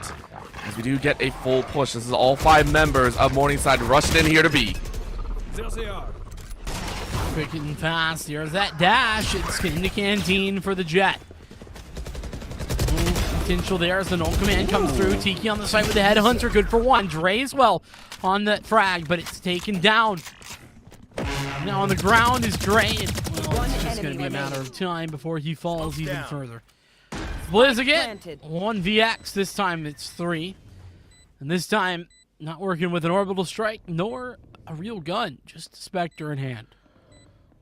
I mean, we've seen Spectres do some work, but definitely agree it's going to be a bit difficult to work with. However, if you hit those headshots like that, floating Heisenberg, you make yourself look a little bit better before falling into the respawn. That's going to be 5 rounds in a row for Morningside as they are cruising to a healthy lead so far. From 0 to 3 to 5 and 3, SC Pride now into the full buy, looking to change things up. Morningside have really done a good job of making the comeback here. I mean, it's definitely impressive on the attacker side as well. That being said, I've really not loved anything that I've been seeing from SC Pride. Like, they need to be getting a little more aggressive, and maybe this time they are. You can see they've done it. There we go. Yovanovich going to be good for 1. It's going to be trades, though, all the way back. 2v2. The Rolling Thunder now in hand. The Morningside, they've pumped the brakes here, Orbital. They're not headed in towards A just yet. Eyes open, Dre is mounting away all the way to A site. And thank you very much to our lovely observer giving us some more callouts here, as it's going to be B tree moving into whatever other B side there is, because, yeah, it's Fracture. It is going to be a hard split, though. SC Pride are going to have to run their way across the entirety of the map to try and take this, so that's going to be another about 10 seconds of time given. But the shots are made. Very nice util. They're able to sprint and get ready for this retake much earlier than expected. Very true, but the Rolling Thunder's still available, so that's a big problem. On the 0 point, don't know if it caught anybody, actually. Fragment not going to be in position either. Trailblazer doesn't find any information. The push onto the site, pretty much guaranteeing that they're in 1 of 2 positions right now. But the Rolling Thunder's still available. That's the problem. The real issue of it. And there it goes. Rolling Thunder going to be allowed to come back in. The Guiding Light going to deny Dre any sort of situational awareness. Tiki has no chance. They've taken so much time. Last player standing. They'll snap one more, but everyone is going to lose their life here. Presworld ends it with the 3K. 6-3 is the score. Morningside have secured their first half here and are ready to go to lay a few more down. 3 more rounds. If they're able to pick up 3, that would put them at a healthy 9-3 lead. And it feels like they definitely could. The last few rounds, keep in mind, have not been due to the spike going off. It's been full aces being swept out. Of course, 2 of them were, you know, just narrow differences, but it's been very, very good. Morningside have, for some reason, felt more confident on this map than before. Again, that is on the attacking side. I'm very curious to see if they have the same struggles that SC Pride do here on the defense. I love the pace that they're playing with Morningside right now. Bringing it back fast today once again, and Heisenberg on the entry. Tiki, though, has pulled the tour de force and has got that frag back into an even scenario. Yovanovich the same on the Empress, and now the orbital strike to go forward. Blizz denies Prez, and it's now 2 alive. Basically all the ults being used, but hey, those are still good. A couple low health. The Headhunter connecting on the spray. Tiki with 3. All right. You know what? If there was a moment to turn the tides, it's with the tsunami. Just wash over them with the ultis and send it. Well fought is the only thing I can say there. Yes, you burn the ultis, and now you only have your own ult to work with as well. But it did its job, right? You grab around back, you stall out Morningside, and you give yourself a little bit of a breather, right? You took the round, you got to feel confident in that, and now you're building up your own econ. 4K, 3K, 2.9 on multiple members of SC Pride. So these next 2 rounds should still be affordable to them. That's a good point, you know. Definitely creating a little bit of a breather there. And of course, there's only that tour de force. I say only like that's a, you know, not a big ultimate. It is. Liz going down early certainly ain't great either, and Blinks has got so much information. Ivanovic giving it away, but is prepared actually. Sort of baiting Blinks in, and there's that tour de force. Very, very strong. 3 alive for here. For SC Pride, excuse me. And are they going to find a bit more? So right now, 4v3, SC Pride need at least 1 or 2 more picks to really make this work. Tiki hiding in the smoke. You get a swing, you found 1, but you know 1 more is there. Nice little bolt to the back corner. It lands without really giving any information out. Lack forced out into the open for the time being. And immediately a disable as the suppression goes in, but Lack is still able to hit the headshot. What a phenomenal play as Tiki is going to find that kill. It also drops a spike. That's very, very important. 1v1 going to occur here very, very shortly. Digital realizing that the position has been given away, but the shots are more centered as Tiki loses their 30 life. seconds left. Trey, can you make this happen with the Phantom? Maybe or maybe not. 25 seconds. There's only really 1 spot Morningside can go to. You're hunting, swing, and you hit it. 87. That's plenty to work with here as it's down to the wire. No time, that's the real problem. 15 seconds, and you can see Heisenberg has to start to pick up the pace.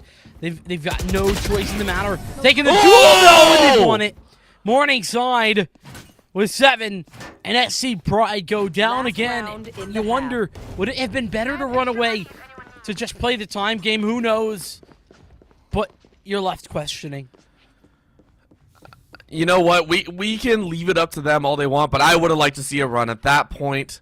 Keep the gun, keep everything available. You did your job. That was so well fought from SC Pride, but you maybe got a tiny bit greedy. You thought you could get the swing, but Heisenberg so far has had, it might not have been the star of this game so far, but has had some amazing standout moments, but so has Ivanovic. What a great 2 frags to open things up. And the dismiss to get away as well. Back to your point on Heisenberg, though. You're absolutely right. You know, they had a really slow start before, and has really stepped up big time this time out. But we see a trade come through. This is going to leave us in a near even scenario. Oh, Tiki probably should have had that if we're being really honest about it. Goes back for more, can't get it. 3rd time even is denied, and the aftershock going to come through in order to deny further. That being said, the Rolling Thunder finally going to come in, but Lack wins the fight anyway. That's ridiculous. Lack winning 2 fights while fully engaged with the Rolling Thunder. Blizz on the side, it's denied. It's Blinks with 2, and Morningside have 8 on the half. Switching Where did this Morningside come from, Vincent? Where did this squad come from? That's what I want to know. This is not their map pick, and yet they're playing it better than their map pick. That's what's happening here. Morningside are crushing it here. And again, we don't know if this is an attacker or defender side of map. This next hash should give us a bit more insight into that, especially with how SC Pride like to play. If they also like to play aggressive, great. That might lend itself that 4-round, the 4 rounds that they've won might be able to give them a nice little cushiony play. But so far, Morningside seem to be firing on all cylinders at this point, though. Conductor's baton in SC Pride's hands. Where do they want to go? How do they want to aggress? Are they going to go slow or fast? And are they going to bum rush or not? Eyes are open as we see the movements coming through. Taking a chance over here through A-Hall. Honestly, quick A certainly seems like a go-to idea this round. We're going to see that come again. Riding Light going over the top. Blinks is somehow still alive to get a kill there. Goes 1 for 1. That's ideal. considering the situation they were in. Dre putting the spike down while Sivanibus finds more in the way of frags. Even the third dismiss away. And another great round there for the Reyna. All right. I see how this is going to go. This is going to get aggressive and out of hand very quickly.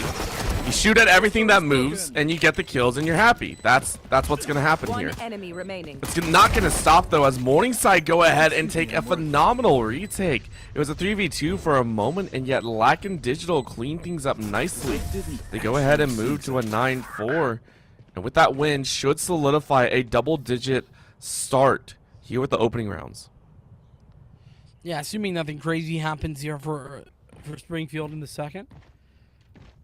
And it's looking like more than likely that's not good. That's going to be the case, that nothing crazy is going to happen. You can see all but one, in fact, here of the SC Pride players not investing much of anything at all. And in fact, I'm sort of questioning Givanibus. I mean, that's a lot of investment. You know, I understand they got 3 kills, but still. It's nice, but now it's all about this setup. You can see here, SC Pride did the same thing they invested in, as you were saying, and now kind of working with what they got. This is out. Shots go wide as Givanibus again with that silence weapon is going to get one before falling. Scuba finishes off Blinks, though. That hands weapons right back. SC Pride feeling okay, 4v3. You haven't taken out Lack, though, who at this point counts for 2.5 people, I think. Certainly been showing a very strong look in Game 1 and Game 2. At 28 there in Game 1. Not quite there this time. Morningside, a couple of good kills, but now they're down by a player. Blizz might be finding another good timing. He knows there's at least one more player here. He's got that spot on towards one. And in towards Canteen is one other. Dre on the site, gonna throw the plant down. Black point over the top. He's gonna be able to deny Dre. And something that I'm noticing here is SC Pride are continuously walking in one by one. There's no real sync to their entries, and it's caused them to have issues like this. Morningside are much more, I want to say, stalwart in their decision to move together. You saw it there. SC Pride had the angles appropriate. They had the right movements. You could see it. The flanks were opportune, but they all swung at different times, and it makes me wonder, did I just miss it the last few times? Is that why SC Pride are not winning these rounds? Is they're desync, they're trying to take 1v1s. Either way, it's down to a 4-10. We figured this was going to happen, but I definitely feel that second round was doable. Yeah, I agree that they are desynced. You know, you're in a 3 versus 2, and even with a disadvantageous weapon array, you know, that should be yours most of the time if you play it together and play the trades. We just saw individual duels come through, like you said, and it was to SC Pride's, you know, negativity. They just couldn't find it. Morningside now with a real good chance. I mean, they got a 6-round advantage. They got double digits already into the first round, and here we are. The A push coming forward. There's one player on the site. Ooh. Well, the weapon's hot this time. Givanibus is looking much, much better. And again, keep in mind, Givanibus has, I think, gotten multi-kills in almost every single round, at least 2 each time. Just a little bit difficult for the rest of the team to follow up, and that's why the Empress is coming out here. Good call down. See a 4v4 racking their brains right now, and it's a very dangerous spot to be in. 3 in the back of sight, 1 off on the flank, and 1 is definitely going to meet that problem. Blizz is going to realize there's a few members. Catches 1, catches 2. Givanibus finishes off 2 as well. Scuba is going to finish off Digital before Digital takes, or after Digital takes out Givanibus. And finally, Pride are able to take a round that they were slated to win at the start. Weapons are hot now. All members should have rifles in hand, except for Heisenberg, who is still sitting with that Spectre. Heisenberg has money. Has, you know, 1,050 there back. Okay. Well, the Spectre is a little bit different, and actually Morningside, you know, because of the amount of damage done in one of those eco rounds, they really don't have money to full buy like they should. So SC Pride winning that round actually means a lot more than it would typically mean. And that's a very well-placed fault line as well. Ivanibus is good for it. Going to find some success. The 0 point goes up towards heaven to find out some information. There's just at least one player there, and that's Lack. Playing with the shorty. Close range, Dre to plant that spike. Spike planted. Morningside playing the... Oh, Tiki. Oh, boy. Tiki's looking. Tiki got it, but not before Lack was able to take out Blizz. One enemy remaining. It's down to very quick snaps. Again, now we're seeing why this map is so good, it seems. Vincent, I hate to say it, it feels like attackers have a little bit of an edge here. I mean, I wanna pump the brakes so there. we have very, very small data here. But certainly right now, that is the case. But that being said, we also haven't seen a full gun round yet. Morningside now have their weapons out for real, and they made that last round a little bit more dicey than it could have been. And a couple nice kills on the backside. Shorty getting involved, and here's that tour de force as well. And Lack so far has been kind of neutralized at the start here. Now with the aggressiveness of Ivanibus, it's got some problems. However, we are going to see a little bit of a flash as Lack immediately has to teleport back. Couldn't even get a shot off, so it is going to be one option taken out. Lack is now going to lose that teleport, that opportunity to change out, but Lack is able to get a spray. Ivanibus takes out Blinks. Lack is going to find Scuba and immediately can't pull out a better weapon. Dre is going to find Lack. 3v3 now. Main fragger down, which gives a hefty chunk over to Pride, but that's going to be the orbital strike. Dre barely gets out of the way to safety. Blizz is able to find Heisenberg, and it's feeling a bit better. SC Pride starting to find their rhythm.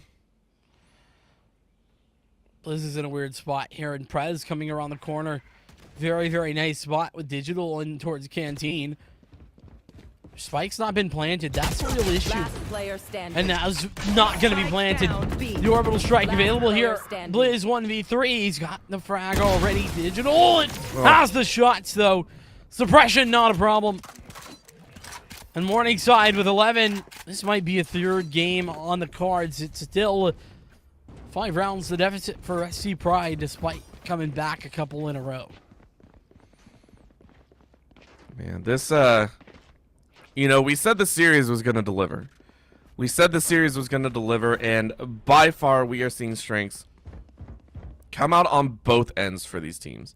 Both teams have given us a lot to kind of look forward to, and honestly, I'm leaning towards the side that if SC Pride don't win this one, right, that is going to be, this feels like it's going to be their last gun round. They fully bought out. They win this one, they have an opportunity later on, but it's going to be a rough one to try and claw back. Out goes the smoke. SC Pride. Go ahead, close the doors on Prez World, who is ready to go with a little bit of util, trying to give the team a bit of information back. That's should have been Scuba's kill. Doesn't quite go their way. Seekers go out. They're going to continue what has been pretty much just a stun after stun after stun here. SC Pride not really making their way forward very much, despite the heavy investment of utility. How many judges does Morningside have right now? Probably one too many is the best way to put it. I see like 3. Oh, well, they're getting some good stuff as Blizz is able to find Prez World. 2 judges is what we got, and then a frenzy on the back end, so that is going to be Digital and Heisenberg ripping through. And Morningside seem to have found the perfect number. SC Pride. One enemy remaining. Feeling like they're lost a little bit. Lack is going to pull out the judge to finish things off. Heisenberg with another reset. As Morningside put themselves on game point, ready to push for game number 3. Yeah, Morningside on the map point here. Third map is looking likely. Now, granted, to be fair, there's not a lot of weaponry available for SC Pride, but they do have a plethora of ultimates ready to go. That Tour de Force is one that comes to mind instantaneously, but of course, the null command ain't bad. Empress, obviously, that clutch potential always coming to mind, and with Ivanovic doing as much good work as they have been doing. Certainly not a bad idea. Not bad.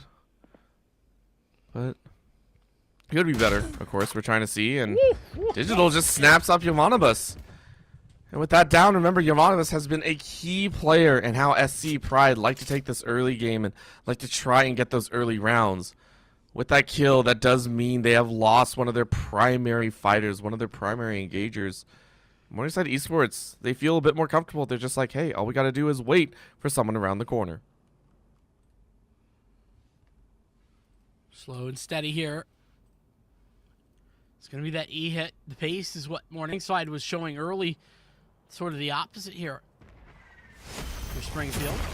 There we go. 0 point to come out, but it's not going to deny Blitz. Or Blinks, excuse me. Tiki, though, does. Everybody coming out.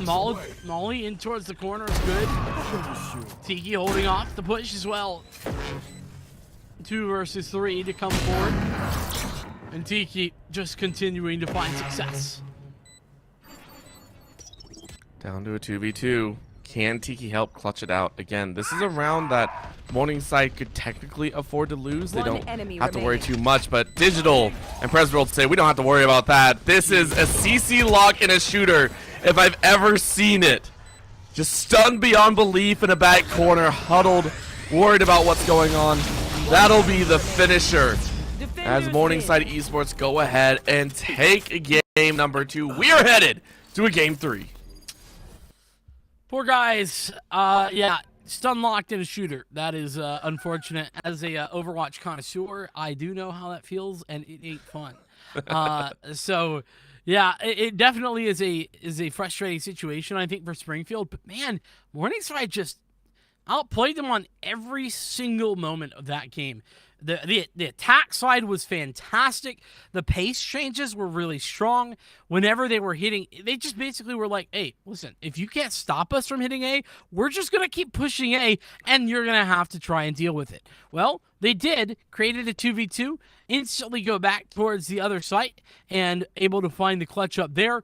And then on the defensive side, for the offensive side of Springfield, it just felt like they could never really find a consistent level of success, even when they were winning rounds. Even against eco players, they were losing duels that they really shouldn't. So, and a lot of that had to do with the sheer amount of stun and flash utility that was there. I feel like that was being used very, very effectively as well. The breach play for Morningside, along with the Sky, I think that's what they were running, was very, very strong. It's very, very powerful. And again, this is something that actually really impresses me, because if Morningside do work their way out and are able to make it into the semifinals after this game number 3, it's going to be a statement made. As you were showing the stats, a very low percentage of teams have actually played Fracture, actually have it in their wheelhouse. And now we're realizing that this could be a major surprise for a lot of people, right? Now you realize that Morningside have a reaction to this Fracture map, whether they like to put it out there or not, and that's something for teams to kind of worry about in the future. They have now just put a very large target on their back, again, if they can make it past this game number 3. Yeah, it's a good question. They're going to have to do that. And, Ivanovic was so strong there, and it didn't matter. 6 first bloods over the course of this game.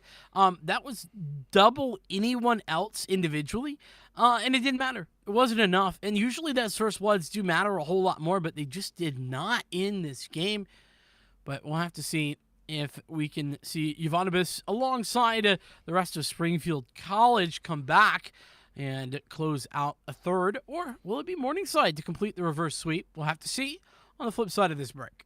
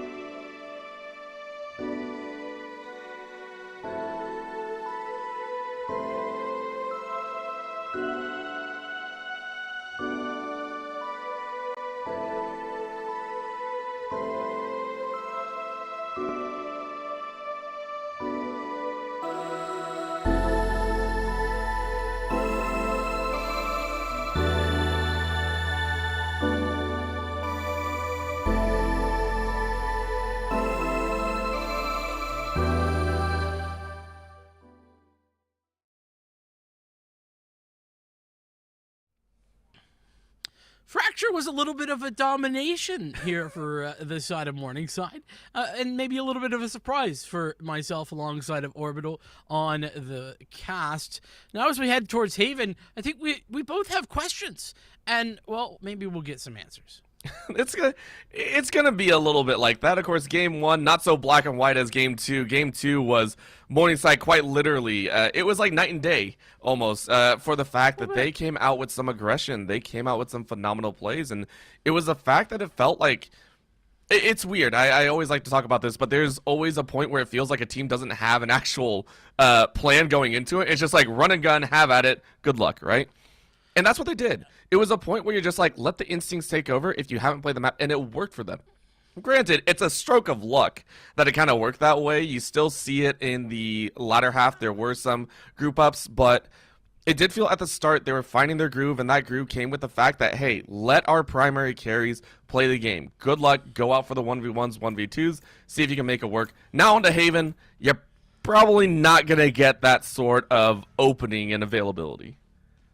Well, I think calling it a bit of luck is maybe the wrong way to put it. There was definitely some good ideas from Morningside. The pace change especially was very strong. The trading of utility was incredible. They were playing the Breach and the Sky, and it was wonderful. Now, we're going to see how things go here on Haven. We have some memes on the other side for Springfield, but Morningside probably looking to lock in most of these picks. The Viper would be a bit of a surprise for me, but otherwise this is looking pretty standard. Mm-hmm. Very, very set up, and for Morningside, they're going into this with, I want to say, quite a bit of confidence, right? Game 2, they rolled it pretty well. A deciding map is always one that both teams feel like they have an even chance on, but for Morningside, they're coming into this with a very a little bit of bravado under their skin, Choose right? your agent. Most notably, Blinks had a phenomenal time. Lax still had an amazing time. Digital really stepped up in that game as well. So those are the three players that I still want to keep eyes on. Heisenberg and Presworld did their job, but with Heisenberg now on that jet once again, this is going to put a lot of weight on that player, right? Game 2, a little bit less so this time around. We got to see that jet hit those shots and really make those opportunities for the team. Certainly. We'll see what that looks like. Is Viper not confirmed. That Sova is what we would expect. And, you know, the Sage is a little different here for Haven. I definitely don't tend to see that Sage very often. In the Reina, for that matter. I mean, it's definitely not exactly a norm here when the Jet's so strong, but hey, that's fine. Ivanibus has been a very good Reina, all things considered, so I'm not really worried on that point. But the key differences here going to be that Sage, comparing and contrasting that to actually the Chamber, even though that's sort of not the same role, but they're both Sentinels, and that's kind of what you would tend to compare and contrast to. And then of course Tiki going for the KO over Blinks' Sky. So, you know, which one's going to do better? How are we going to see that play out over the course of time? It's going to be a little bit of a challenge, but I'm expecting SC Pride to come out with some nice pistol wins. Again, this has actually been their bread and butter, as they have had a very nice time here in the opening rounds. It's always a lot of rounds that they kind of struggle with, so can't wait to see what they can do. Of course, with that wall going up in Garage, it is going to stall out a majority share of what Morningside Esports were wanting to do. So they're going to rotate over. It's going to be a quiet walk through short is where they're going to chance, and uh-oh. Bubba's, you have a knife out, and that's not what you want to have. You can't shoot bullets with your guns on safety, man. Come on. Unfortunate there for SC Pride. The start is not what they were looking for. The spike not quite planted. Now it's going to go down. Lack adjusting. As we see the Recon Bolt going to be coming out for its width, but you got to wait on the dark cover to fall down. There's the rest of the dark covers being put up. There's a 0 point, and here comes the Recon Bolt. Paranoia out. Maybe finding one, but they gotta pull the pin here. Start to move forward. Tiki, there we go. A nice opening. Ooh. It's Presworld to run out of bullets, and Lack only good for one on the trade. Make it a second before Blizz, comes away with two. A big moment in time there for SC Pride as they take the pistol in map 3. It's very, very good to be held onto, and now they go ahead and give over the defuse. I think they gave it to Scuba there, so Scuba able to pick up an extra charge on the ulti. That might be something to play for, but of course, Lack once again in the driver's seat, 2 1-1 to kick things off. Sheriffs are out, though, or not sheriffs, my brain is not working with me right now. Spectre and a Bulldog is what we're actually seeing. Tiki gonna go ahead and buy up with a little bit of light armor, so powerful rifles to try and ensure SC Pride are gonna run these first two properly. I'm surprised to see that Morningside aren't really investing anything, maybe even a sheriff to try and play with, but it is going to be that headhunter just to work with. Early Recon Bolt going to give it away Tiki's position. There's one. Lacto, meanwhile, is good for that trade. Paranoia catching Tiki, probably not ideal. But Tiki's still going to double down and find Digital. A third here for Tiki on the site for SC Pride. Going for more as Scuba's now here for the helping hand. Lack is certainly lacking any health to work with. Scuba for 2, a full house between them.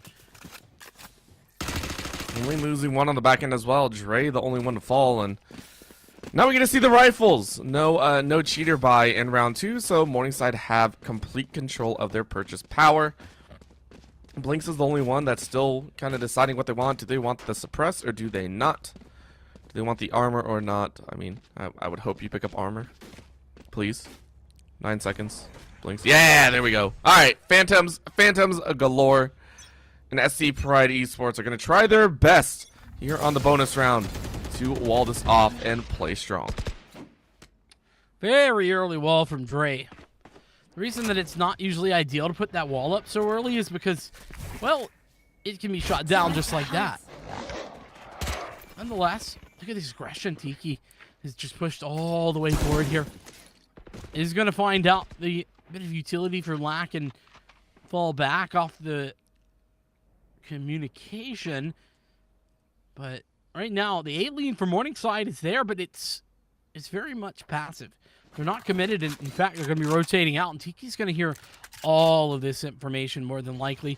As you see that, though, Morningside are very, very passive. They're walking this out.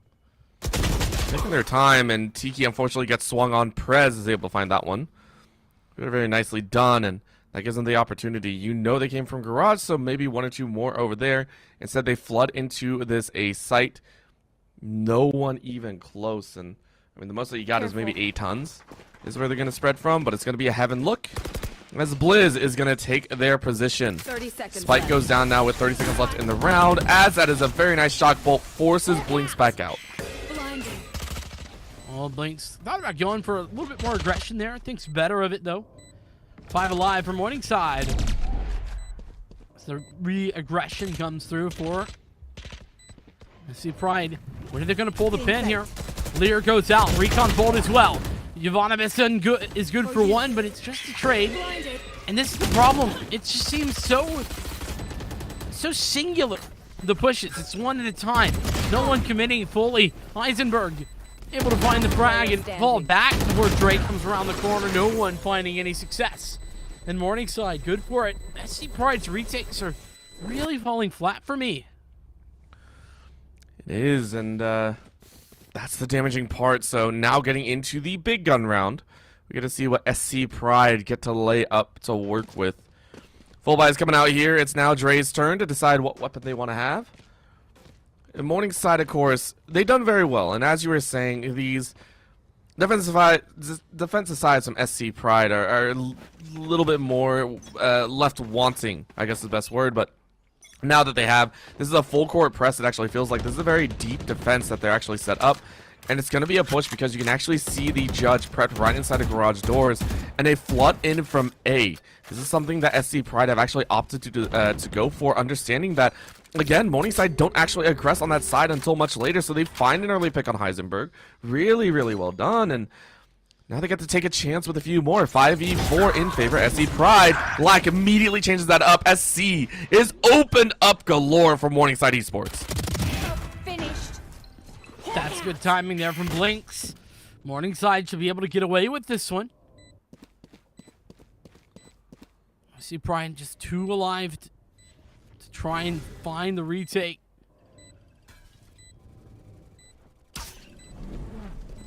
Paranoia missing out. Yvonne's a nice dodge, but it's still not good enough. The recon bolt finds lots of information, but time's been ticking so far.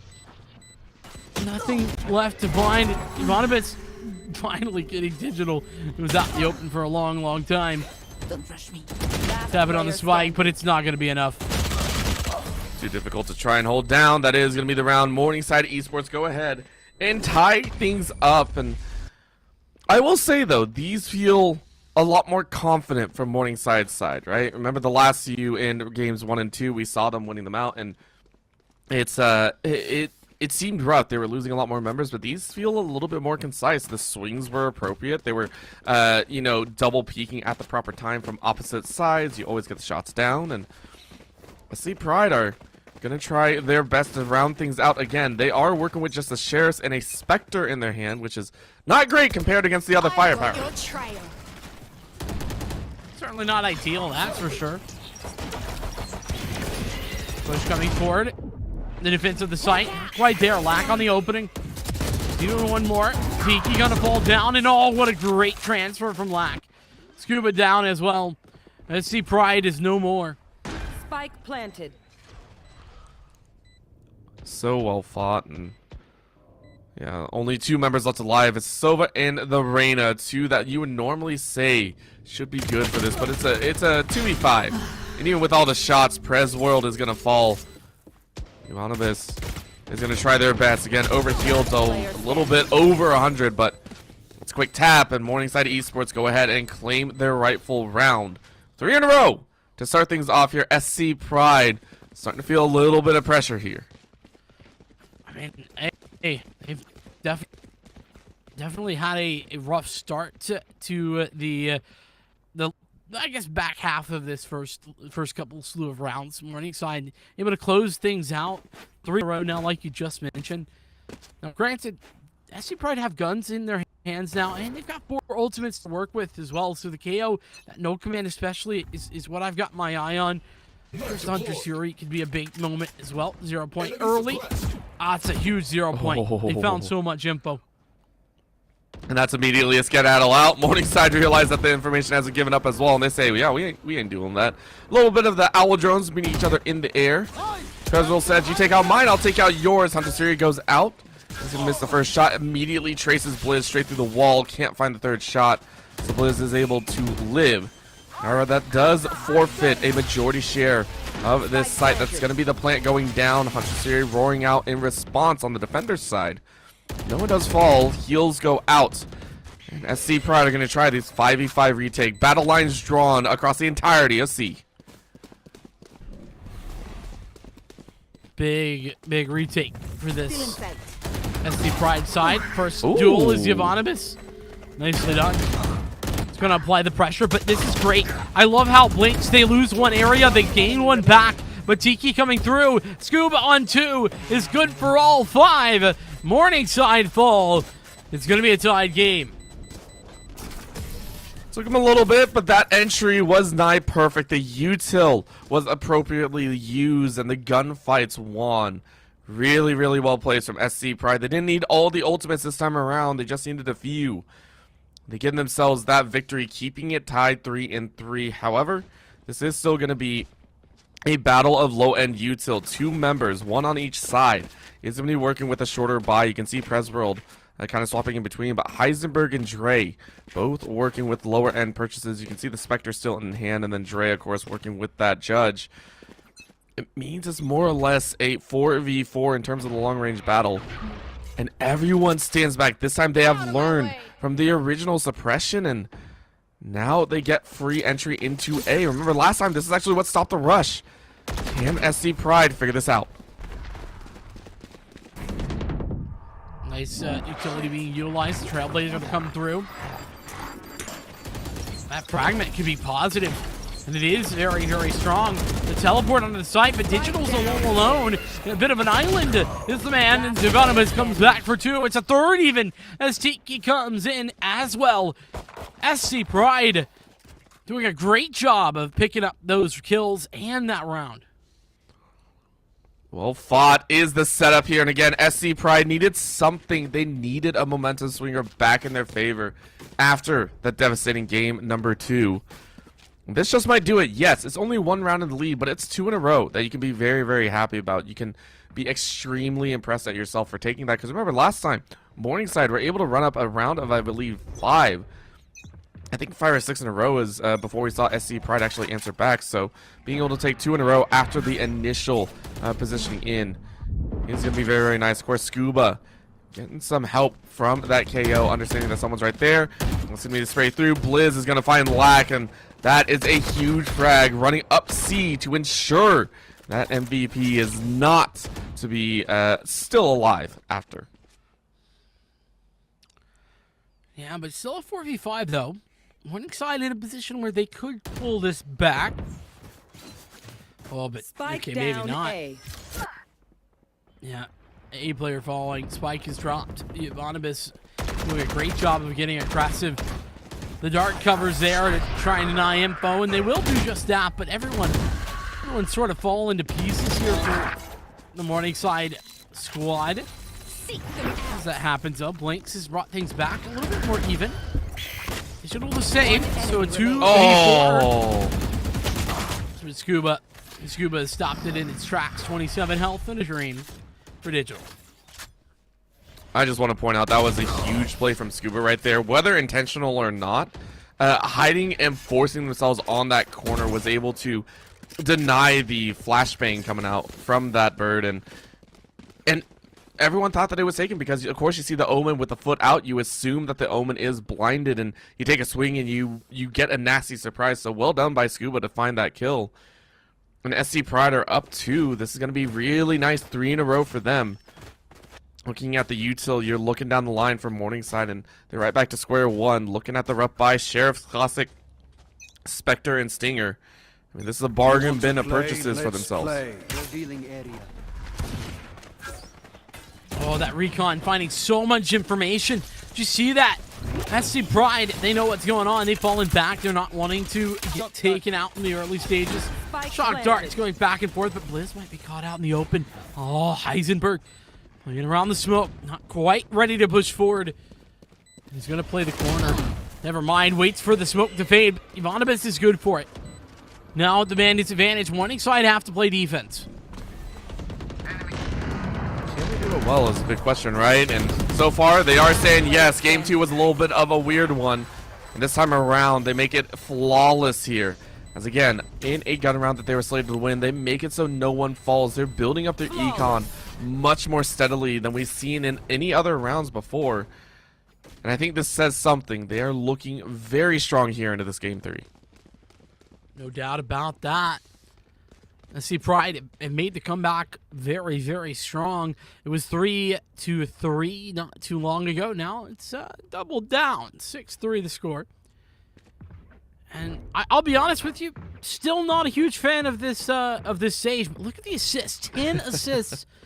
Dre's certainly keeping him healthy over there. You got to give credit where it's due. And though I don't think the wall is really having, or the slows for that matter, having the same effect that I would have liked, it's certainly giving them early information, and that's kind of what your Sentinel is meant to do.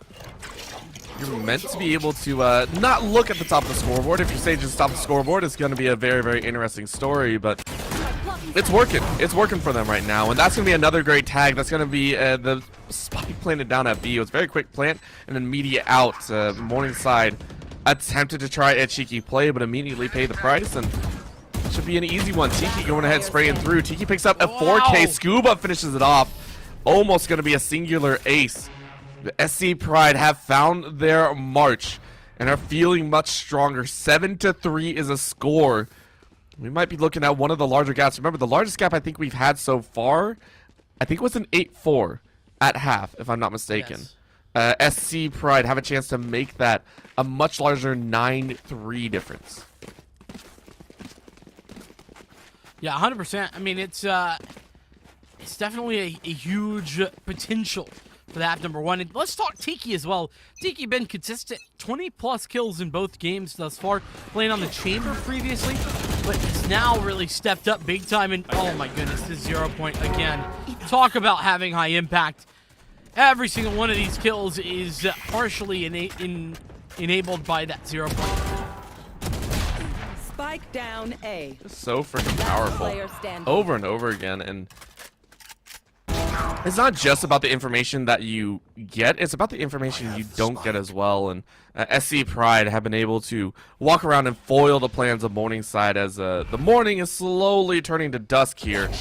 And Digital, I'm not sure if that's where you want to be, because Tiki read it like a book, saw the util going out, and Morningside paid the price. 8-3 is the score. Last round in the half.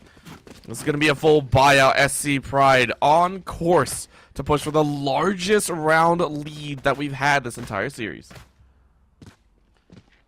Yeah, this is very impressive from SC Pride. I mean, they got kind of smacked around on their map pick of Fracture. I'll be honest with you. But this defensive side of Haven has just been fantastic.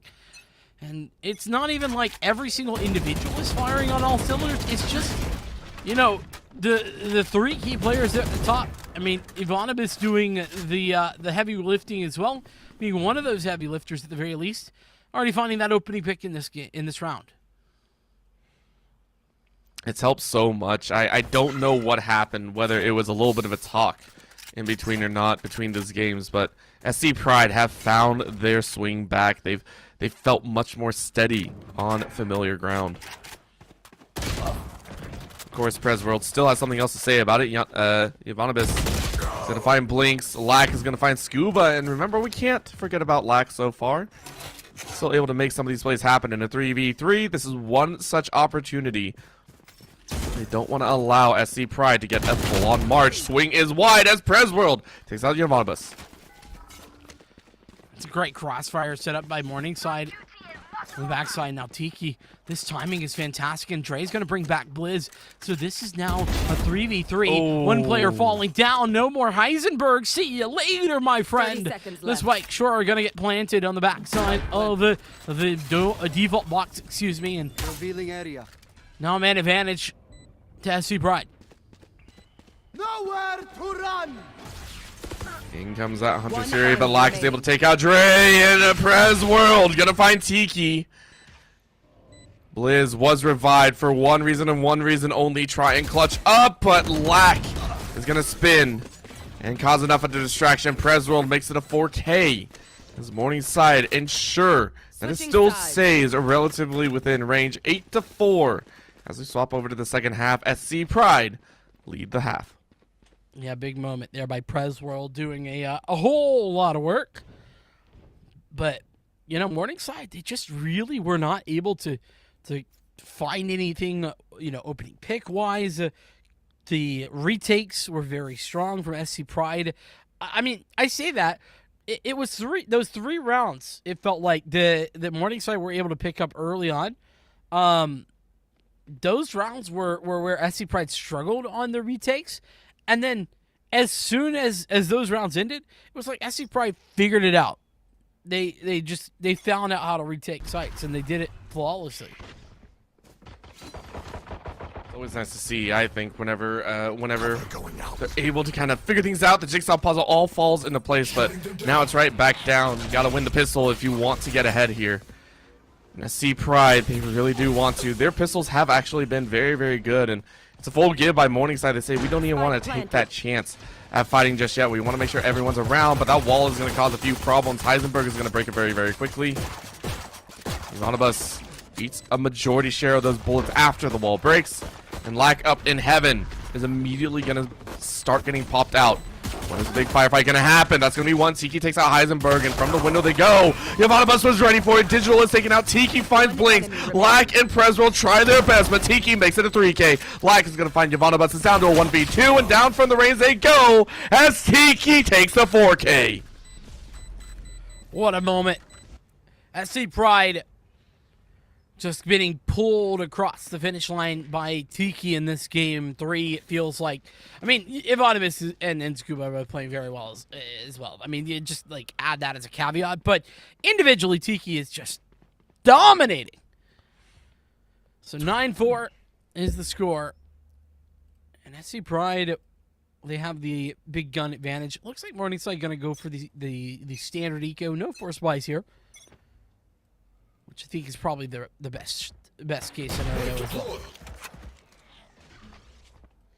You'd hope so, of course, but you never know with some of these players. They're always deciding to try stuff out, and that'll be a catch out of Blinks. Blinks now notified of a very large presence. Immediately, all of the util thrown down right in that doorway, which now leaves the sides exposed. Blizz and Ivanobus take one apiece, and they're now going to clear out A. It is a 3v5 retake.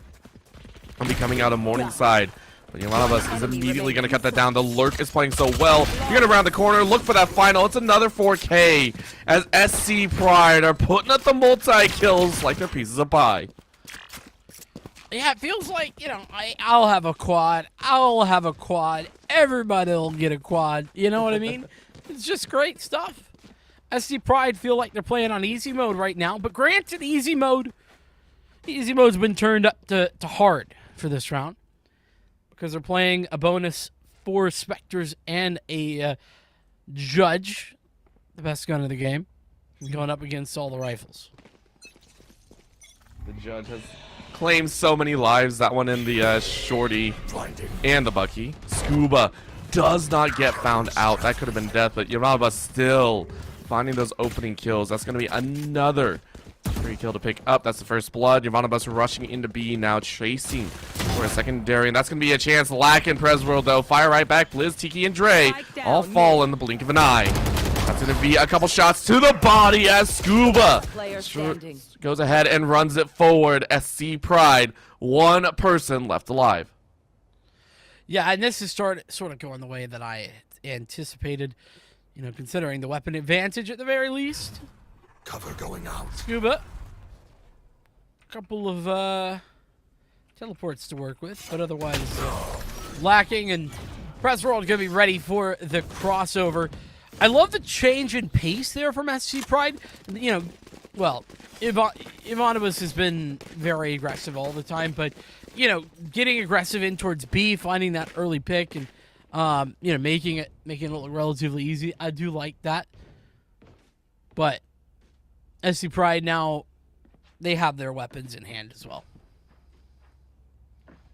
Feels nice that they're able to pick it up, and now the question goes, how do you come back from this? They've done it before. They pushed very close to a finisher, but it's a difficult one to climb. Can they make it happen? Eyes are open here at the start. Going to be a little jiggle peek. Tiki was able to bait out one and is going to be able to find Perez World. Immediately getting pinched, though. Digital tried to get away with the teleport. Can't make it happen. Oh, Tiki over the top is denied by Lack.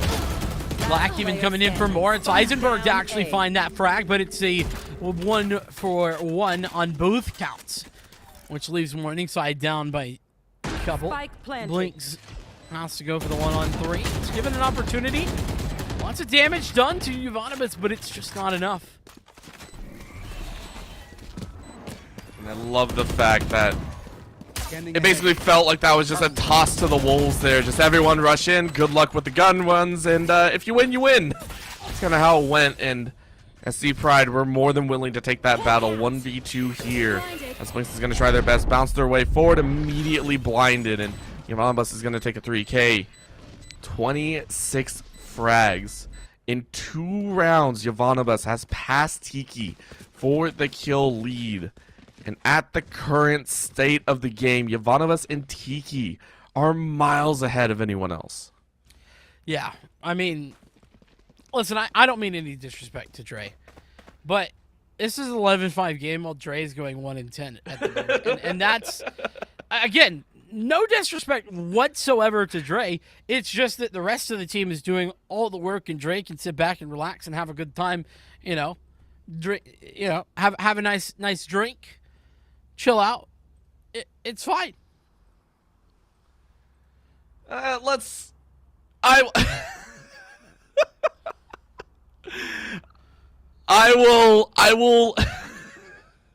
will give some credit back to Dre though. Again, when you're put in a spot, I feel there's definitely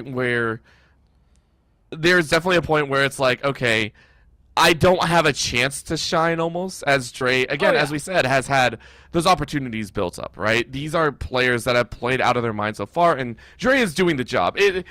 Whenever you're surrounded by excellence, the mediocre or more than mediocre still feels and pales in comparison, I feel. I think that's what's happening here. There's only so many kills to find. Yeah. Again, I don't mean any disrespect. And look, 14 assists. I mentioned that before.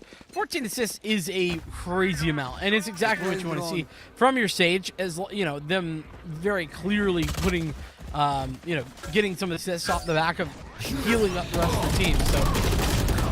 No command being put forward. It's going to be Tiki going down. Should be Rez back up the wall to create the space to allow that to happen. 4v4. Tour de Force is in. Blizz, though, was found another, and Heisenberg falls. Heisenberg is going to fall. Lack going ahead with a Tour de Force. Is going to find one. Tiki is going to take out Perez World.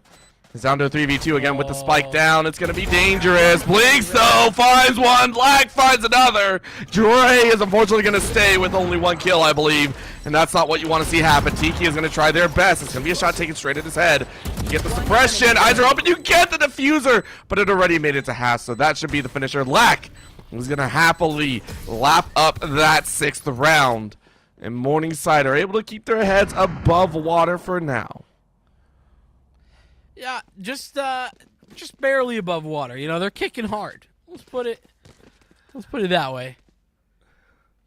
Morningside, but they've done well to bring it back, right? The problem is stringing rounds together. We haven't seen them do that once since the opening 5 rounds of this half. So, Morningside need to win this coming round as well, because we saw what happened last time. They win a round, lose a round, and instantaneously are reset economically.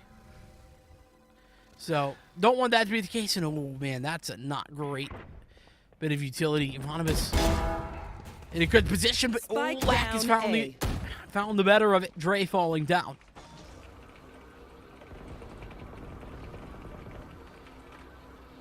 Of course, it is a little quiet pull in there. Perez is going to try their best to find someone. B play, and that'll be Blinks actually winning it out. Okay, so top fragger is down. Morningside Esports might have found a second wind here. Unless SC Pride. This is going to be a chance. Seekers are out, roaming around. Who is going to find what? Blizz able to kill that one before it gets too low, and this recon bolt could give a lot of information, but they're not going to chance it.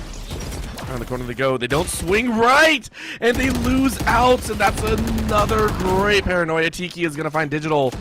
And they even things out 3-3.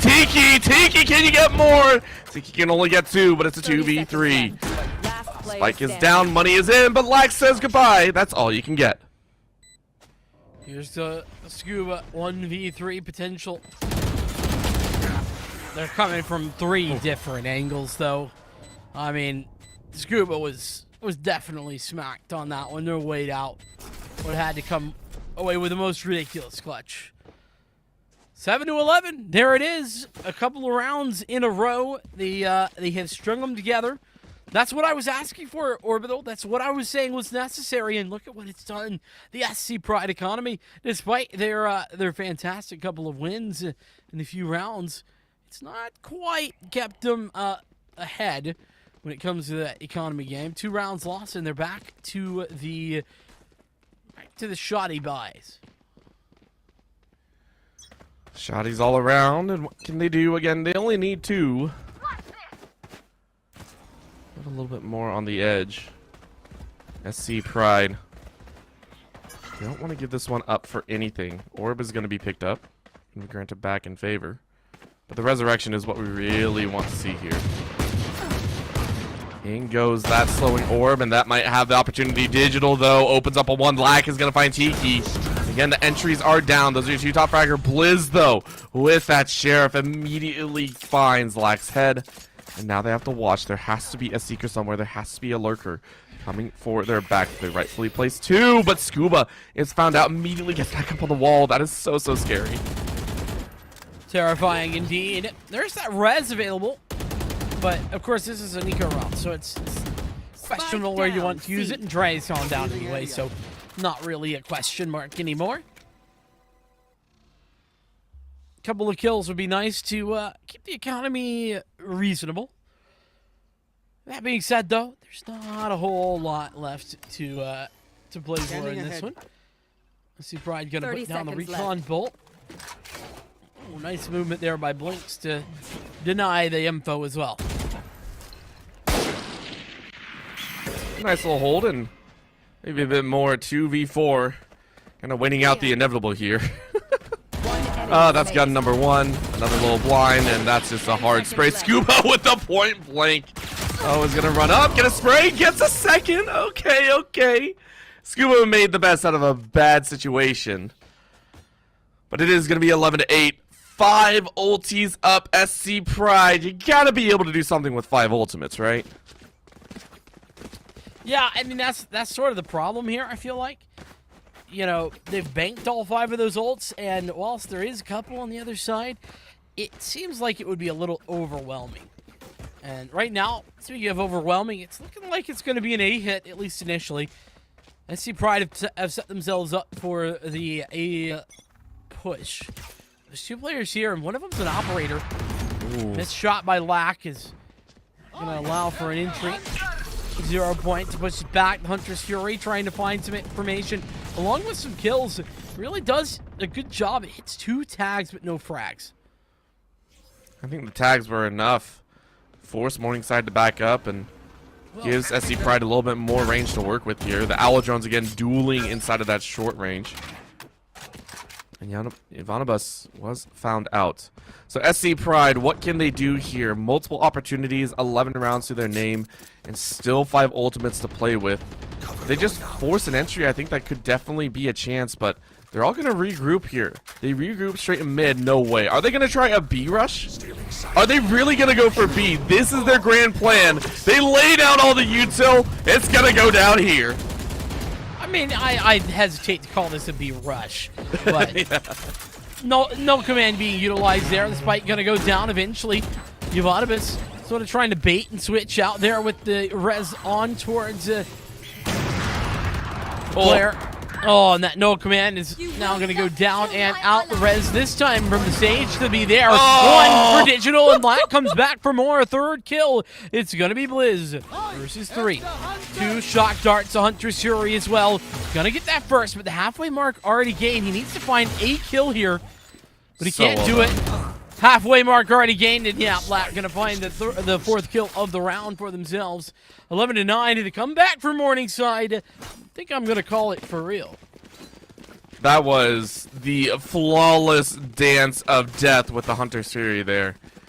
He knew exactly how to bait it out, and knew exactly what to do, and then find out where the shots were coming from. So that is 3 ultimates down that Morningside spent nothing for. And now they have their own tour de force out and ready to go. That is most likely going to call down the Empress. And then from the shadows, I mean, what can you really do with it, right?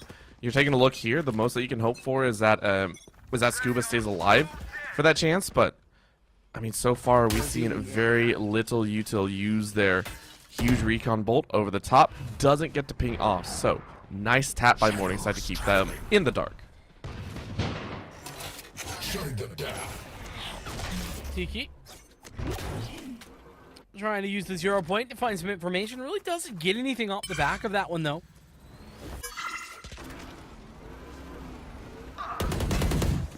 Ivanovich, though, there's a nice opener. Tiki unsure of why they didn't take the initial shot there. I mean, it would have been tight, but still, they've gotten the advantage. Now, an interesting decision. Spike down. Gonna use it from the shadows to get back into the site. So the 8 site clear, courtesy of doubles from Jovanovic as the overheal even comes to fruition. Default box is there, gonna plant it down, so a big opportunity, even on the eco round for SC Pride. Come here. Jovanovic is going to find Heisenberg hiding under the wings, but Blink is going to find Blizz.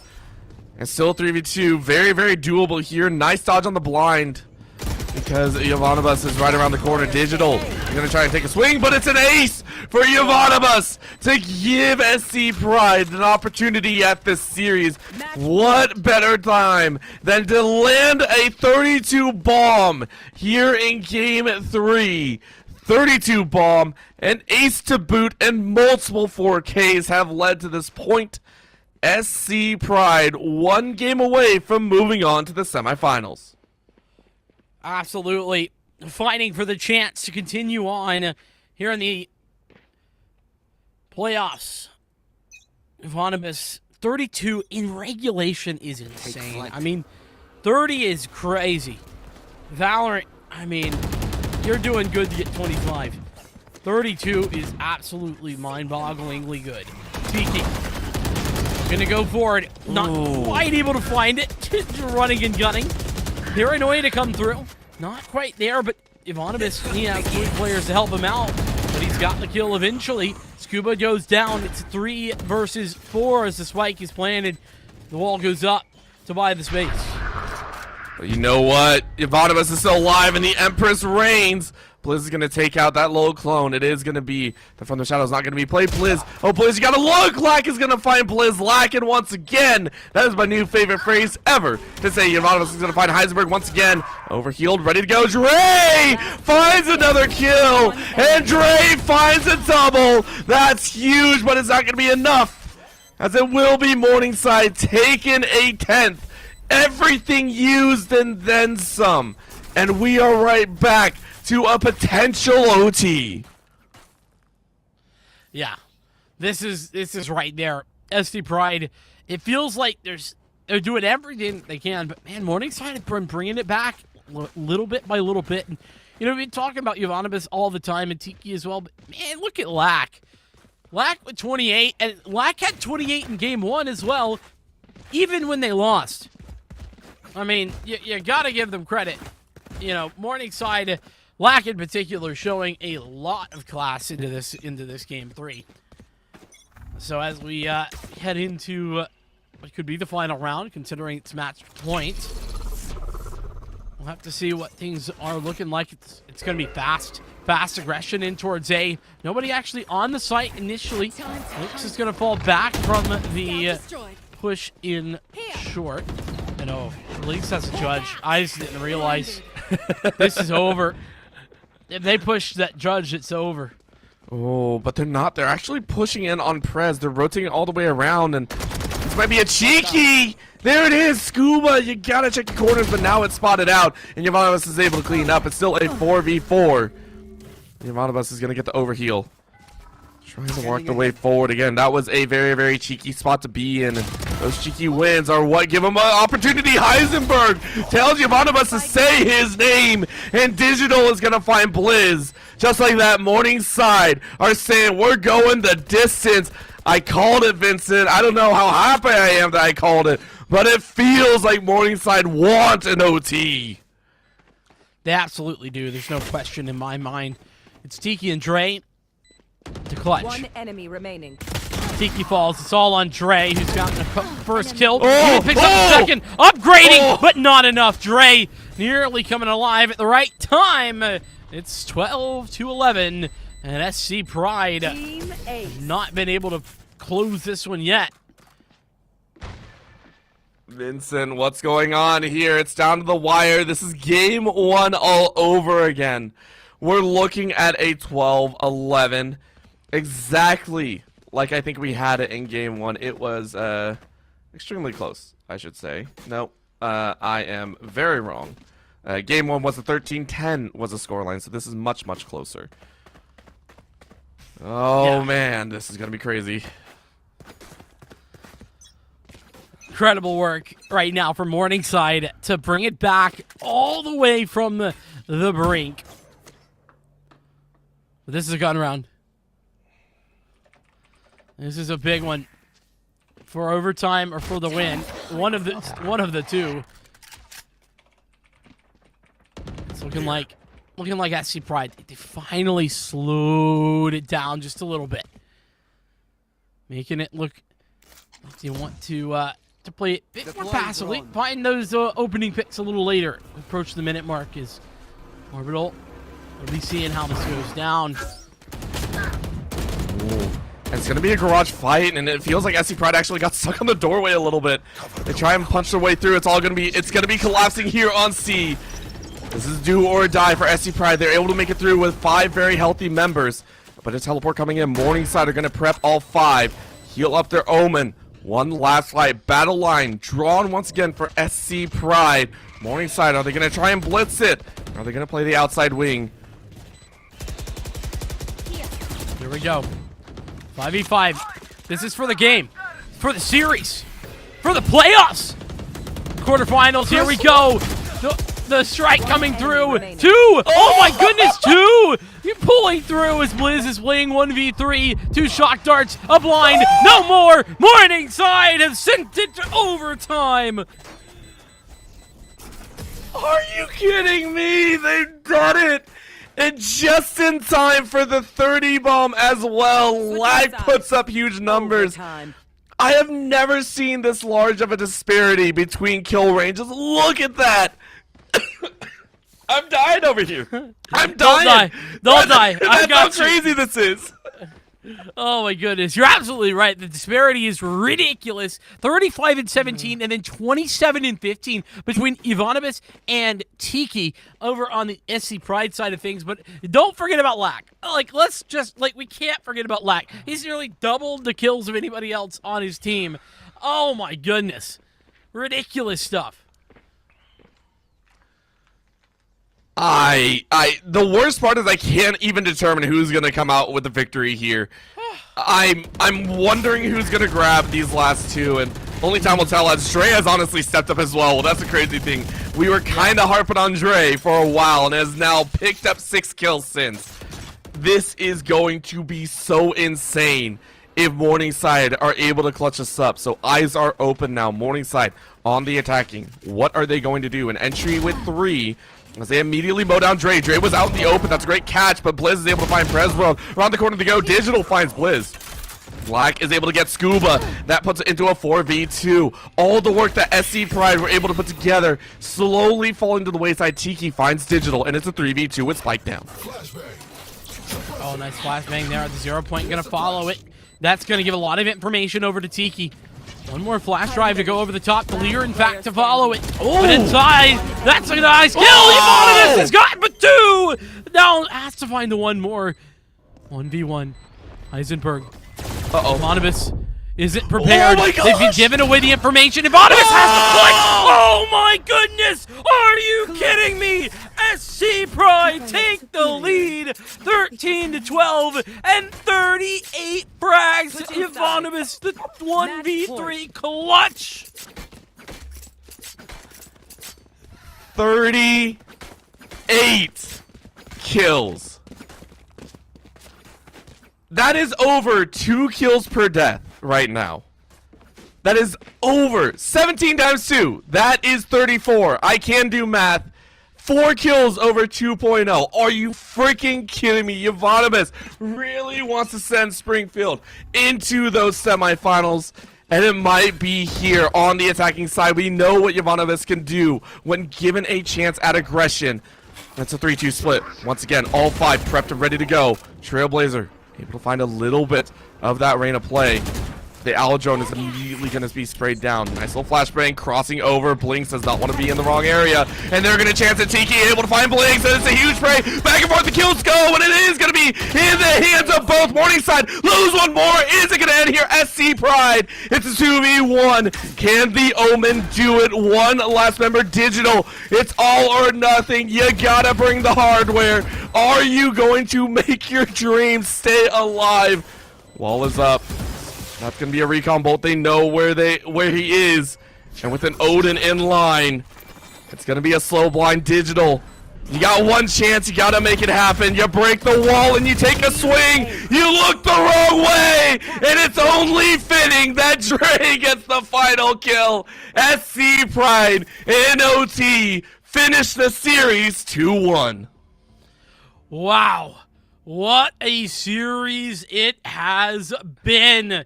A final score of the 14-12. Oh my goodness. And I mean, I don't know what the final score was if Ivanovich hit the 40 bomb or not, but I have it here. Hold on, let's take 39. He hit 39. Couldn't quite take it to 40. But I don't know if I've ever seen someone have right at 100 econ rating, but that's what Ivanovich has. 10 first bloods. 10 first bloods as well. A near 450 combat score. I mean, I'm not a stats man all the time, but damn, that's impressive. That's one that you are 100% clipping. This whole game, I would say this whole series, but this game in particular was a standout performance. And it's hard to say. There are times where you're watching series and you're like, yeah, the entire series, this player was solid. This one was the one to watch the entire time. You can't really outdo your own play. That's what it kind of feels like. Ivanovich somehow did that across all 3 games, continuously escalated it. And that is one for the books. You can't knock Tiki either. Tiki was ramping it up at the beginning of that game 3. Was at a 20 bomb before Ivanovich. That's just how crazy it was. So congratulations to Springfield Pride. Well-deserved fight over a very tough opponent. Yeah, I mean, listen, this Springfield College roster, they did everything that they needed. It literally took an out of this world performance for them to overcome. Now, granted, to be fair, only they were in that situation because of the fact that Lack and everyone had some moments there for Morningside, but Lack in particular, 33 kills, really helped bring it back and hit that overtime marker. But man, gotta give the MVP, if you're asking me, over to Ivanovich. Not only had 39 that last game, but consistently was up the top there for their team in every single game over the course of the entire series. It was impressive, Orbital. It's one of those moments where you're just looking back and you're like, gosh, dang it. I mean, over that series itself was extremely long. You can literally see the time passing from my camera right now. When we started this series, I could still be seen. I didn't look like a demon coming out from like the dark here. That's how long this series was. These teams battled it out to the absolute limit. And I love that fact. That is what playoffs is all about. It is about bringing out the best in both teams and laying it all out on the line. Well, It's been a fantastic evening. We've had a whole lot of quarterfinals. We've had a whole lot of great matches, and we had a map 3 as well, and overtime to close it. But the quarterfinals have been finished here, at least for the NECC stream. It's going to have to be the end for us. But listen, it's not over. Playoffs certainly aren't over. We're going to have semifinals coming up next week and then finals after that. So make sure to continue to tune in over here on the NECC channel. Myself, Vincent, alongside Orbital. And of course, we couldn't be here as well without our fantastic friends working the production, Wolby and Bryce, doing so much work for us as well. You wouldn't see our beautiful faces if it were not for them. So with that being said, make sure to tune in next week for some more awesome Valorant action. And, well, continue tuning in because we got all kinds of games coming at you pretty much every single day, and it's playoff times. We'll see you next time here at the NECC.